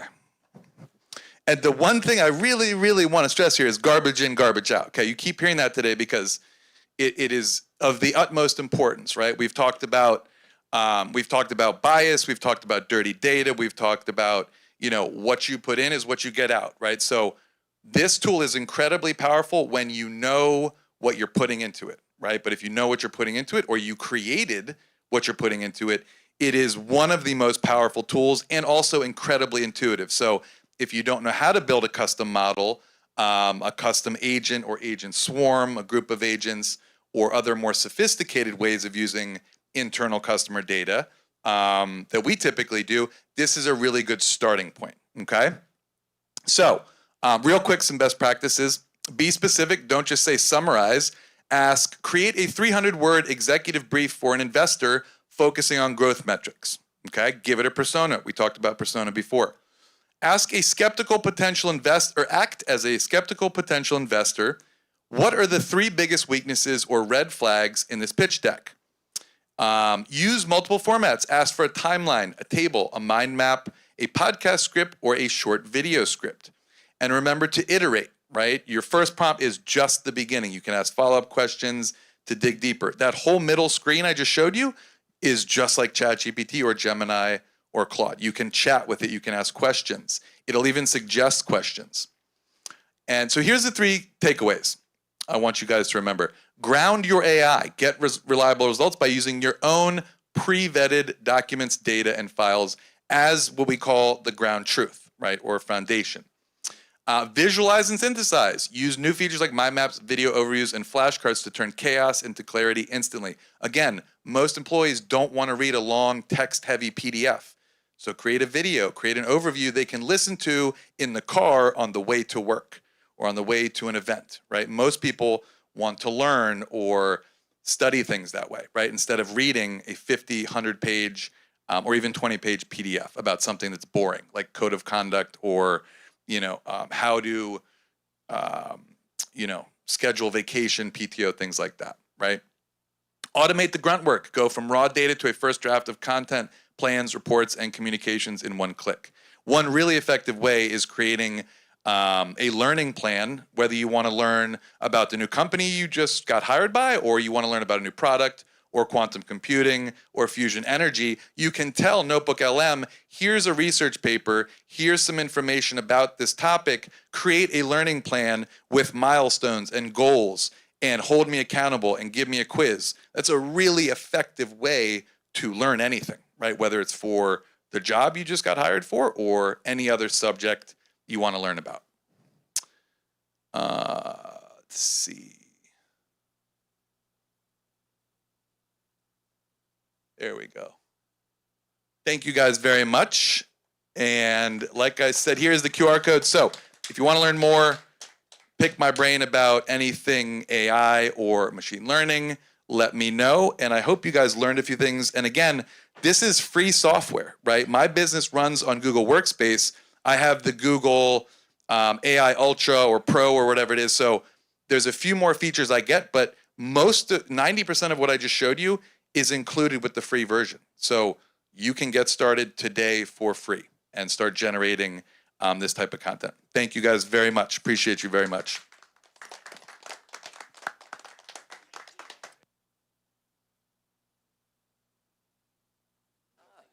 Thank you so much, Sean. Appreciate it. Appreciate you sticking around today. Everyone get a chance to get the QR code? Oh. So we're gonna have our next panelist. Got Mark? Yeah. Jeremy, yeah. Alrighty. So we got Jeremy Kovsky. Yes. And also joining him is Victor Crittenden. Yeah. We got some doozies on this one. And then also our moderator is going to be Mark Evans. There we go. So we're going to be talking about the responsibility of AI architecture for the enterprise. So I'll hand it over to you. Hello, everyone.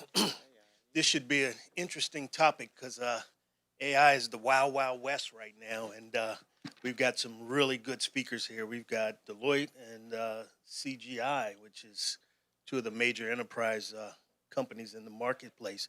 I'm going to start by allowing you guys to introduce yourself. I'll start with Jeremy. Thanks, Mark.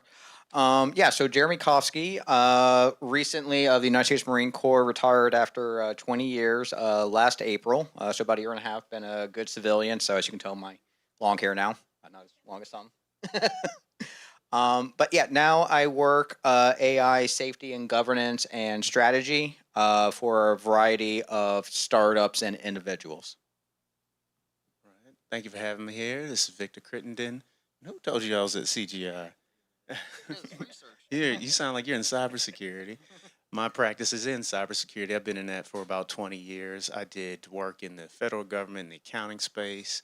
One of the more famous projects or infamous projects I was on was healthcare.gov. Don't throw nothing at me for that. And I've been working for the last 5 years in the space of blockchain and Web3 technologies, looking to make ethical and effective cryptographic systems. Thank you, guys. So I'll start with the first question. Can you define responsible AI?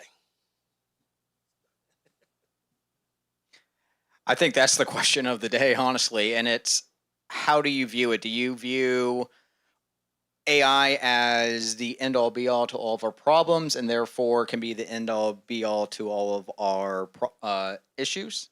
Or do we see it as a tool, as we've seen from some of the briefs here? I think early on when people were looking at responsible AI, the analogy I always use, and because I work a lot in government spaces, is everything was treated as a nuclear weapon, basically. We don't know what this technology is. We don't know what's capable of, so we must assume the worst. And a lot of the initial guidance you saw coming out of think tanks, coming out of government, was all basically, we are treating this as a nuclear weapon because we don't know what it is.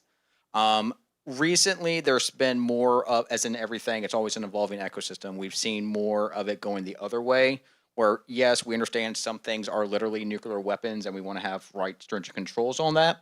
But also some of the stuff is Clippy the co-pilot on your Microsoft Outlook, which could, in some people's hands, be a nuclear weapon, depending on what email you send to your boss, but probably needs less stringent control. So that's kind of the dichotomy that we're looking at right now in the responsible AI area.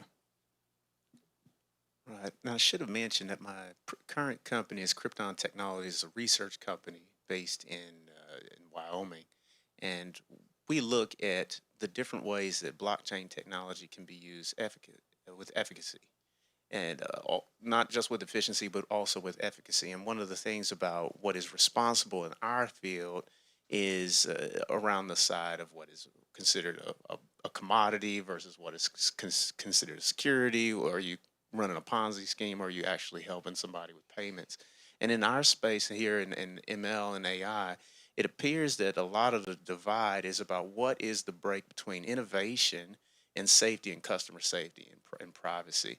And so I'd say to look closely at some of the executive orders that were put out over the last couple of years and some that were rescinding others, and ask yourselves about what is responsible AI when it pertains to customers, especially the ones that have nothing to do with it. What is the responsibility in the terms of copyright infringement? That's really good. A couple of things that I'm hearing from customers today is AI, ChatGPT, it could be the wild, wild west. How do I make sure that I keep guardrails around it? How do I make sure that my mission and my vision of my company is being addressed properly? I'd love to hear some of the things that the folks in the audience should be thinking about and being concerned about, especially protecting, our intellectual property. There's so many things there. Yeah, so because my girlfriend's going through this with her company as well, and they have their own LLMs that they use and their own AI applications they're using. To answer the specific question about how do I protect my data, protect my IP, that's simply, not simply, because it's obviously a multi-step process, but essentially hosting your own LLM or your small language model is the nom de guerre now about how do I take this, take a GPT, take Claude, take a whatever, put that behind my own firewall. I can use my own company data on it, and then none of that goes out. I'm just using the natural language processing of the LLM, but it can use my data. And a lot of the larger companies are now going that way, and now even a lot of the startups are going that way as well. Now, what you're doing with that and what the legal implications of that are, that I think gets to the more interesting conversation, because if it tells you that, you should put arsenic into penicillin, for example, as if you're a drug company, are you now liable as the drug maker because that thing told you to do it? Or are you liable because you did it? Or is there any liability because I just provided you a tool, you did something with it? So I think that gets to more interesting, involved questions. As an organization, being responsible with AI, and as I mentioned with the divide, that deep divide about innovation versus privacy concerns. If you look through some of the original executive orders that were rescinded, I think it was 14.1110 during Biden administration, there were three areas that were really important I think folks should think about. One is about copyright infringement. Where is the data coming from? Another one is about the hallucinations or the integrity of the data that's outputted. Since it's an implicit, explicit system, we don't necessarily know what's going to come out. It's indeterminate, non-deterministic processing.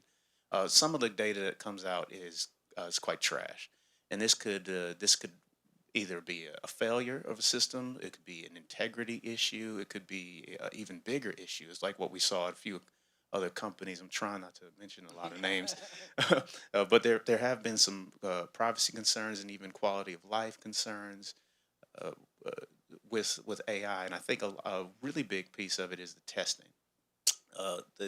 The part that I think the current administration was most interested in when they changed their executive order was how expensive are we making it for these producers to release models that are partially tested or untested. They rescinded these acts, but they also gave some deep fake accountability acts and some stuff to attend to it, to append to it, and it was effectively labeling things properly. We can all see that doesn't always work, right? All you have to do is scroll through Facebook 30 seconds and you'll find some unlabeled videos. So these are some of the biggest concerns I'd have in the enterprise section about maintaining trust with your customers, where the data is coming from, what you're putting out, and I guess trust or any concerns with your shareholders about return of investment for how much you're putting out for these models and what you can bring in. Yes, and when looking at, because that was the big issue that came out during the last administration's executive orders, was the watermarking. And I remember reading the criticism of that was, well, that's great for the Googles and the AWSs and the Microsofts of the world because they have hundreds of thousands of, not hundred thousands, but they have thousands of people who can do that. That makes it very hard for someone in a startup in, downtown DC to do that because I can't afford an ethical compliance department that can ensure all my training data is good. So that's why I think the new administration, when they've done it, they've looked at it and they said, hey, yes, we understand a lot of this stuff is important, is critical, we need to protect it, but not everything has to have the same rigid standards, but certain things do, and here's how you do it, and we've been able to better push that forward. I know you were talking about some of the IP and how people were getting their data used for these models, and obviously, I think the EU has the most stringent version of that. You were saying Germany specifically has it, so if you find out any of your data was used in this model, it can instantly cut off the model. So that makes it, as we're advising companies in the European space, probably should be using any German data for your models. California just released their AI Act, and New York is currently in the process of doing theirs. So if you want big, large data sets from major metropolitan areas, you need to look to your Atlantas, your Chicagos, other areas of the world, because they're starting to enact those legislations, which is the next big piece of this is taking people who are probably still in the 80s, 90s technology-wise on the legislative side and pushing them into the 21st century for AI.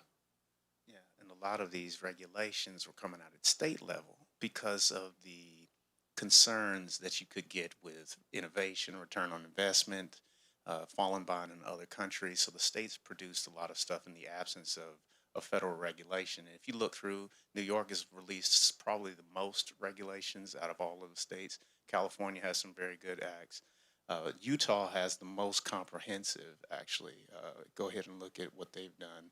And one of the most memorable ones about maintaining, if I can get this acronym right, ensuring likeness, voice, image security. I think it is the Elvis Act from Tennessee, the birthplace of country music, right? And so they have all these different artists with their own private IP and their consent, and it's they've taken a quite a far step forward in protecting that in the absence of federal regulations. That's really good. So, with that being said, what should the audience be concerned with in terms of best practices? I know there's a learning and train module in ChatGPT that we tell our customers turn that off. And can you give us any other best practices that we should be aware of at least? Okay, great. Yeah, excuse me. Well, someone mentioned it. I can't remember who it was. There should be. So my profession is cybersecurity. So a lot about what we're doing is an intersection of risk management, asset security, and a few other domains that pertain to networks, computer networks.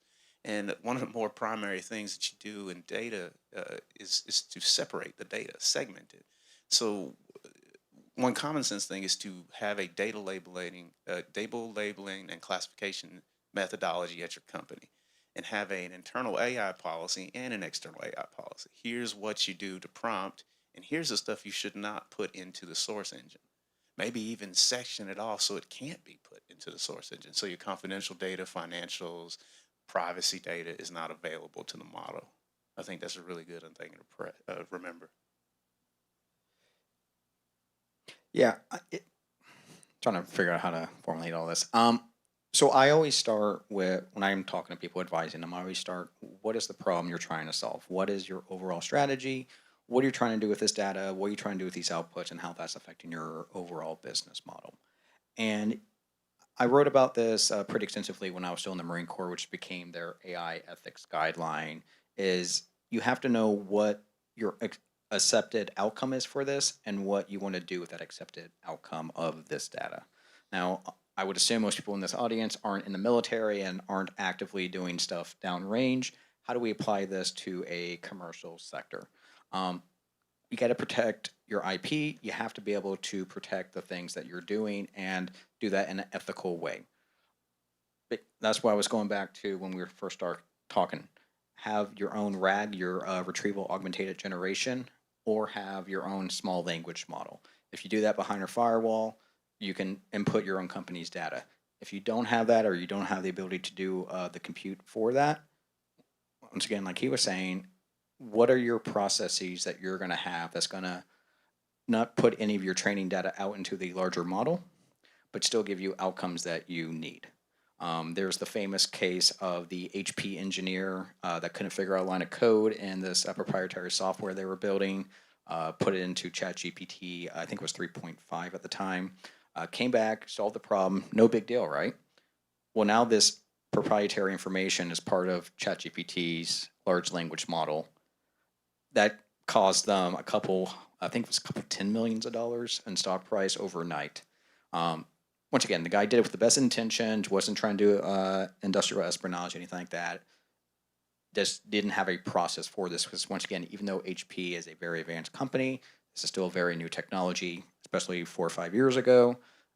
We don't know what this means. So now that we've gotten better at it, how do we protect that IP going forward?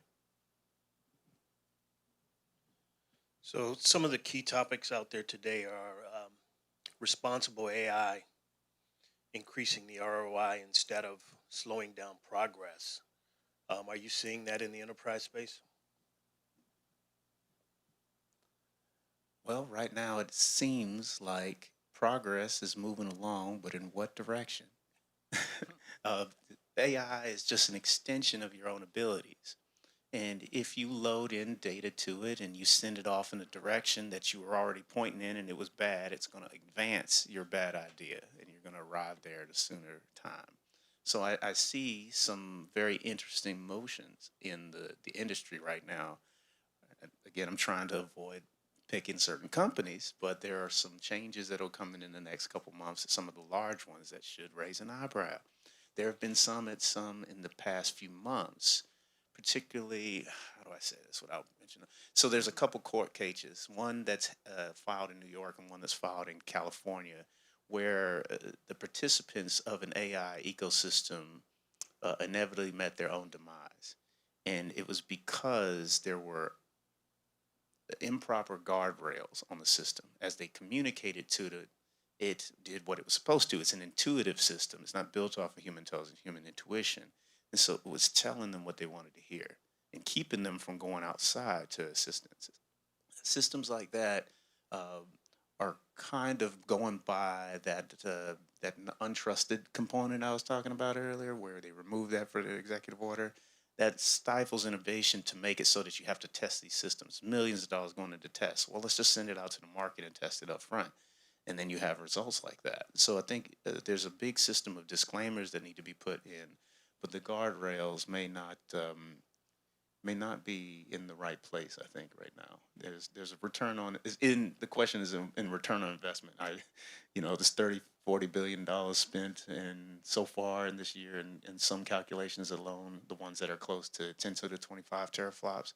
Yeah, that's it's too much money, I think, in the market. So we don't know what the real investment will look like for the near future, but we'll see. Yeah. With the ROI, and if we're talking about, hey, just release it into, the dev model into prod or production model and let the market figure it out. Well, what happens when that goes wrong? If it tells you, hey, I can sell you a car, and they once again have been famous use cases. A chatbot at a dealership said, I will sell you a car for $1, and that's illegally by an agreement because it's through the dealership, through their chat model, but you're able to prompt poison it. Do I now owe you a car for $1? So doing the testing on these things, but at the same time, doing it in a manner that's going to replicate human interactions at scale, because you're never going to think of all of the problems and all the prompt injects that people are going to do in order to, quote unquote, mess with the system or get a hallucination or a bad data outread. So looking at how you're building these things, how you're putting them out there, and then what is your liability for these things? Once again, I keep going back to liability. What is my onus on me as a developer of an AI system?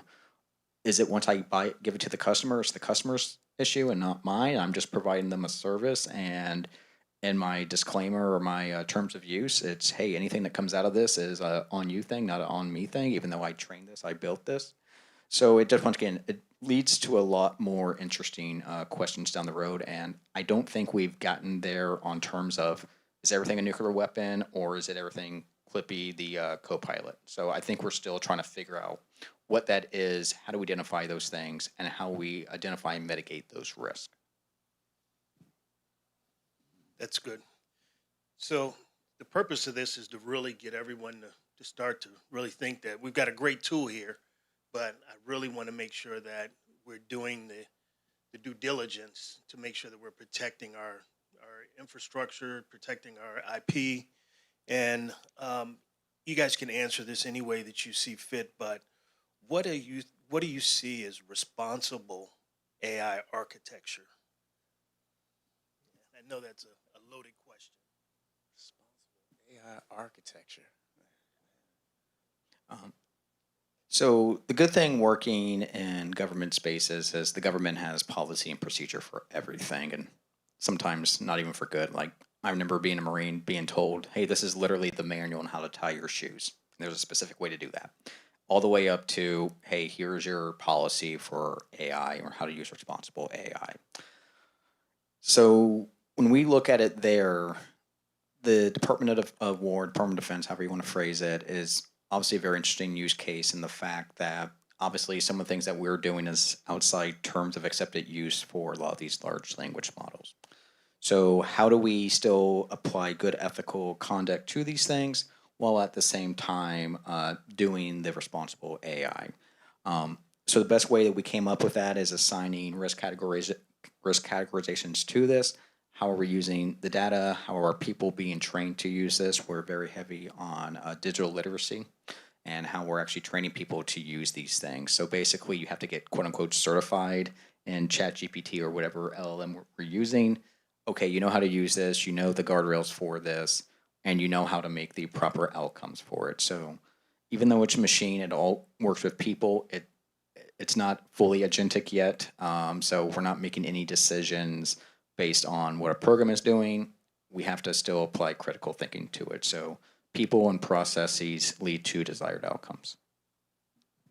Yeah, I definitely agree with that. Making sure that you have the right policies, process, and procedures is how you execute well in every organization. There are a couple other things to consider. One is be genuine. Make an organization that actually helps folks, because it's very easy in this, not even just in the modern sense. You can look 500-600 years back, and it's very easy to make an organization that makes money, even if you don't make any money. They all follow a similar structure. But once you make something that's social impact, that's a critical impact component of it, then everything that you're producing will flow in that direction. Even when you make a mistake, your corrections will still flow in that direction. So I think that's one important thing, in addition to policies, process, and procedures, is to have a vision, a mission statement that goes in that direction. So one of the things that I've done is I've made sure that my persona had all of the visions of our company, our mission, made sure that no one can put financial information into the information, no social security numbers could go in there. Is there anything else that the audience should be considering to make sure? Because I mean, again, this is a new technology. It's moving real fast. I've talked to nonprofits. I've talked to enterprise corporations that it's the Wild West. I mean, they're literally just saying, well, we just let them use it. Everybody's using it. And then on the other end, we've got people that are locking Copilot down to the level that it makes it hard for them to do anything. Is there anything that you could share with the audience? Yeah, I keep going back to people and process. And I think to your point, the vision. What is my organization trying to do? What do I want to achieve? How do I want to be seen? What do I want known about me? The advice, and I always brief a lot of people like I brief my mom. My mom's a very lovely lady, is not an expert in AI by any means, but has heard about this AI thing. And I tell her, don't put anything in this model that you wouldn't want anyone else in the world to know about, because it's going to get pulled into the data ocean of what this model is being trained on, and someone can pull this. Hey, give me information on Susie Kosky, right? Not a real name. And they can come up, hey, this is all the information we have that's publicly available because it's a part of the model and it's part of her Google Docs or whatever else it may be. So if you don't want that for your mom, why would you want that for your company, right? So what information of my company do I not want out there? And that's why I go to, you have to establish guidelines and guardrails. You have to have people trained with a good process. And then to your point, have a good vision that oversees all of that. If you combine those three things, you're starting in a pretty good place.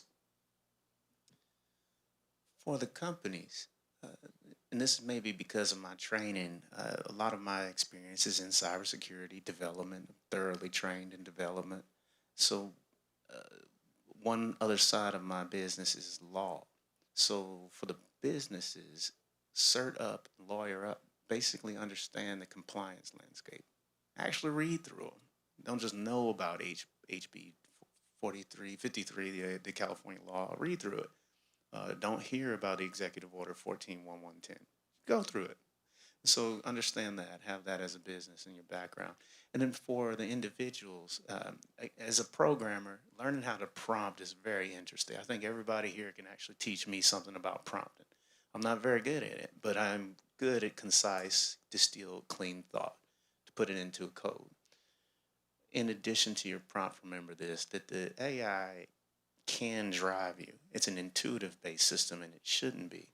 So remember back to your human computer interaction principles. The computer is supposed to serve as a silent servant for you and an extension of your subconscious. So remember, it's assisting you, not telling you where to go. That's really good. So as MCPs come out, you've got API connections. I can connect ChatGPT to my QuickBooks. I can connect it to my Outlook. I can connect it to my Google Drive. Should that keep me up at night? My cybersecurity start coming out? Yeah. Financial data on the, okay. Think about that small form model, if it's possible. Sometimes cloud deployments are very expensive. Yes, somebody with a gaming rig like me, hit me up for it. You can probably deploy something locally or just make a sane data classification policy that keeps things separate and siloed. Yeah, that was a cybersecurity question all day long.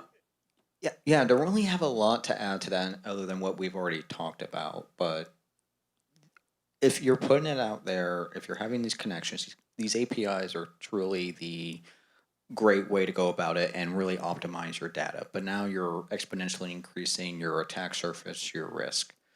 So going back to the cybersecurity, hey, through these connections to this huge data area, can I do a prompt? If I get into your LLM or your small language model or small form model, can I just pull every single data file that you have through that API connection that you have?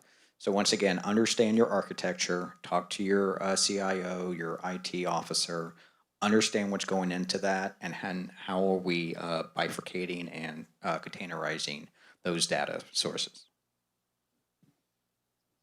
Thank you. So, the fun question. They say in the next 5 years or so, there'll be the first one-man operation, billion-dollar company out here with just one employee, and everything else will be AI employees.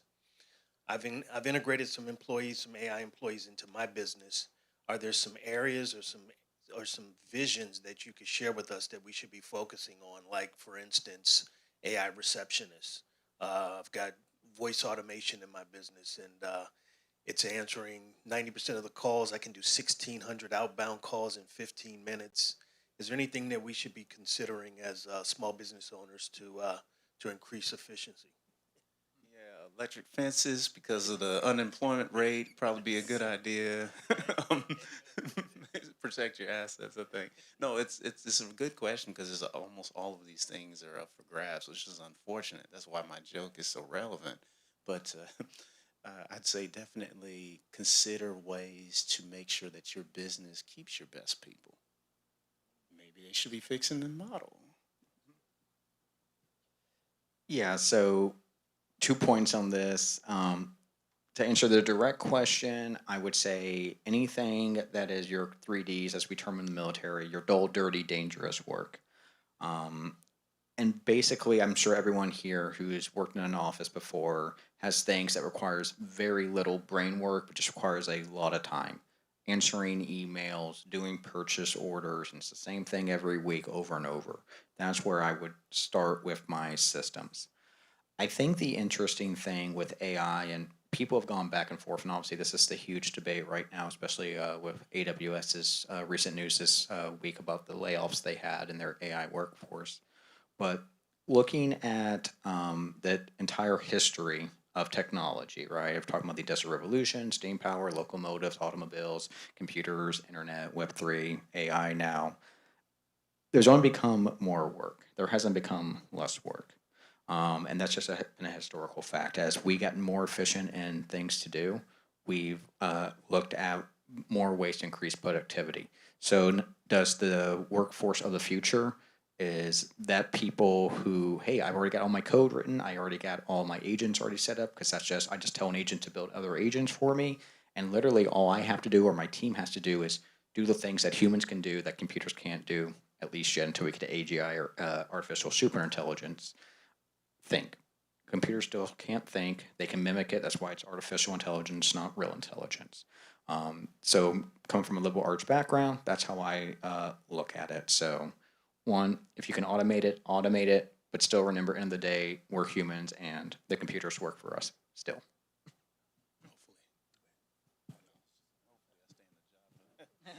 Yeah, that was my question. I mean, a lot of people are losing their jobs. And I get a question often in my presentations of, what should we be telling the young students that are in college now? And you can pretty much see the writing on the wall that their job is going to be very, very different. What should they be focused on? Electrical work, plumbing, the basics, childcare. Anybody need healthcare, childcare? Really fix the model. Learn how the model works. It's complicated math, but so was programming. So was sentential calculus, which is a lot of what our programming is based on, predicate calculus.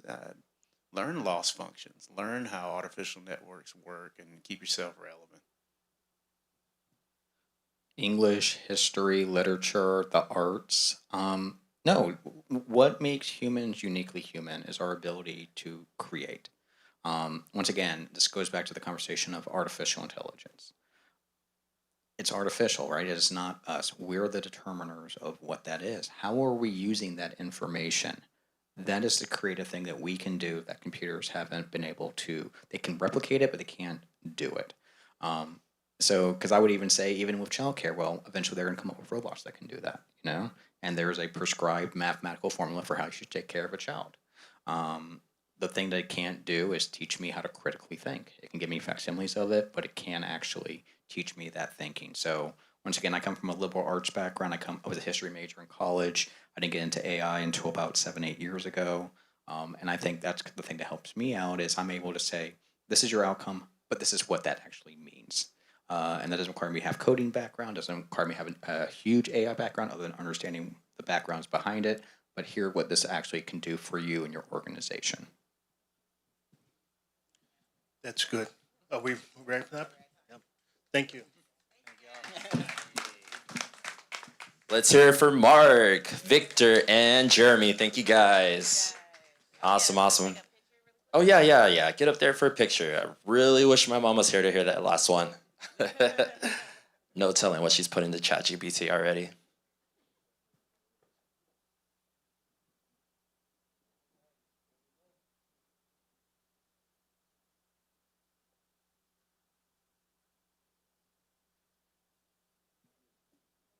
Alrighty, let's hear from, Thank you. Alrighty. Gonna switch it up a little bit. We got a workshop coming up. I think they're getting everything squared away. How are we feeling? Do we need to do a little 7-inning stretch? Yes?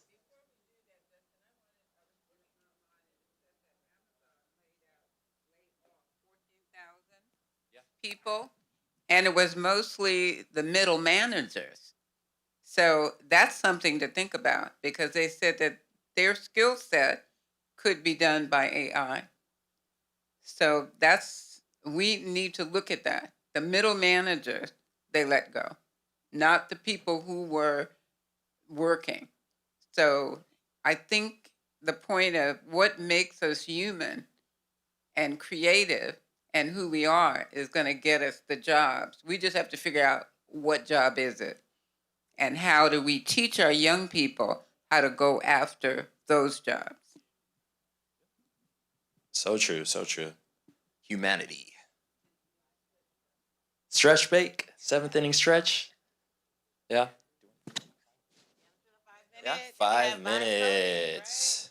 And we'll get right into some vibe coding. Vibes.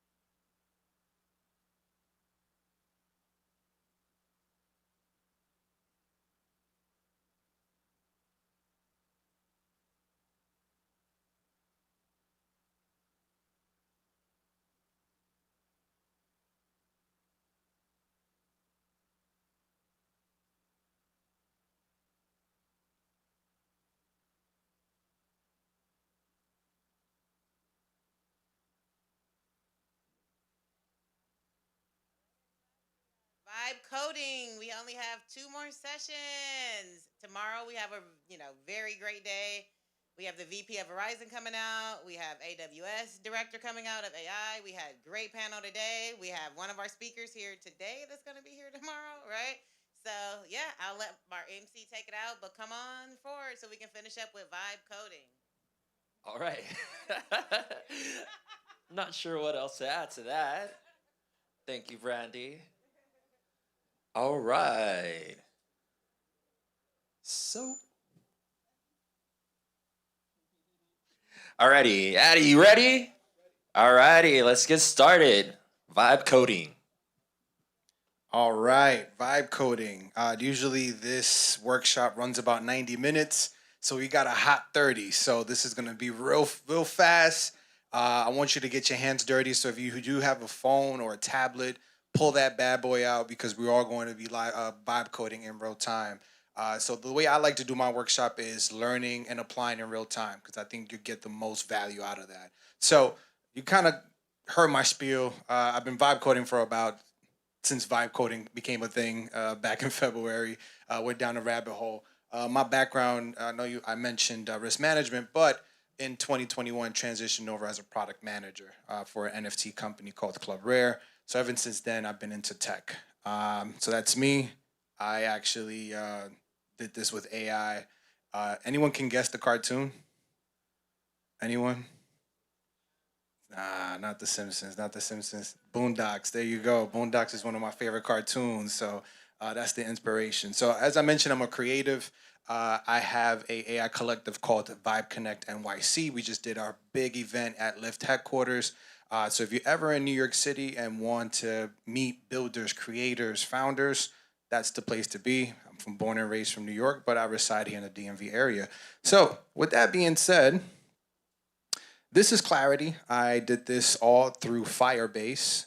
Firebase, it's a AI vibe coding platform where you could build apps through Google. So Google has their own vibe coding platform called Firebase as well. I love it, pretty intuitive. I just wanted to show you something tangible that you can see that you can build. This is Clarity, an AI-powered productivity wellness tool that is voice first. So think, Notion, Jira, but imagine now if you could just do this through voice. That's what I built. So that's Clarity. That's my baby. We have about 200 users, and it keeps me up at night. So that's something I wanted to show you guys because I want to show you guys the possibilities of vibe coding as well. Am I in the way, brother? No? Cool. All right, so who has an app idea? What's the app idea, brother? Oh, you good? Then no, that's fine. That's fine. Okay, cool. Yeah, I get it. Anyone else has an app idea?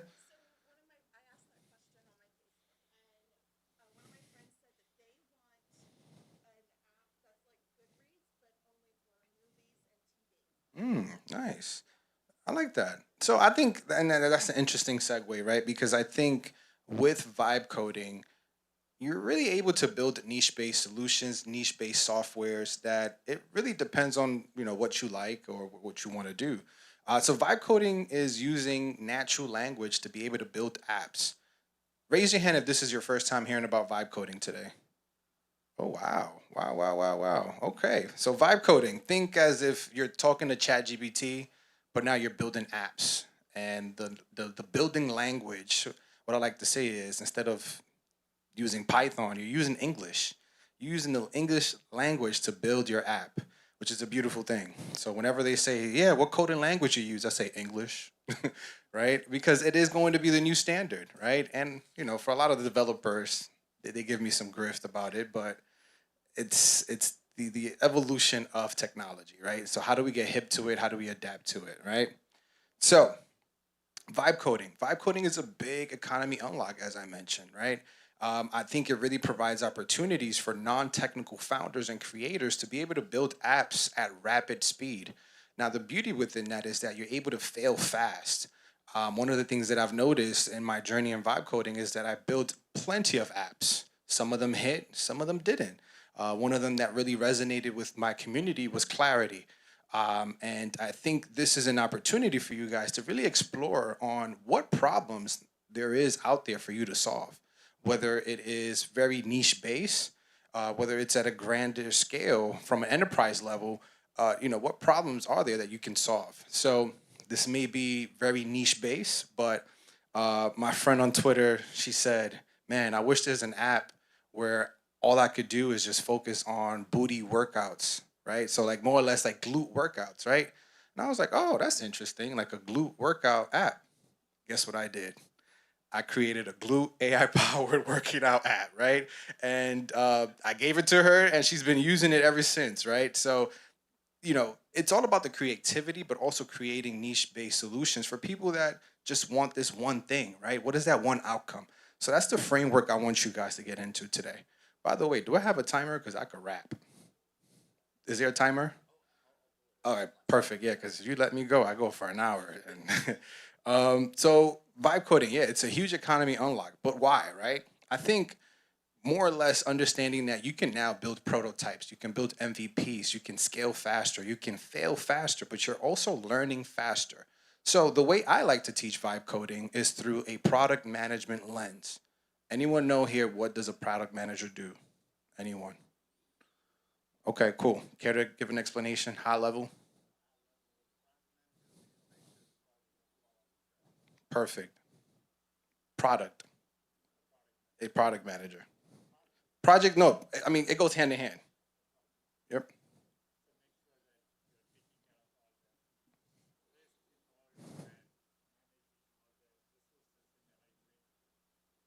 Yeah, that's all great answers. The way I like to call, pretty much what is a product manager? A product manager effectively communicates with the engineer on what the product should be. And that's the role that I want you guys to take now when you're vibe coding, right? What are you doing and communicating to set the guardrails to build an app? Now, it's easy to say, hey, build me a cooking app and think that it's going to build you a cooking app, right? There's steps, there's a method to it. So what I like to use is a product management methodology, right? Because with a product management methodology, it allows you to set the guardrails. It allows you to set structure. So that structure comes into play with a PRD. A PRD is a product requirement document. Now, I know I said you guys gonna get your hands dirty today, but if you are looking to build an app, the first thing you should do is actually build a PRD document. That is the first thing you should go into. That PRD document is going to set the guardrail for your app. Now, the beautiful thing about a PRD is that this is your master plan. This is the Bible of your app. Now, what you're going to do is with this PRD, you're going to take this PRD, and in on Lovable, there's a feature, and I wish I can kind of like go hand in hand, but time is short. So definitely make sure you take my information because I do have virtual classes. But in Lovable, there's a spot where it says knowledge base. And within that knowledge base, you're going to plug in your PRD so you can set the guardrail and provide information to Lovable. So who here has ever heard of Lovable before? Okay, cool. So lovable.dev. Lovable is, I want to say, one of the fastest startups in this decade, if I'm being honest with you. Their rise to growth has been exponential. They're based out of Stockholm, and I do have a partnership with them. This is what I do. I teach people about vibe coding, and from time to time, they do provide me free credits. Unfortunately, today, I have 0 credits for you guys. I'm sorry. But if you come on to one of my virtual classes, I'll be more than happy to provide that to you. So that's how you're able to give the guardrails on vibe coding, PRD. Next is user stories. User stories is what I like to call the user persona, right? But when you're prompting, you want to tell a story to the AI, right? These user stories is going to be the layers of your features. And I'll get a little bit deeper into what that means. But ideally, user stories translates human needs as to what needs to be developed for this app. So for an example, wow, this is going in reverse. Okay, that was weird. Okay, so for example, user stories. So a user story could look like this, a basic ingredient search, right? So instead of saying, hey, build me a ingredient search, this is what I like to do. As a busy college student, I want to enter a few ingredients I have at home so that I can find a quick recipe without needing to go shopping, right? So we highlight who it is, the busy college student, what problems they're having, so they have few ingredients, and then the solution, right? So they can find a quick recipe without needing to go shopping, all right? So I like to leverage that to build out my features time over time. Now I'm gonna go back a little bit. And I wanna, before I show you that, I wanna see if we could fix this together, right? Build me a cooking app, right? And today's theme is just the cooking app because it's just the simplest thing to digest. How can we make this prompt better if you're building on an app? Don't make me call on you. Okay, elaborate.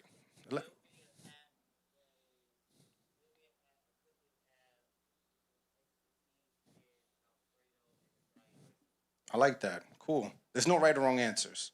Want to try again?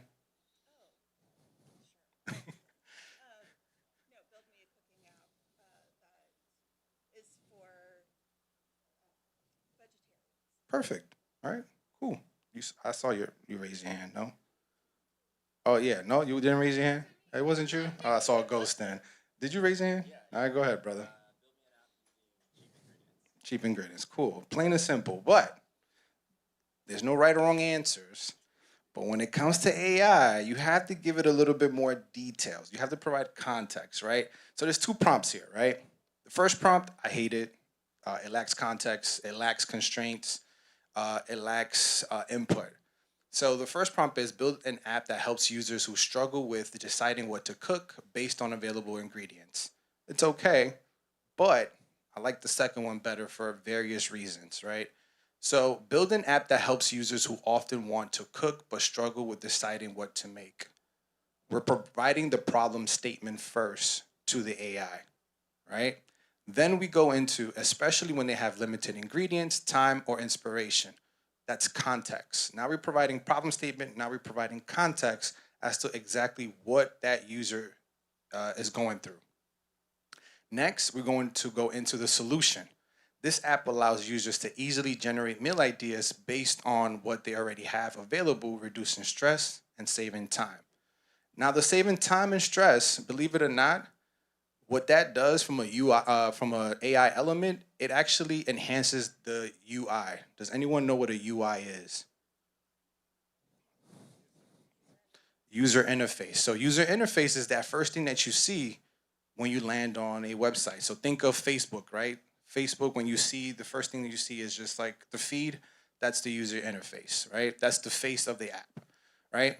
So think about first the problem, think about what the user is going through, and then think about the user pain points and what outcomes you want to solve for those users.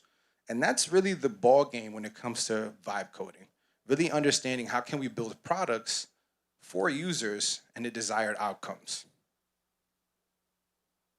I'll leave this up here if you guys want to go ahead and snag a picture.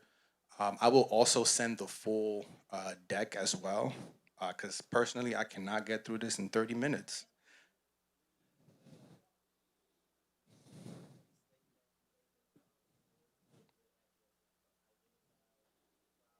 Yeah. Yeah. So in order to build a good prompt when you're building an app, you have to provide a problem statement. What is the user going through? Next, provide the user persona, and I'll go back to a little bit, right?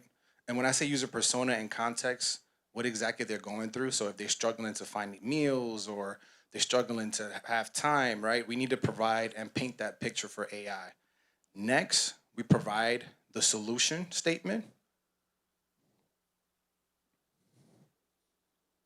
And something that I missed, and I thank you for kind of bringing me back, is more or less the emotional resonance that you can provide in your prompt as well, because that also allows AI to understand what exactly you're building. So when you're vibe coding, you can vibe code from an emotional perspective, but also providing a guardrail with product management skills as well, whether that is a user persona, problem statement, solution statement, to really set the guardrails. And when I say guardrails, it's just more or less you're with the prompt itself. Yes, because the thing, yes, because it's right when you're prompting, you're not prompting loosely, right? You need to prompt effectively. Now I'm actually going to go into the next slide so you get a better understanding as to what I exactly mean with the guardrail. But the problem is that when people vibe code, they vibe code without context. There's no context. There's no color. There's no fluff. And the problem with that is that your app could hallucinate, right? So if you say, hey, build me a cooking app, there's no guardrails. It's just, AI is just gonna go ahead and take that and run and build a cooking app with no guardrails. Exactly, right? So with this prompt, you're not only providing the problem statement, you're providing the user context, and then you're providing the solution statement, which provides the guardrails for AIs so it don't hallucinate. How am I doing on time? 20 minutes, great. So, with that being said, I got 4 minutes left? Good Lord. All right. And that's why I'm running through this. So, I think this is probably the bread and butter right here, the COCI prompt and engineering framework. This is something that I use a lot when I'm building apps. C is for context, set the scene, provide the user reality, what exactly is going on as to why you're building and what are the user pain points. I'm gonna keep saying this again and again because user pain points equals to solutions. You wanna focus on user outcomes. Next, the output. Define exactly what you want. When I say you, I'm actually talking about the user's outcomes, right? Sometimes as a creative, we put ourselves in places where we just want the yielded results. No, you have to position yourself as a product manager and focus on user-centric moments, right? So if I want to lose weight, what is that outcome that I want when I land on your fitness app? Constraints. This is where you set the guardrails. This is where you set the boundaries. What exactly you want AI to do and not to do, right? So sometimes when we're prompting, we don't set guardrails, we don't set constraints or boundaries. Set those boundaries and constraints. It is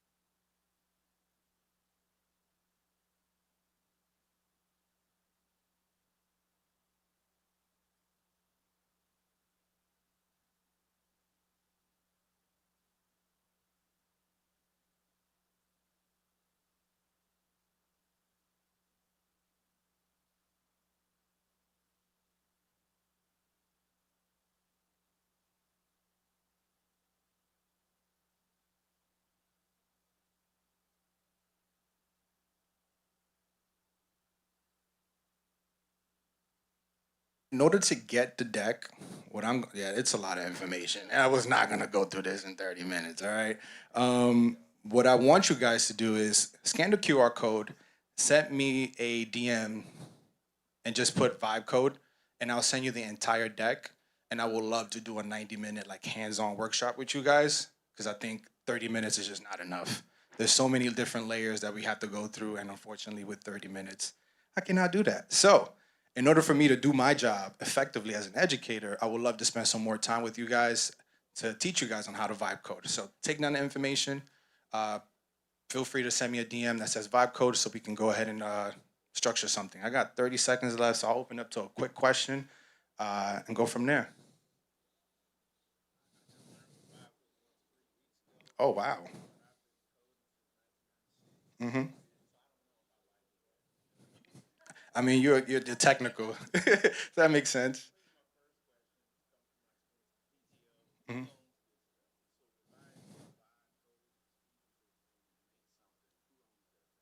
So that's a great question.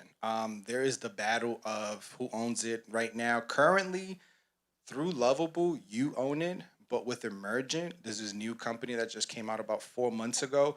They are now giving you the right of way to take all your data and transport it into like a GitHub repository. You can take it offline if you want to. So I think because vibe coding is so new, right? It's only been out for about 8 months. They still guardrail. Yeah, it's only been out for 8 months. It hasn't even been a year.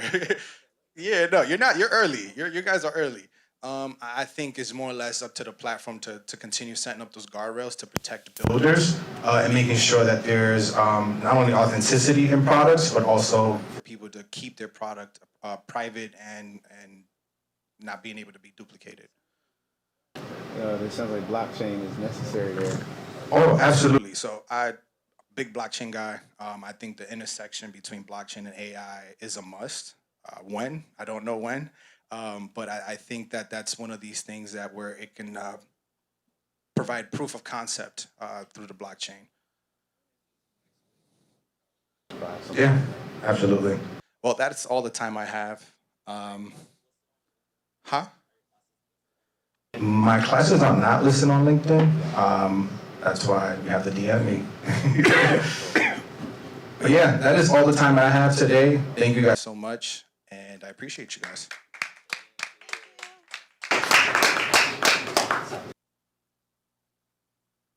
A little more time. I want to survive a little longer.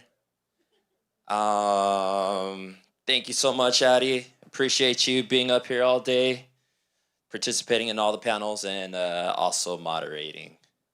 Give a big round of applause to Addie. See, sorry, let me pull up the schedule really quick. Alrighty.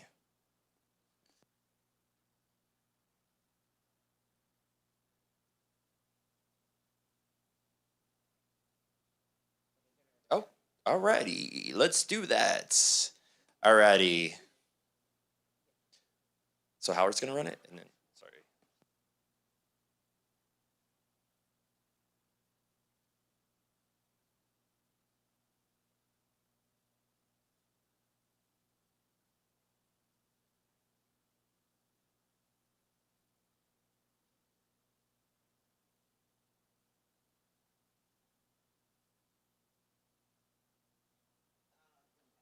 All Zoom. Oh, take a picture. Yep.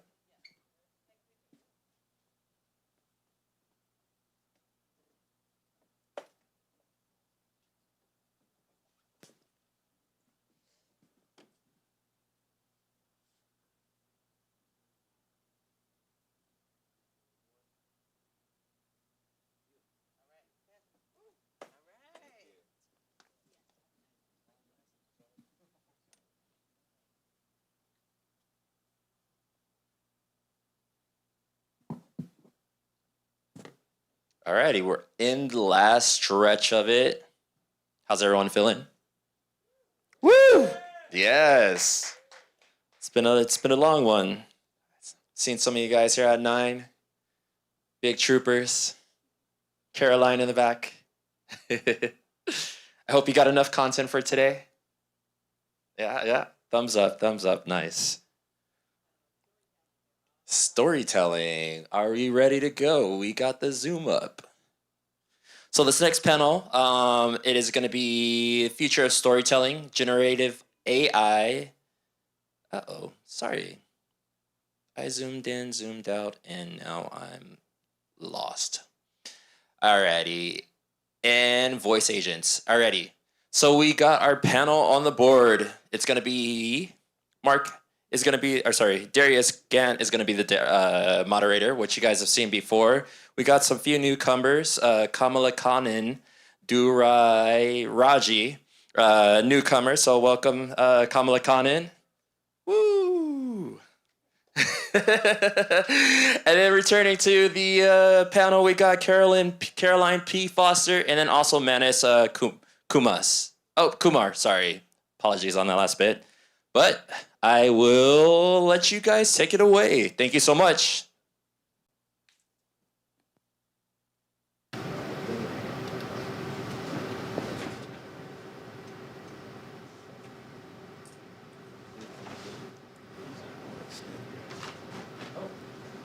We're ready for you, Darius.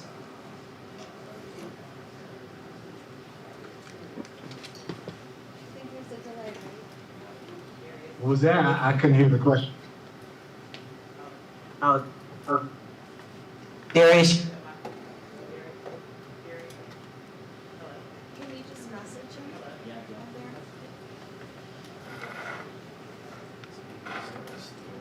Darius. Darius, you're the moderator, so it's all on you. Gotcha. Okay, I can get things kicked off then. So, just in thinking about generative AI, would love to get some perspective here on how generative AI is actually changing stories, right?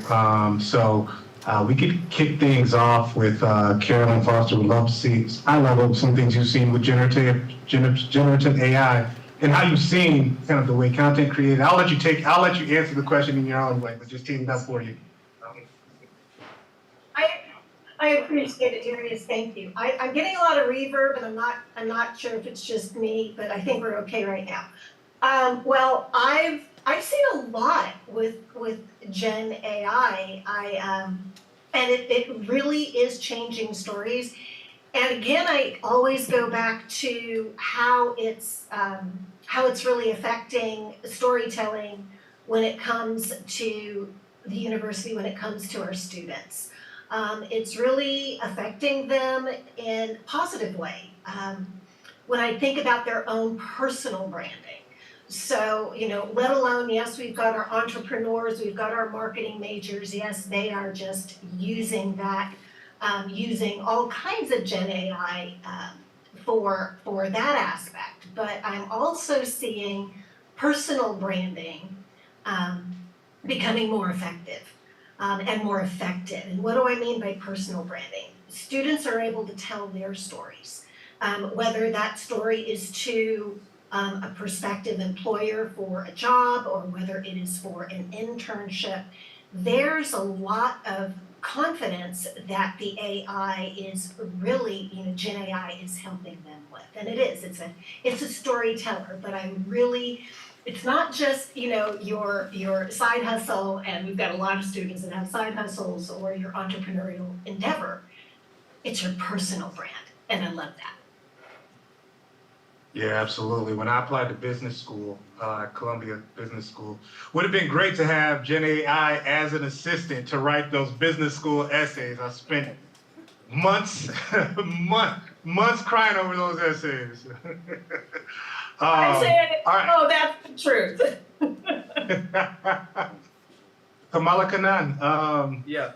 correct me if I pronounced that improperly, by the way, but would love to kick the same question to you. Yeah. So, I was just listening to you guys, and before talking about anything related to Gen AI, I would like to just introduce myself shortly because I've been in the storytelling field for a very long time in terms of human age, because I think I've been working in this industry for 12 plus years, and Indian industry, film industry is super complex, and my ideas were super complex, and there was never a single person who was ready to greenlight it at the first stage.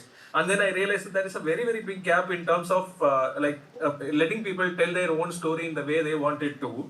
And I think that still remains a problem for a lot of people. And Gen AI, I think that has bridged the gap because content creation has been democratized as it can be. And I am running a company called Script Factory, which is at the intersection of AI, human creativity, and storytelling. And we have been redefining it in the most unexpected ways. To answer your question, to keep it very short, storytelling is going to change, and everything is being reimagined in the most unexpected way possible. So, yeah, I'm just very glad to be part of this panel too, and yeah.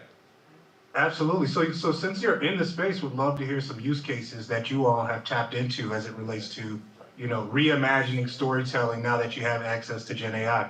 Yeah. So I can actually show something which because for example, when I boldly say that I reimagined the storytelling, let's say you walk into a resto bar in Delhi and you ask for a menu, they won't give you a menu. The product which we have created, can I share something here or? I don't have the answer. You can give it a shot and we can see what happens. Oh, okay. So, it says request as recent, but again, when I say reimagining stories, the menu just won't be a menu, but it's a story that drives the viewers, and the engagement rate of everybody who is picking up the menu has skyrocketed. I'm not able to present it, but I would love to present it to you. So that's one of the ways where we reimagined it, and we have been using a lot of mascots to tell stories across the board. Just give me a mascot or just give me something. Anything. It can be a stool, it can be a bucket, or it can be the podcast mic which you use. I can turn it into a story and present it to you in no time. I mean, quality matters and the human creativity matters. I think, yeah. Yeah, I think this is one of the spaces that is particularly interesting because not only do you have the ability to create content from a text perspective, but imagery as well. So you've got both video and you've got pictures, right? You have all different ways that you can leverage AI to create content, to change the way creative is made. And I left out, presentations from a PowerPoint perspective. There's all types of platforms that you could use there as well. In terms of the creative formats, how do humans, and maybe Carolyn, you can hop in here and would love to get your perspective, but when you think about humans leveraging AI or humans and AI creating content together, what are some things that you've seen on specific platforms? Okay, so is it for me or Caroline? I'm sorry. Here, that was for Carolyn. We'll come back to you though. Please. Yeah. Well, one of the coolest things that I saw recently, totally blew me away. So I have a good friend of mine who is a CEO. She owns her own wine brand. She's been looking at ways to expand that and other than just selling her wines in stores. Mm-hmm. Working with AI, she created a label. And the label has a QR code. The label can be curated depending, let's just say she's selling a personal brand of wine to a law firm to give them out to their clients. Mm-hmm. So you click on the QR code. It opens up with a virtually created story specifically curated for that business. So if it's a law firm, the law firm is thanking all of their clients. It could be an avatar. I think most of the time it is an avatar, but a very well done avatar. And that law firm is not only able to tell its story and thank the individuals. This wine bottle with this label has now become an amazing marketing tool forever and ever and ever. You're not going to throw that bottle away. So again, the collaboration of working with AI to again curate the personal brand, the personal, the new story that probably was never really told very well 3 to 5 years ago, and now we're looking at this kind of collaboration. It's amazing. I'm amazed. I'm curious there, just to expand on that, if she gave you any insights into other things, other tools that were used inside of that QR code. So when she told the story, is it video, is it audio, and then you go into a world where you can even clone your voice using something like 11 Labs and tell stories with customized voices.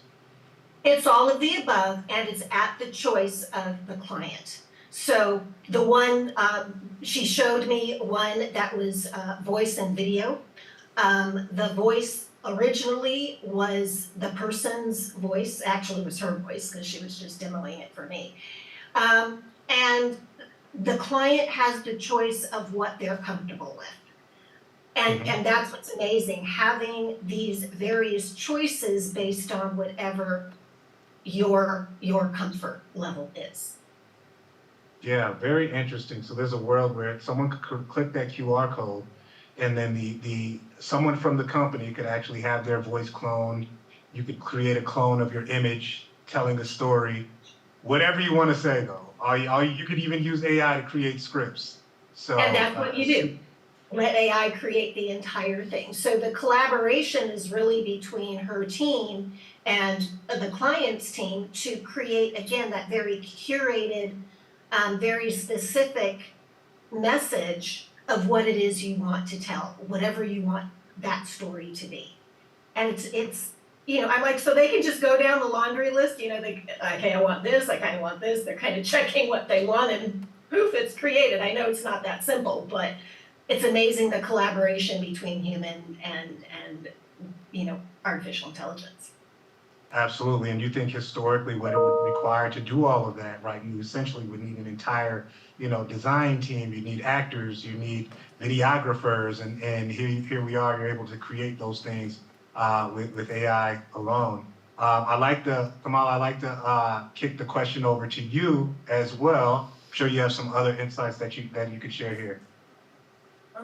Um, I would say rather than talking about tools which we engage with, I would say storytelling has redefined human civilization as we know it, because whatever we remember, our stories are always stories. So all these stories are remembered in some form.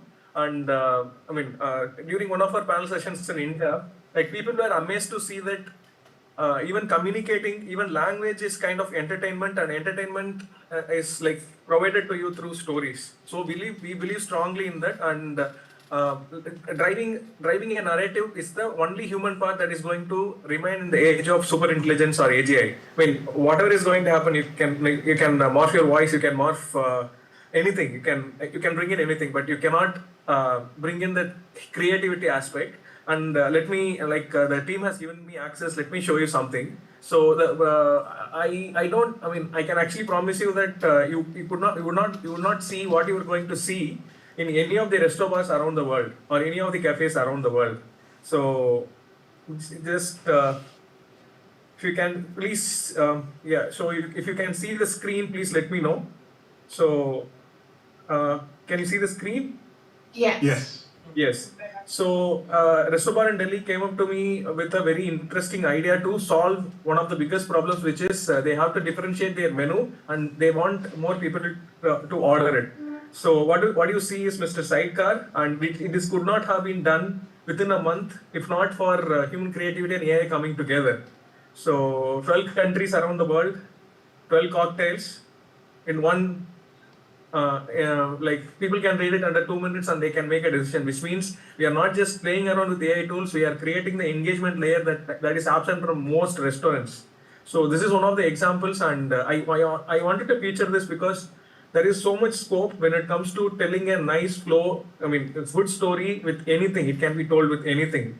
So I can quickly run you through this, but I think you guys see the whole idea behind how, where, and what kind of stories that can be told. So, I mean, we are very proud about this as a team. Very interesting. And since you're in this narrative / storytelling space, right? Like you said, we're all involved in that space in some shape, form, or fashion. Whether we're pitching ourselves for a job interview, whether you're actually writing books, whether you're creating marketing copy for your business. So for the folks tuning in, what are some tools that they could actually test out today as a means of enhancing their ability to tell stories? And I'll let you take it from any direction you want, but if folks were to walk away and be more productive after this conversation, what are some things that they should look toward? Okay. So, Caroline, do you want to go first, or can I just, yeah. So, I mean, I think most of the tools that I mentioned, I would say Claude is very good to assess how good your story is, how good your flow is. Claude is the best, and Perplexity gives you all the citations, and I think most of the AI tools which we use right now, be it ChatGPT's Atlas or the Comet, I mean, I'm not talking about browsers, but all these tools, if we understand that, okay, ChatGPT, I mean, has its limitation, but Claude is good at writing, and Perplexity is good for research. If the base is set, you don't have to worry about anything else, because at the end of the day, I mean, if you have a goal that is set, if it is going to be like audio podcasts or audio overviews, you can simply use Notebook LM and then learn. But if people are going to implement something, they have to use a bunch of tools, or at least use LLMs in the backdrop to expand what they are thinking. So I would say Claude is the best for writing, and Midjourney. All these tools do exist, but we are also experimenting with something which is where we can actually merge 3D layers with Unity, merge 3D layers with real-time environments, and see what are the possibilities in telling a story. So when it comes to tools, hands up, Hilo is the best and cheap. Google Veo or Sora, they do work, but I think we need to go into a lot of experimentations to either see a full-length film that can be featured in a theater, because even now in India, as we speak, There is a OTT series that was completely generated by AI, and it features India's biggest epic, which is Mahabharata. So, I mean, the possibilities are endless. We just have to find the right tools because no one tool gives you the answer. To keep it really short. Yeah, awesome. Several good tools out there from text generation to image generation, video generation. So appreciate that. What about you, Carolyn? What have you seen? Well, I'm going to have to give the plug for Gemini. Okay. And one of the reasons why I love Gemini is it's because it is true, Gen AI. It'll give you pictures. It'll give you, text. It'll summarize, all of those articles that I have to read, and I just run it in bullet points. Just give me the high level stuff that I need to know. But I think to your point, I mean, that's one of my favorites because it does so much. Now, is it as good as a Claude for research? No, it's not. But it can summarize that research once I get it. And that's what I'm loving all day long. But I think we really have to take a look at what you're going to be using it for. Like you said, there is no one tool that does everything. So it's going to be a mixture based on what it is that you're seeking, what it is that you want to use. And, I'm also just going to say this, a lot of it comes down to preference. A lot of it comes down to what feels comfortable for me to use, what's easy, what's intuitive. I'm not a Copilot fan. I mean, I'm not, but yeah. I've got a whole lot of people. I'm not a Copilot fan, and I'm not. So it's trial and error. And I think people, if you're going to walk away with some takeaways, be comfortable playing around. You're not going to have one tool that's going to do everything for you.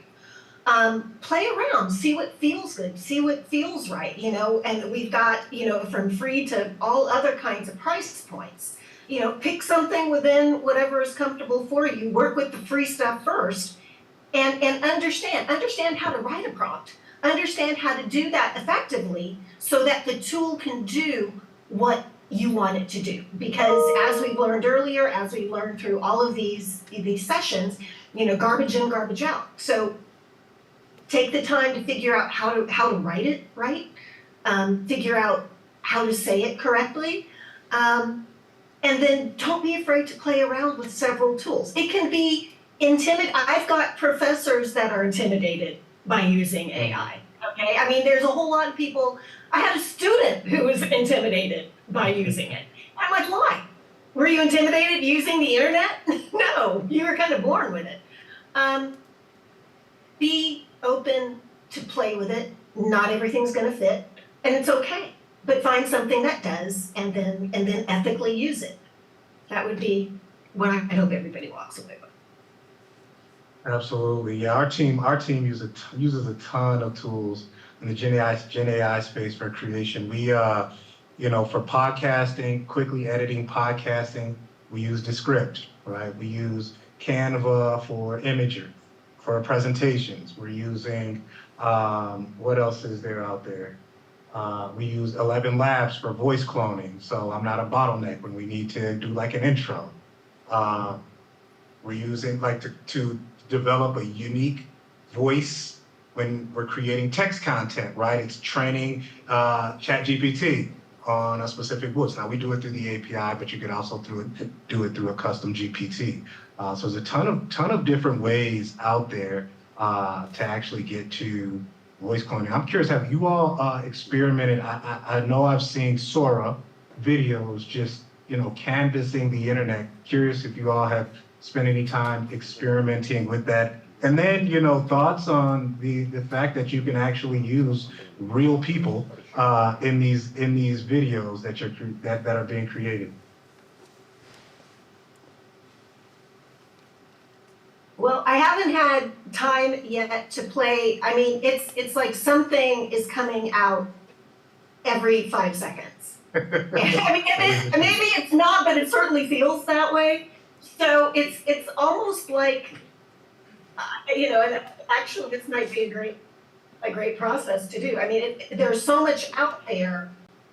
It's hard to corral it to figure out what's there and figure out what to use it, how to use it.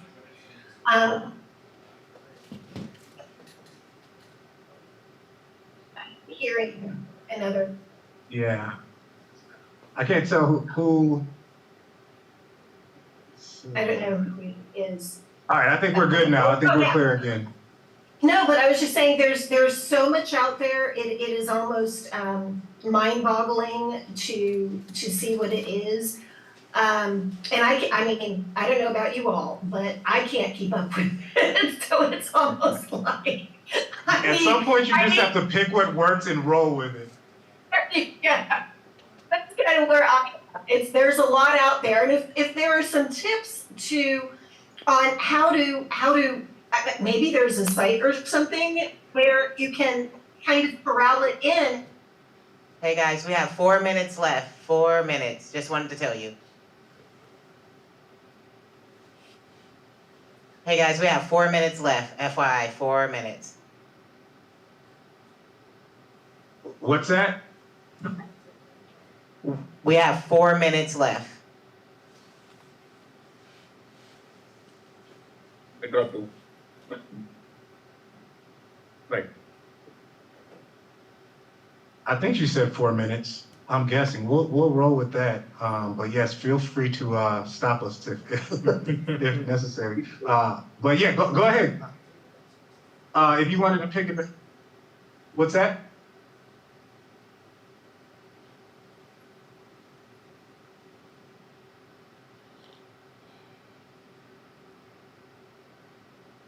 Come on.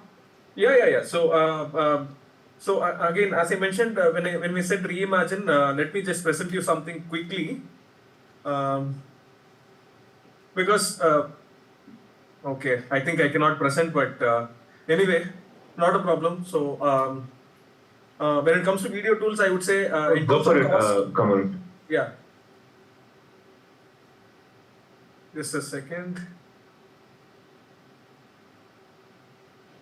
So.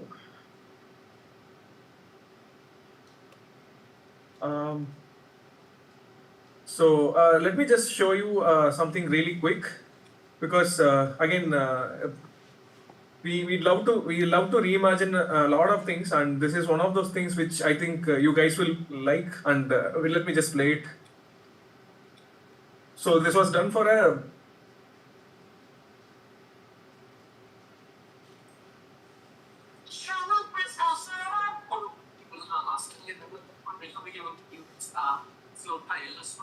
So I'm actually sorry, but I think I'm not able to present it the way I wanted it to. But the idea is to reimagine how recipes can be presented, because everything comes with a story, and this comes from a very branding and marketing aspect. So to answer your question about video and AI tools in this space, Hailu, I would say I would rank it higher, and there are different video tools which can give you different outputs, because Runway Aleph is for switching or fusing videos, or you have when and a lot of tools which, if you compartmentalize and if you use it properly, you don't need $15 million budgets to produce just a $1 million film and pay the actors. But we have done it, and we are very happy that whatever is coming out, because again, this is opening up a lot of avenues for a lot of storytellers across the board. And Absolutely. Yeah. We are just playing around with Sora and Google VO 3.1 fast. Hopefully, we are building our own model, and you guys should be able to use it in the next 6 months. So, yeah. Awesome. Well, I think we're up on time, but I think that puts a good bow on the gift. There's a bunch of tools that were mentioned in the past 30 minutes, so hopefully folks were able to scribble some of those down and then go back and go test them out. The good thing is most of them have a free trial that you can use just to see how much or how little you might like the tool. Alrighty, thank you so much. We really appreciate your time. Thank you, Darius. Thank you, Kamala Kanin. I hope I got that right. And Caroline, we appreciate you guys joining us today. Can't wait to see you guys. I think we'll see some of you guys tomorrow, so I'm looking forward to that, but I appreciate you guys. Feel free to stick around for the rest of it. We got one more presentation today. panel, I should say. Sorry about that. So we're going to talk about the future of XR and AI, the immersive realities of the future. So our moderator now will be Howard Jean. Yes. And then also joining Howard Jean up there, we're going to have Dorcas Atta. Alrighty, I'll hand it over. All right, so we're 20 minutes?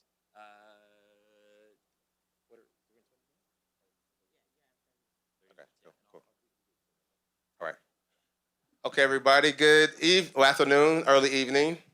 So I'm a former teacher, so I have to have engagement. So when I say good afternoon, say good afternoon. Good afternoon. Where are your manners? Where are your manners? Okay, so my name is Howard Arjan. I run an agency entitled Black Meta Agency.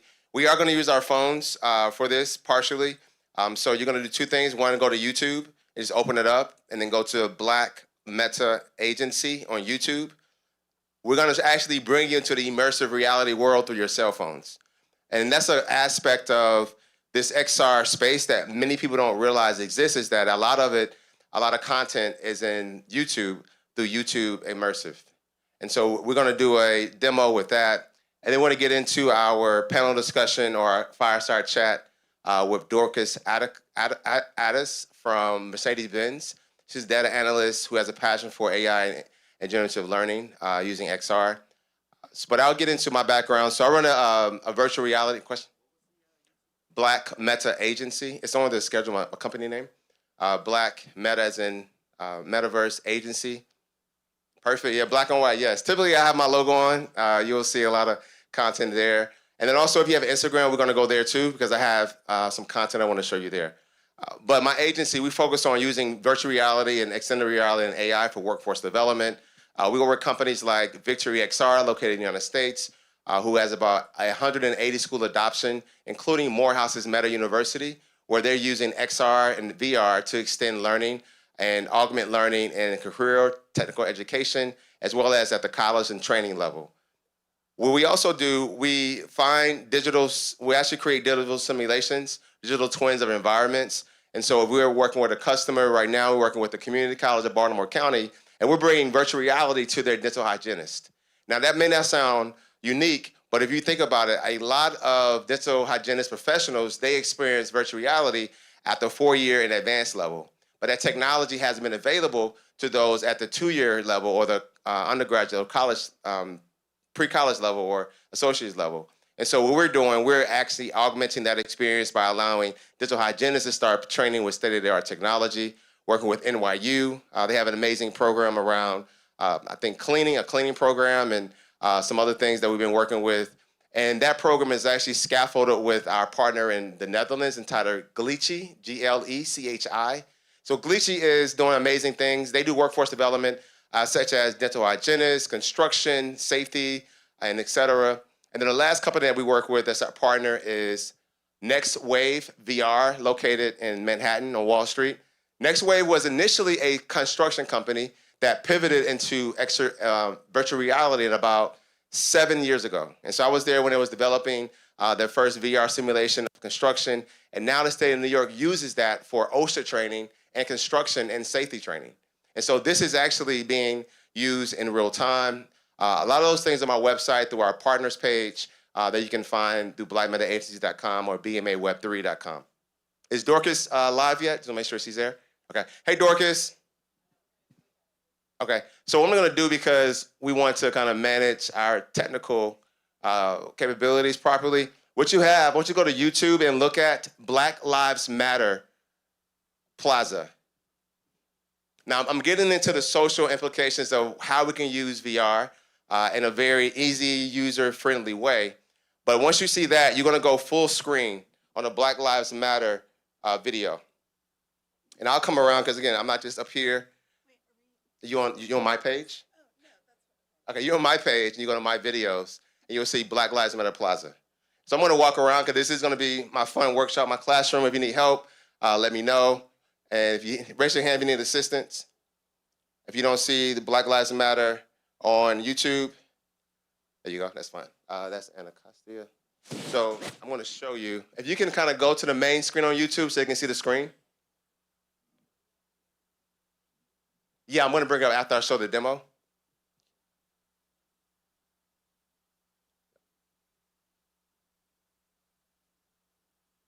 You gotta click one button. Yeah, that's it. Let me go to videos.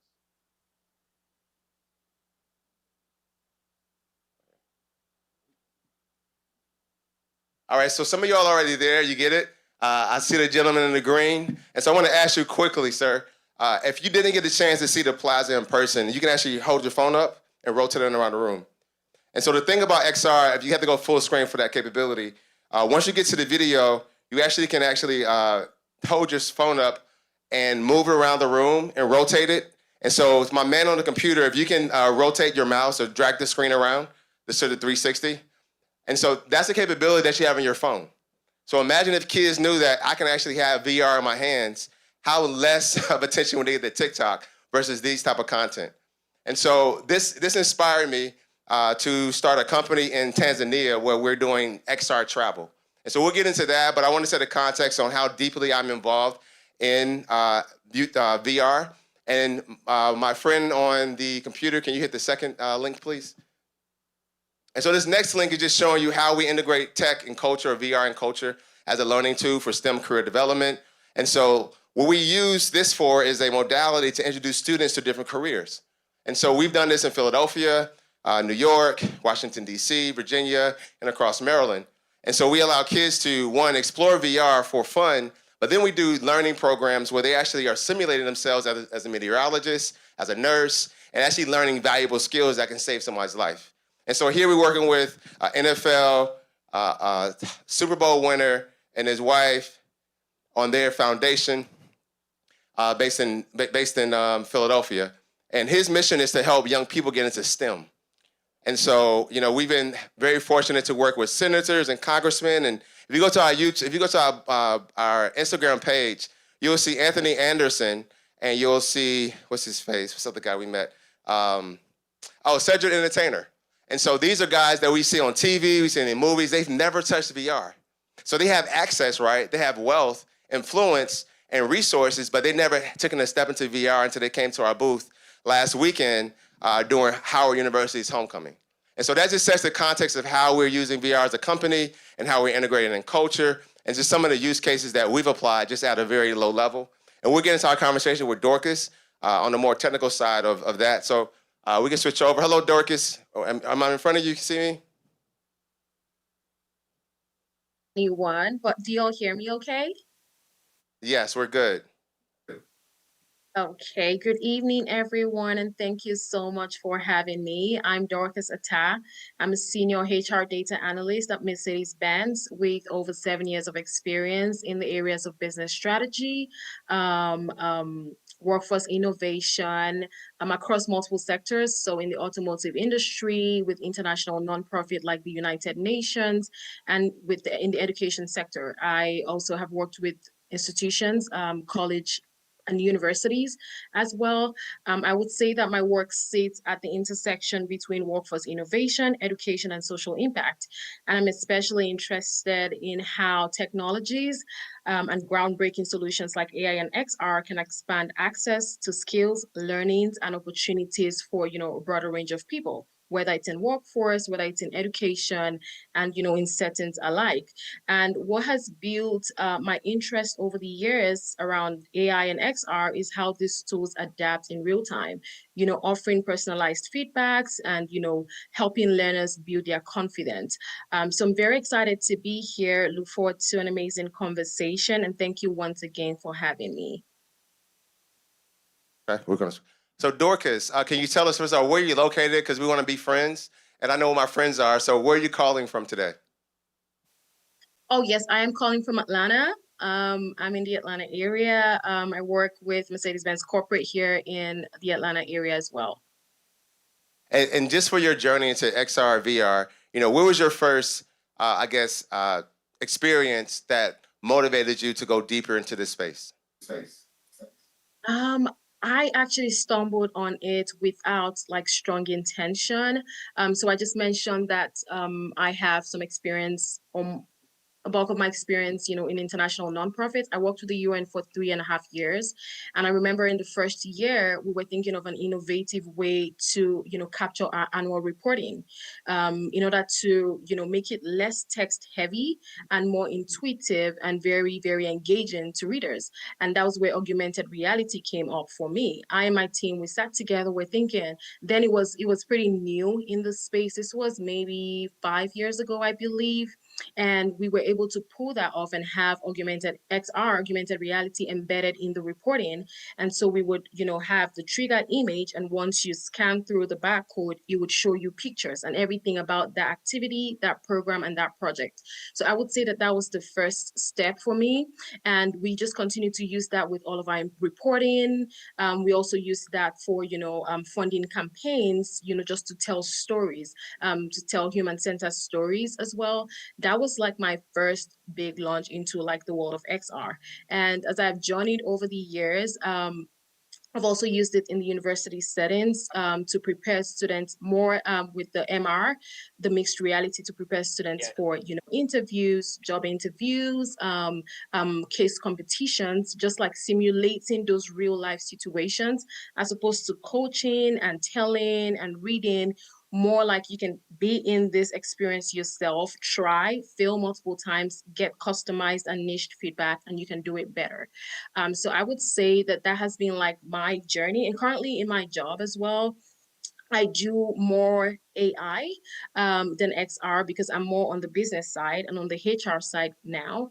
But yes, I have explored it in these areas, and on a personal level as well. I do some of those. So today you're going to share something that was very interesting around your education, exposure to this, and it leads me to ask the question, what are some barriers that you see when it comes to adoption within the United States? And the context is that Bank of America, every one of your customer service representatives at Bank of America have used VR to train. They've been using it for at least 5 years. And Hilton Hotels have been using it for at least 7 years. And we know Home Depot and a lot of those other big commercial stores have been using it. And so the question again is, what are some barriers that are preventing adoption? Because it's still new here outside of enterprise usage. And it was touched on education, what's become very popular about 4 years ago pre-pandemic, but then the bubble kind of slowed down once Meta got involved. So what are some barriers as it relates to education and adoption in the United States? I would say realism. Realism is something that I see, and it's interesting because I would say realism and skill. But speaking more on realism, it's most of from what I've seen and what I've experienced in the last couple of years. The simulations are not designed in a way that is real. By real, some of the questions that are asked during those simulations, some of the feedbacks that are given during those simulations are not really what people encounter in their day-to-day interaction with individuals. For example, in the sales industry or in like sales settings, during those simulations, I have seen or have gotten feedbacks like the interaction is very avatared, very AI, very not human enough. And for me, that is a barrier. I'm still looking forward to opportunities where there's enough human touch, where the conditions, what people hear, what people see, and it really mirrors real life conditions, if that makes sense. And in terms of skill, again, in most recent time, I haven't had a direct in my job, in my day-to-day, I haven't had a direct touch with more of the use of XR. I have visited some dealerships where this is used for training the sales personnel, for training the technicians. And that's where I got this feedback of it's not real enough based off what we see when we deal with our customers. And I would say skill. So for whenever we get it right in terms of making it real enough to really be human-centered, for people to really feel like this is worth it when I go through this simulation and this immersive experiences, whenever we get it, how are we able to scale it? How we able to make it very accessible, infrastructure wise and even, hardware wise. And so, I'm sorry. So we're kind of operating two different sound systems. So pardon the abruptness. But what's interesting to me is that you say realism is a challenge, and I think of Call of Duty. Yeah, I think y'all know the big hype around Call of Duty, and a lot of those UX got user player one games. And they've overinvested in their technology development, which is why they have such a hype, such interest. And I see a major disparity in how we are investing in education and training as well. The video game industry has leaned 3 times into that versus where we are. And I think with the realism aspect, that's going to help. I'm actually developing a concept or a project to where we actually have, I would say, Call of Duty quality training for workforce development, and it's gamified. And one thing that we're missing when it comes to education and training, a lot of oftentimes is the gamification that we're kind of conditioned to through our, I guess, our current conditioning when it comes to how we release endorphins and engage with games such as, I guess, the Candy Crusher and Dots and things like that.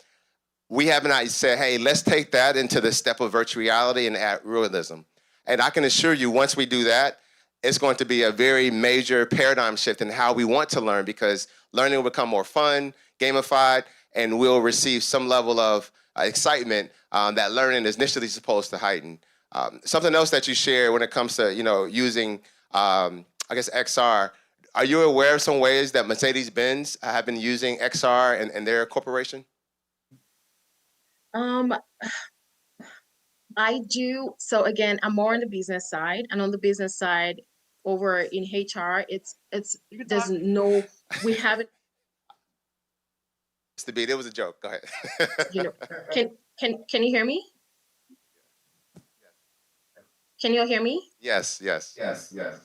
Okay. Yeah, currently we aren't really heavily invested yet, but it's something that I see coming, in the near future, especially with workforce trainings, with retrainings and relearning opportunities, with onboarding. We haven't really transformed ourselves in that area yet, but it's something that I see coming, because again, it's currently being adopted in certain dealerships for the training of technicians and even the mechanics, which is more on the technical side. But that's something that I see us adopting in the near future, but we're not there yet. And as it relates to immersive experiences that excite me, I've been tracking a lot of the work that our Army is doing, or I guess it's now Department of War is doing. And obviously, Meta has invested, Microsoft invested about 100, or they won $100 billion contract, or $10 billion contract for virtual reality as it relates to the war fighter. And if you can do a quick search at your leisure, you will see that the quality of what they have for the warfighter, it pales in comparison to what we're using at the commercial level.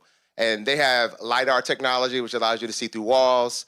They have their own satellite on their headset. They also have night vision, thermal, and other types of technologies that allow data to get from the warfighter to the main base, so that now we can work with drones and how we work that technology side of the warfighter. That's what excites me, because I'm a big movie buff, futuristic buff. And so I've been looking at VR my whole life, it feels like. And now it's actually right in front of us and is being applied every day. For you, Dorcas, what are some experiences that excite you in XR? Experiences that excite me in XR really is how, immersive realities gives us an opportunity to practice, real world skills. And, in safe simulated environment, like I had highlighted in some of the things that I was saying earlier. And, when it combines with AI, these tools adapt in real time, offering personalized feedback and helping, just build confidence. For me, that is very exciting, because then it goes away from just speaking or going back to how we have learned or how we've been conditioned to learn. And by learning, I mean in the educational sector, more with workforce training. It's more, here's the content, here's the resources, finish this, let's see your certification, for example, just here you go, study and then get it done. But what excites me right now is how you can learn as you go, as opposed to like learning about this, you're not learning through the work and just being immersed in the full experiences, failing, growing, getting good feedback as you go, customized feedback to you. I would say that that's very interesting. Okay, great. And so I guess I want to kind of get into the next part, which we were kind of when it comes to AI's intersection or integration into VR. And so what are some ideas that you all may have? And Dorcas, I'll let you go last to kind of close that question out. But what are some ideas that may come to mind because we have AR and VR in the same room together? What are some ideas, everybody? Anyone? Oh, I don't know. I'm still trying to think about it. Okay. Well, let's talk about idea because I got to get to the end of this. So just talk about like some ideas that you have. Who's going to spur curiosity? Many of my ideas come with disclaimers, so the patent examiner will curse me out if I say the wrong things.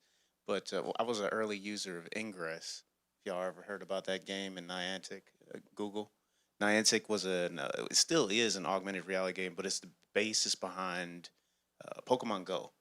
So one idea, I probably shouldn't tell y'all because I could easily make this, but it's effectively tell people about the history of an area. You know, another one of my practices is cultural anthropology. I'm a study of American Indian studies and history, and just tell them about what those cultures were doing there. Okay, we got a Eureka moment. First of all, I love that. So I'm actually with a partner of mine. We're developing Pokemon Go for small businesses in certain areas that drives traffic to businesses during Restaurant Week. It's gamified. And so we look to roll it out next year in DC. Well, I'll need that. Okay, so my idea, thank you for your idea because it sparked this idea. No, it's fine. I would love it if somebody with privilege could experience whatever the thing is, shopping, eating, whatever, for somebody who lives in a food desert or who doesn't have the privilege that somebody else has. Because a lot of people don't realize that they do have privilege. And so, what a way to walk in somebody else's shoes. But from a development standpoint, we know the power of an esoteric standpoint of visualization, right? We know the power of gamified learning, but also envisioning yourself into a particular environment. And they say that 80% of education is actually increased with immersive reality. And so understanding that the statistic, it supports the notion that if I want to inspire someone to become an engineer, to understand what it is a day in the life of someone in the Western Strip or et cetera, then you can leverage this type of tool to do so. And as we go further into the AI component, think about iterative learning, how an AI agent can actually learn and grow with you and actually respond to how you learn. A company that's doing that is a partner company, which is Victory XR. They have AI agents that's built into the VR programming. So now each student has their own AI agent that adjusts to their learning. And so what are some ideas that you may have? And give me one good idea, Dorcas, knock it out of the park, around AI and VR intersection. I would say a good AR and VR intersection would be in, say, workforce training. So if we took the AI component of first identifying what, say, the employee needs are, in terms of like what the needs are, and then we customize a training, using AI tools that meets these employees at their designed need, or that caters to the employee needs.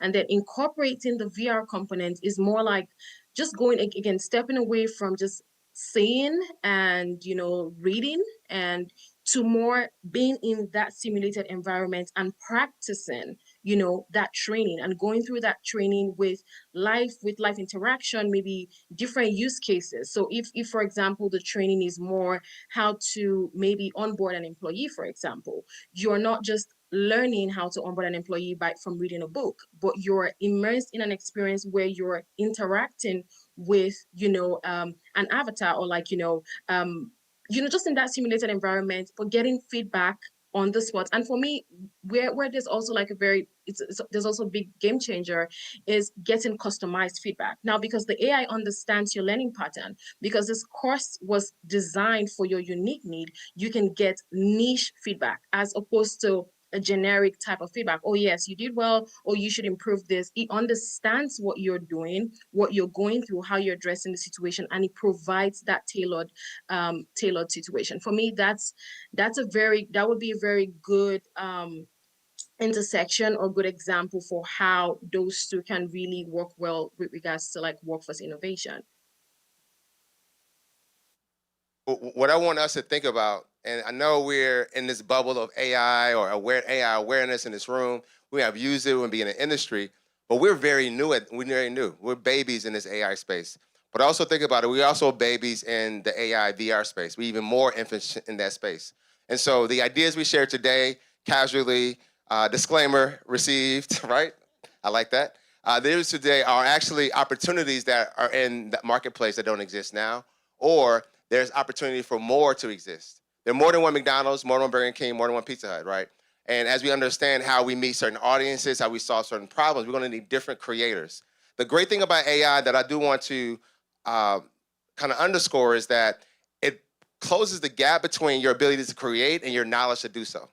Because if you have an idea, a solution, and can think it through from A to B and reverse engineer it, the only thing you're missing is a team of developers or the technology. We're here now. We're at that intersection of time. We're at the precipice of creating anything we like to create. And what I always look at is, why aren't we putting the same effort in creating for workforce, for education, for therapy, as we are for gaming, for entertainment? We know that it's capital driven, but I think that paradigm can shift with people like us that are here today. What's interesting is that before this administration, the VA was actually investing in VR. They had a program called VR Immersive, and this is with at the Veteran Affairs. And I was talking with him about a great project. They said, hey, Howard, let's work on it. We have other companies that have already shown interest in working with us, but we didn't have a cool solution yet. And so this was literally a year and a half ago. And a half ago. And so things have kind of shifted right with the administration, but the gap is still there. And so I want you all to think about, if you have an idea, if you have something that can solve a problem, enterprise-wide, more than likely it's global. Why? Because we can scale it through language. We can scale it through different relationships. And so as we close out, Dorcas, can you let us know how we can get in contact with you, where we can find you online, and continue the conversation through our inbox? Yes, absolutely. I can share my email. Brandy does have my email, and we can, I'm very, very also open. I was very open to this opportunity because I wanted opportunities to, speak to like minds and also learn, because like you said, we're all babies with some of these topics, and there's still a long way for us all to go. So I'm very pleased. I can share my email right after. I would connect with all of the speakers. Love to connect with all of the speakers on LinkedIn, and we can definitely continue to push this conversation, and see what opportunities for partnerships exist within this setting. Last question: what's coming up for you? Where we can follow you? Where we can engage with you online? Is there a program you're running? Or are you speaking somewhere? Where can we kind of follow you in your journey through this space? Can you say that again? Sorry, I didn't get you. Where can we find you next? Are you speaking somewhere coming up soon? I saw some flyers on your page today on LinkedIn. I was snooping. Anything coming up? I mean, well, I'm not speaking anywhere right after here. I do have a conference that I'm speaking in Seattle, but yes, on LinkedIn would be perfect to stay in touch, if I did understand your question. And lastly, for us, again, we're working with Community College of Baltimore County. We actually have a red carpet virtual reality debut for the college. So you all are invited because you're members of this conference. Shout out to Brandy Smith and Elevated AI. And so we'll be doing that, I think, the first week in December. And so you can find me on LinkedIn, or I give you my information, and I'll send you a personal invite. We'll have some leaders there from the state, from the technology industry, and also from the dentist industry, as we're the first company in the United States to leverage this program at the community college level. So thank you all for your time again. Howard Jean from Black Meta Agency. Again, we're online, Black Meta Agency, IG, social media. And thank you, Brandy, for having me and having this conference. Thank you so much. Thank you. It was a pleasure to meet you all.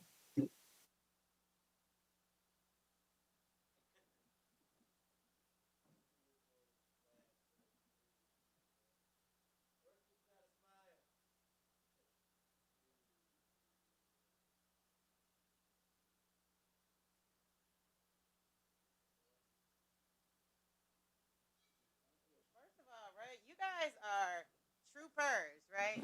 So we could probably go ahead and put the sponsor sheet up, right? So we did have some sponsors, right? Victor's one of our sponsors, so definitely want to have him come up for a second and shout out his company. So again, the reason these are our sponsors that came through and really helped us with this conference to get everything going. We're doing this for the community. If we don't start to intersect as technologists and really start to pound and help people understand what the next steps are, there is going to be a generation that is going to be lost. There's going to be a generation that's going to be at a point to where there's not going to be enough funding, right? And there's going to be a point to where a lot of people are going to lose their jobs, right? So we wanted to do this so we can educate. We want to do this so that, we can have people have hope, because I did interviews probably for like 6 months, and I would just come to DC and talk to people on the street, and everybody was sad, and everyone didn't know what artificial intelligence would have in regards to their future and their careers. So, God put it on my heart to be able to do this so that I can give back, because I've been very blessed in my journey to have, him really guide me as a development manager, him guide me in regards to everything that I've done. So, if I don't give back and if I don't start my efforts in regards to allowing people to know my journey and how you can really transition into tech, then I would be doing everybody a disjustice, and even myself. So thank you guys for coming out. Tomorrow these are our sponsors again. Shout them all out. We have our metaverse partner. We're in the metaverse world. Our YouTube followers are here. We're going to be doing more stuff tomorrow. We have the VP coming from Verizon. We have AWS coming tomorrow. We have more speakers. It is going to be great. And also, we're kind of ending out one AI conference. So it's going to be fun to have this tomorrow. So thank you guys for sticking it out, right? Like, you guys are troops. And also, so tonight you can meet us at the MGM. We have a cigar event where we have Miss Cigars with Michelle. She's here, so we'll have her come up for a second and talk about her program and what she does after you. And so what we've been doing with Black Metal Agency, we've had this thing called Cigar Cocktails and Blockchain, Cigar Cocktails and AI. And so this is our 6th edition nationwide. We were in Brooklyn, Miami, DC a few times, and we're bringing it back with the Elevated Conference. So I was so fortunate to connect with Michelle recently and told her about our interests. But then she said, hey, Howard, I'm a technologist too. I'm like, oh, go figure. So, kind of tell us more about your brand, your product, and what ways are you integrating technology into what we're doing? Hi, everyone. Thank you guys so much for having me. Thank you, Brandy. Thank you, Howard. My name is Michelle Merkerson. I own Cigars with M. We are a cigar education company, so we have a full library of cigar education on the platforms. It's like 7 platforms, actually. So happy to share those things with you as well. So for me, technology is huge. It's kind of started young. My mom is a computer programmer, so everything from how to build a computer to what programs you need to use, all the things. Technology has kind of been a love. And then in my business, I definitely use AI so many ways. Really being in the conference and being able to learn other tools has been helpful as well. So grateful for that. And in the cigar space, we are implementing technology from being able to have virtual cigar education sessions, which I actually just signed my first student today. So super excited. And so with that, I will be teaching her virtually cigar education while she's in New Orleans and I'm here in the DMV area. So using technology, of course, like Zoom and AI and all of those things. So super excited about this event tonight. Yeah, and tonight we are going to have a fireside chat with Brandy, Michelle, and also Stand With Crypto. Stand With Crypto is one of our sponsors for tonight.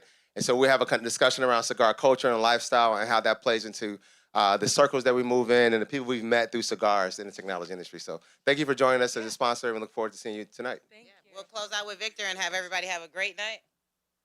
Just tell us about your company. Well, yeah. And we'll let him talk about his company real quick, right?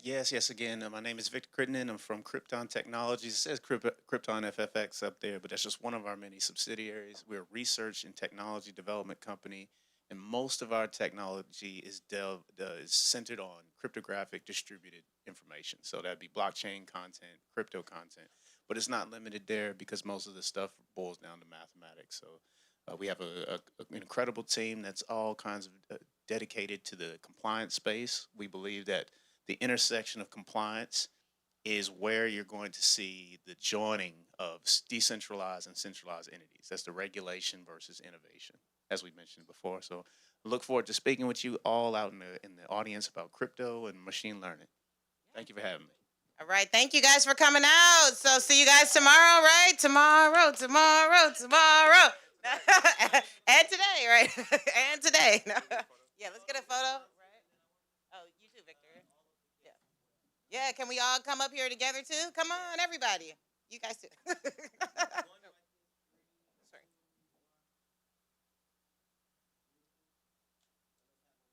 Oh, everybody come on. You guys too. Everybody. Come on up to the stage. A group photo.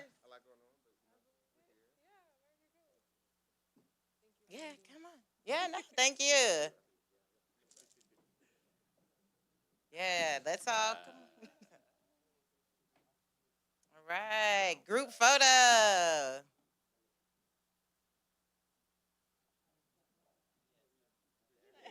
All right. Uncle Mike, come on too.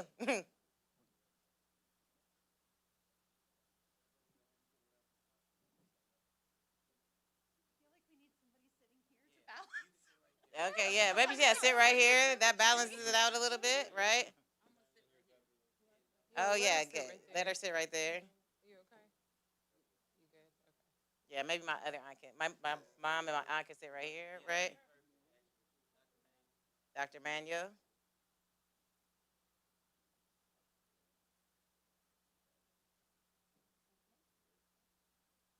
All right. So everybody, we're gonna say elevate AI, right? Elevate AI. AI. Elevate AI.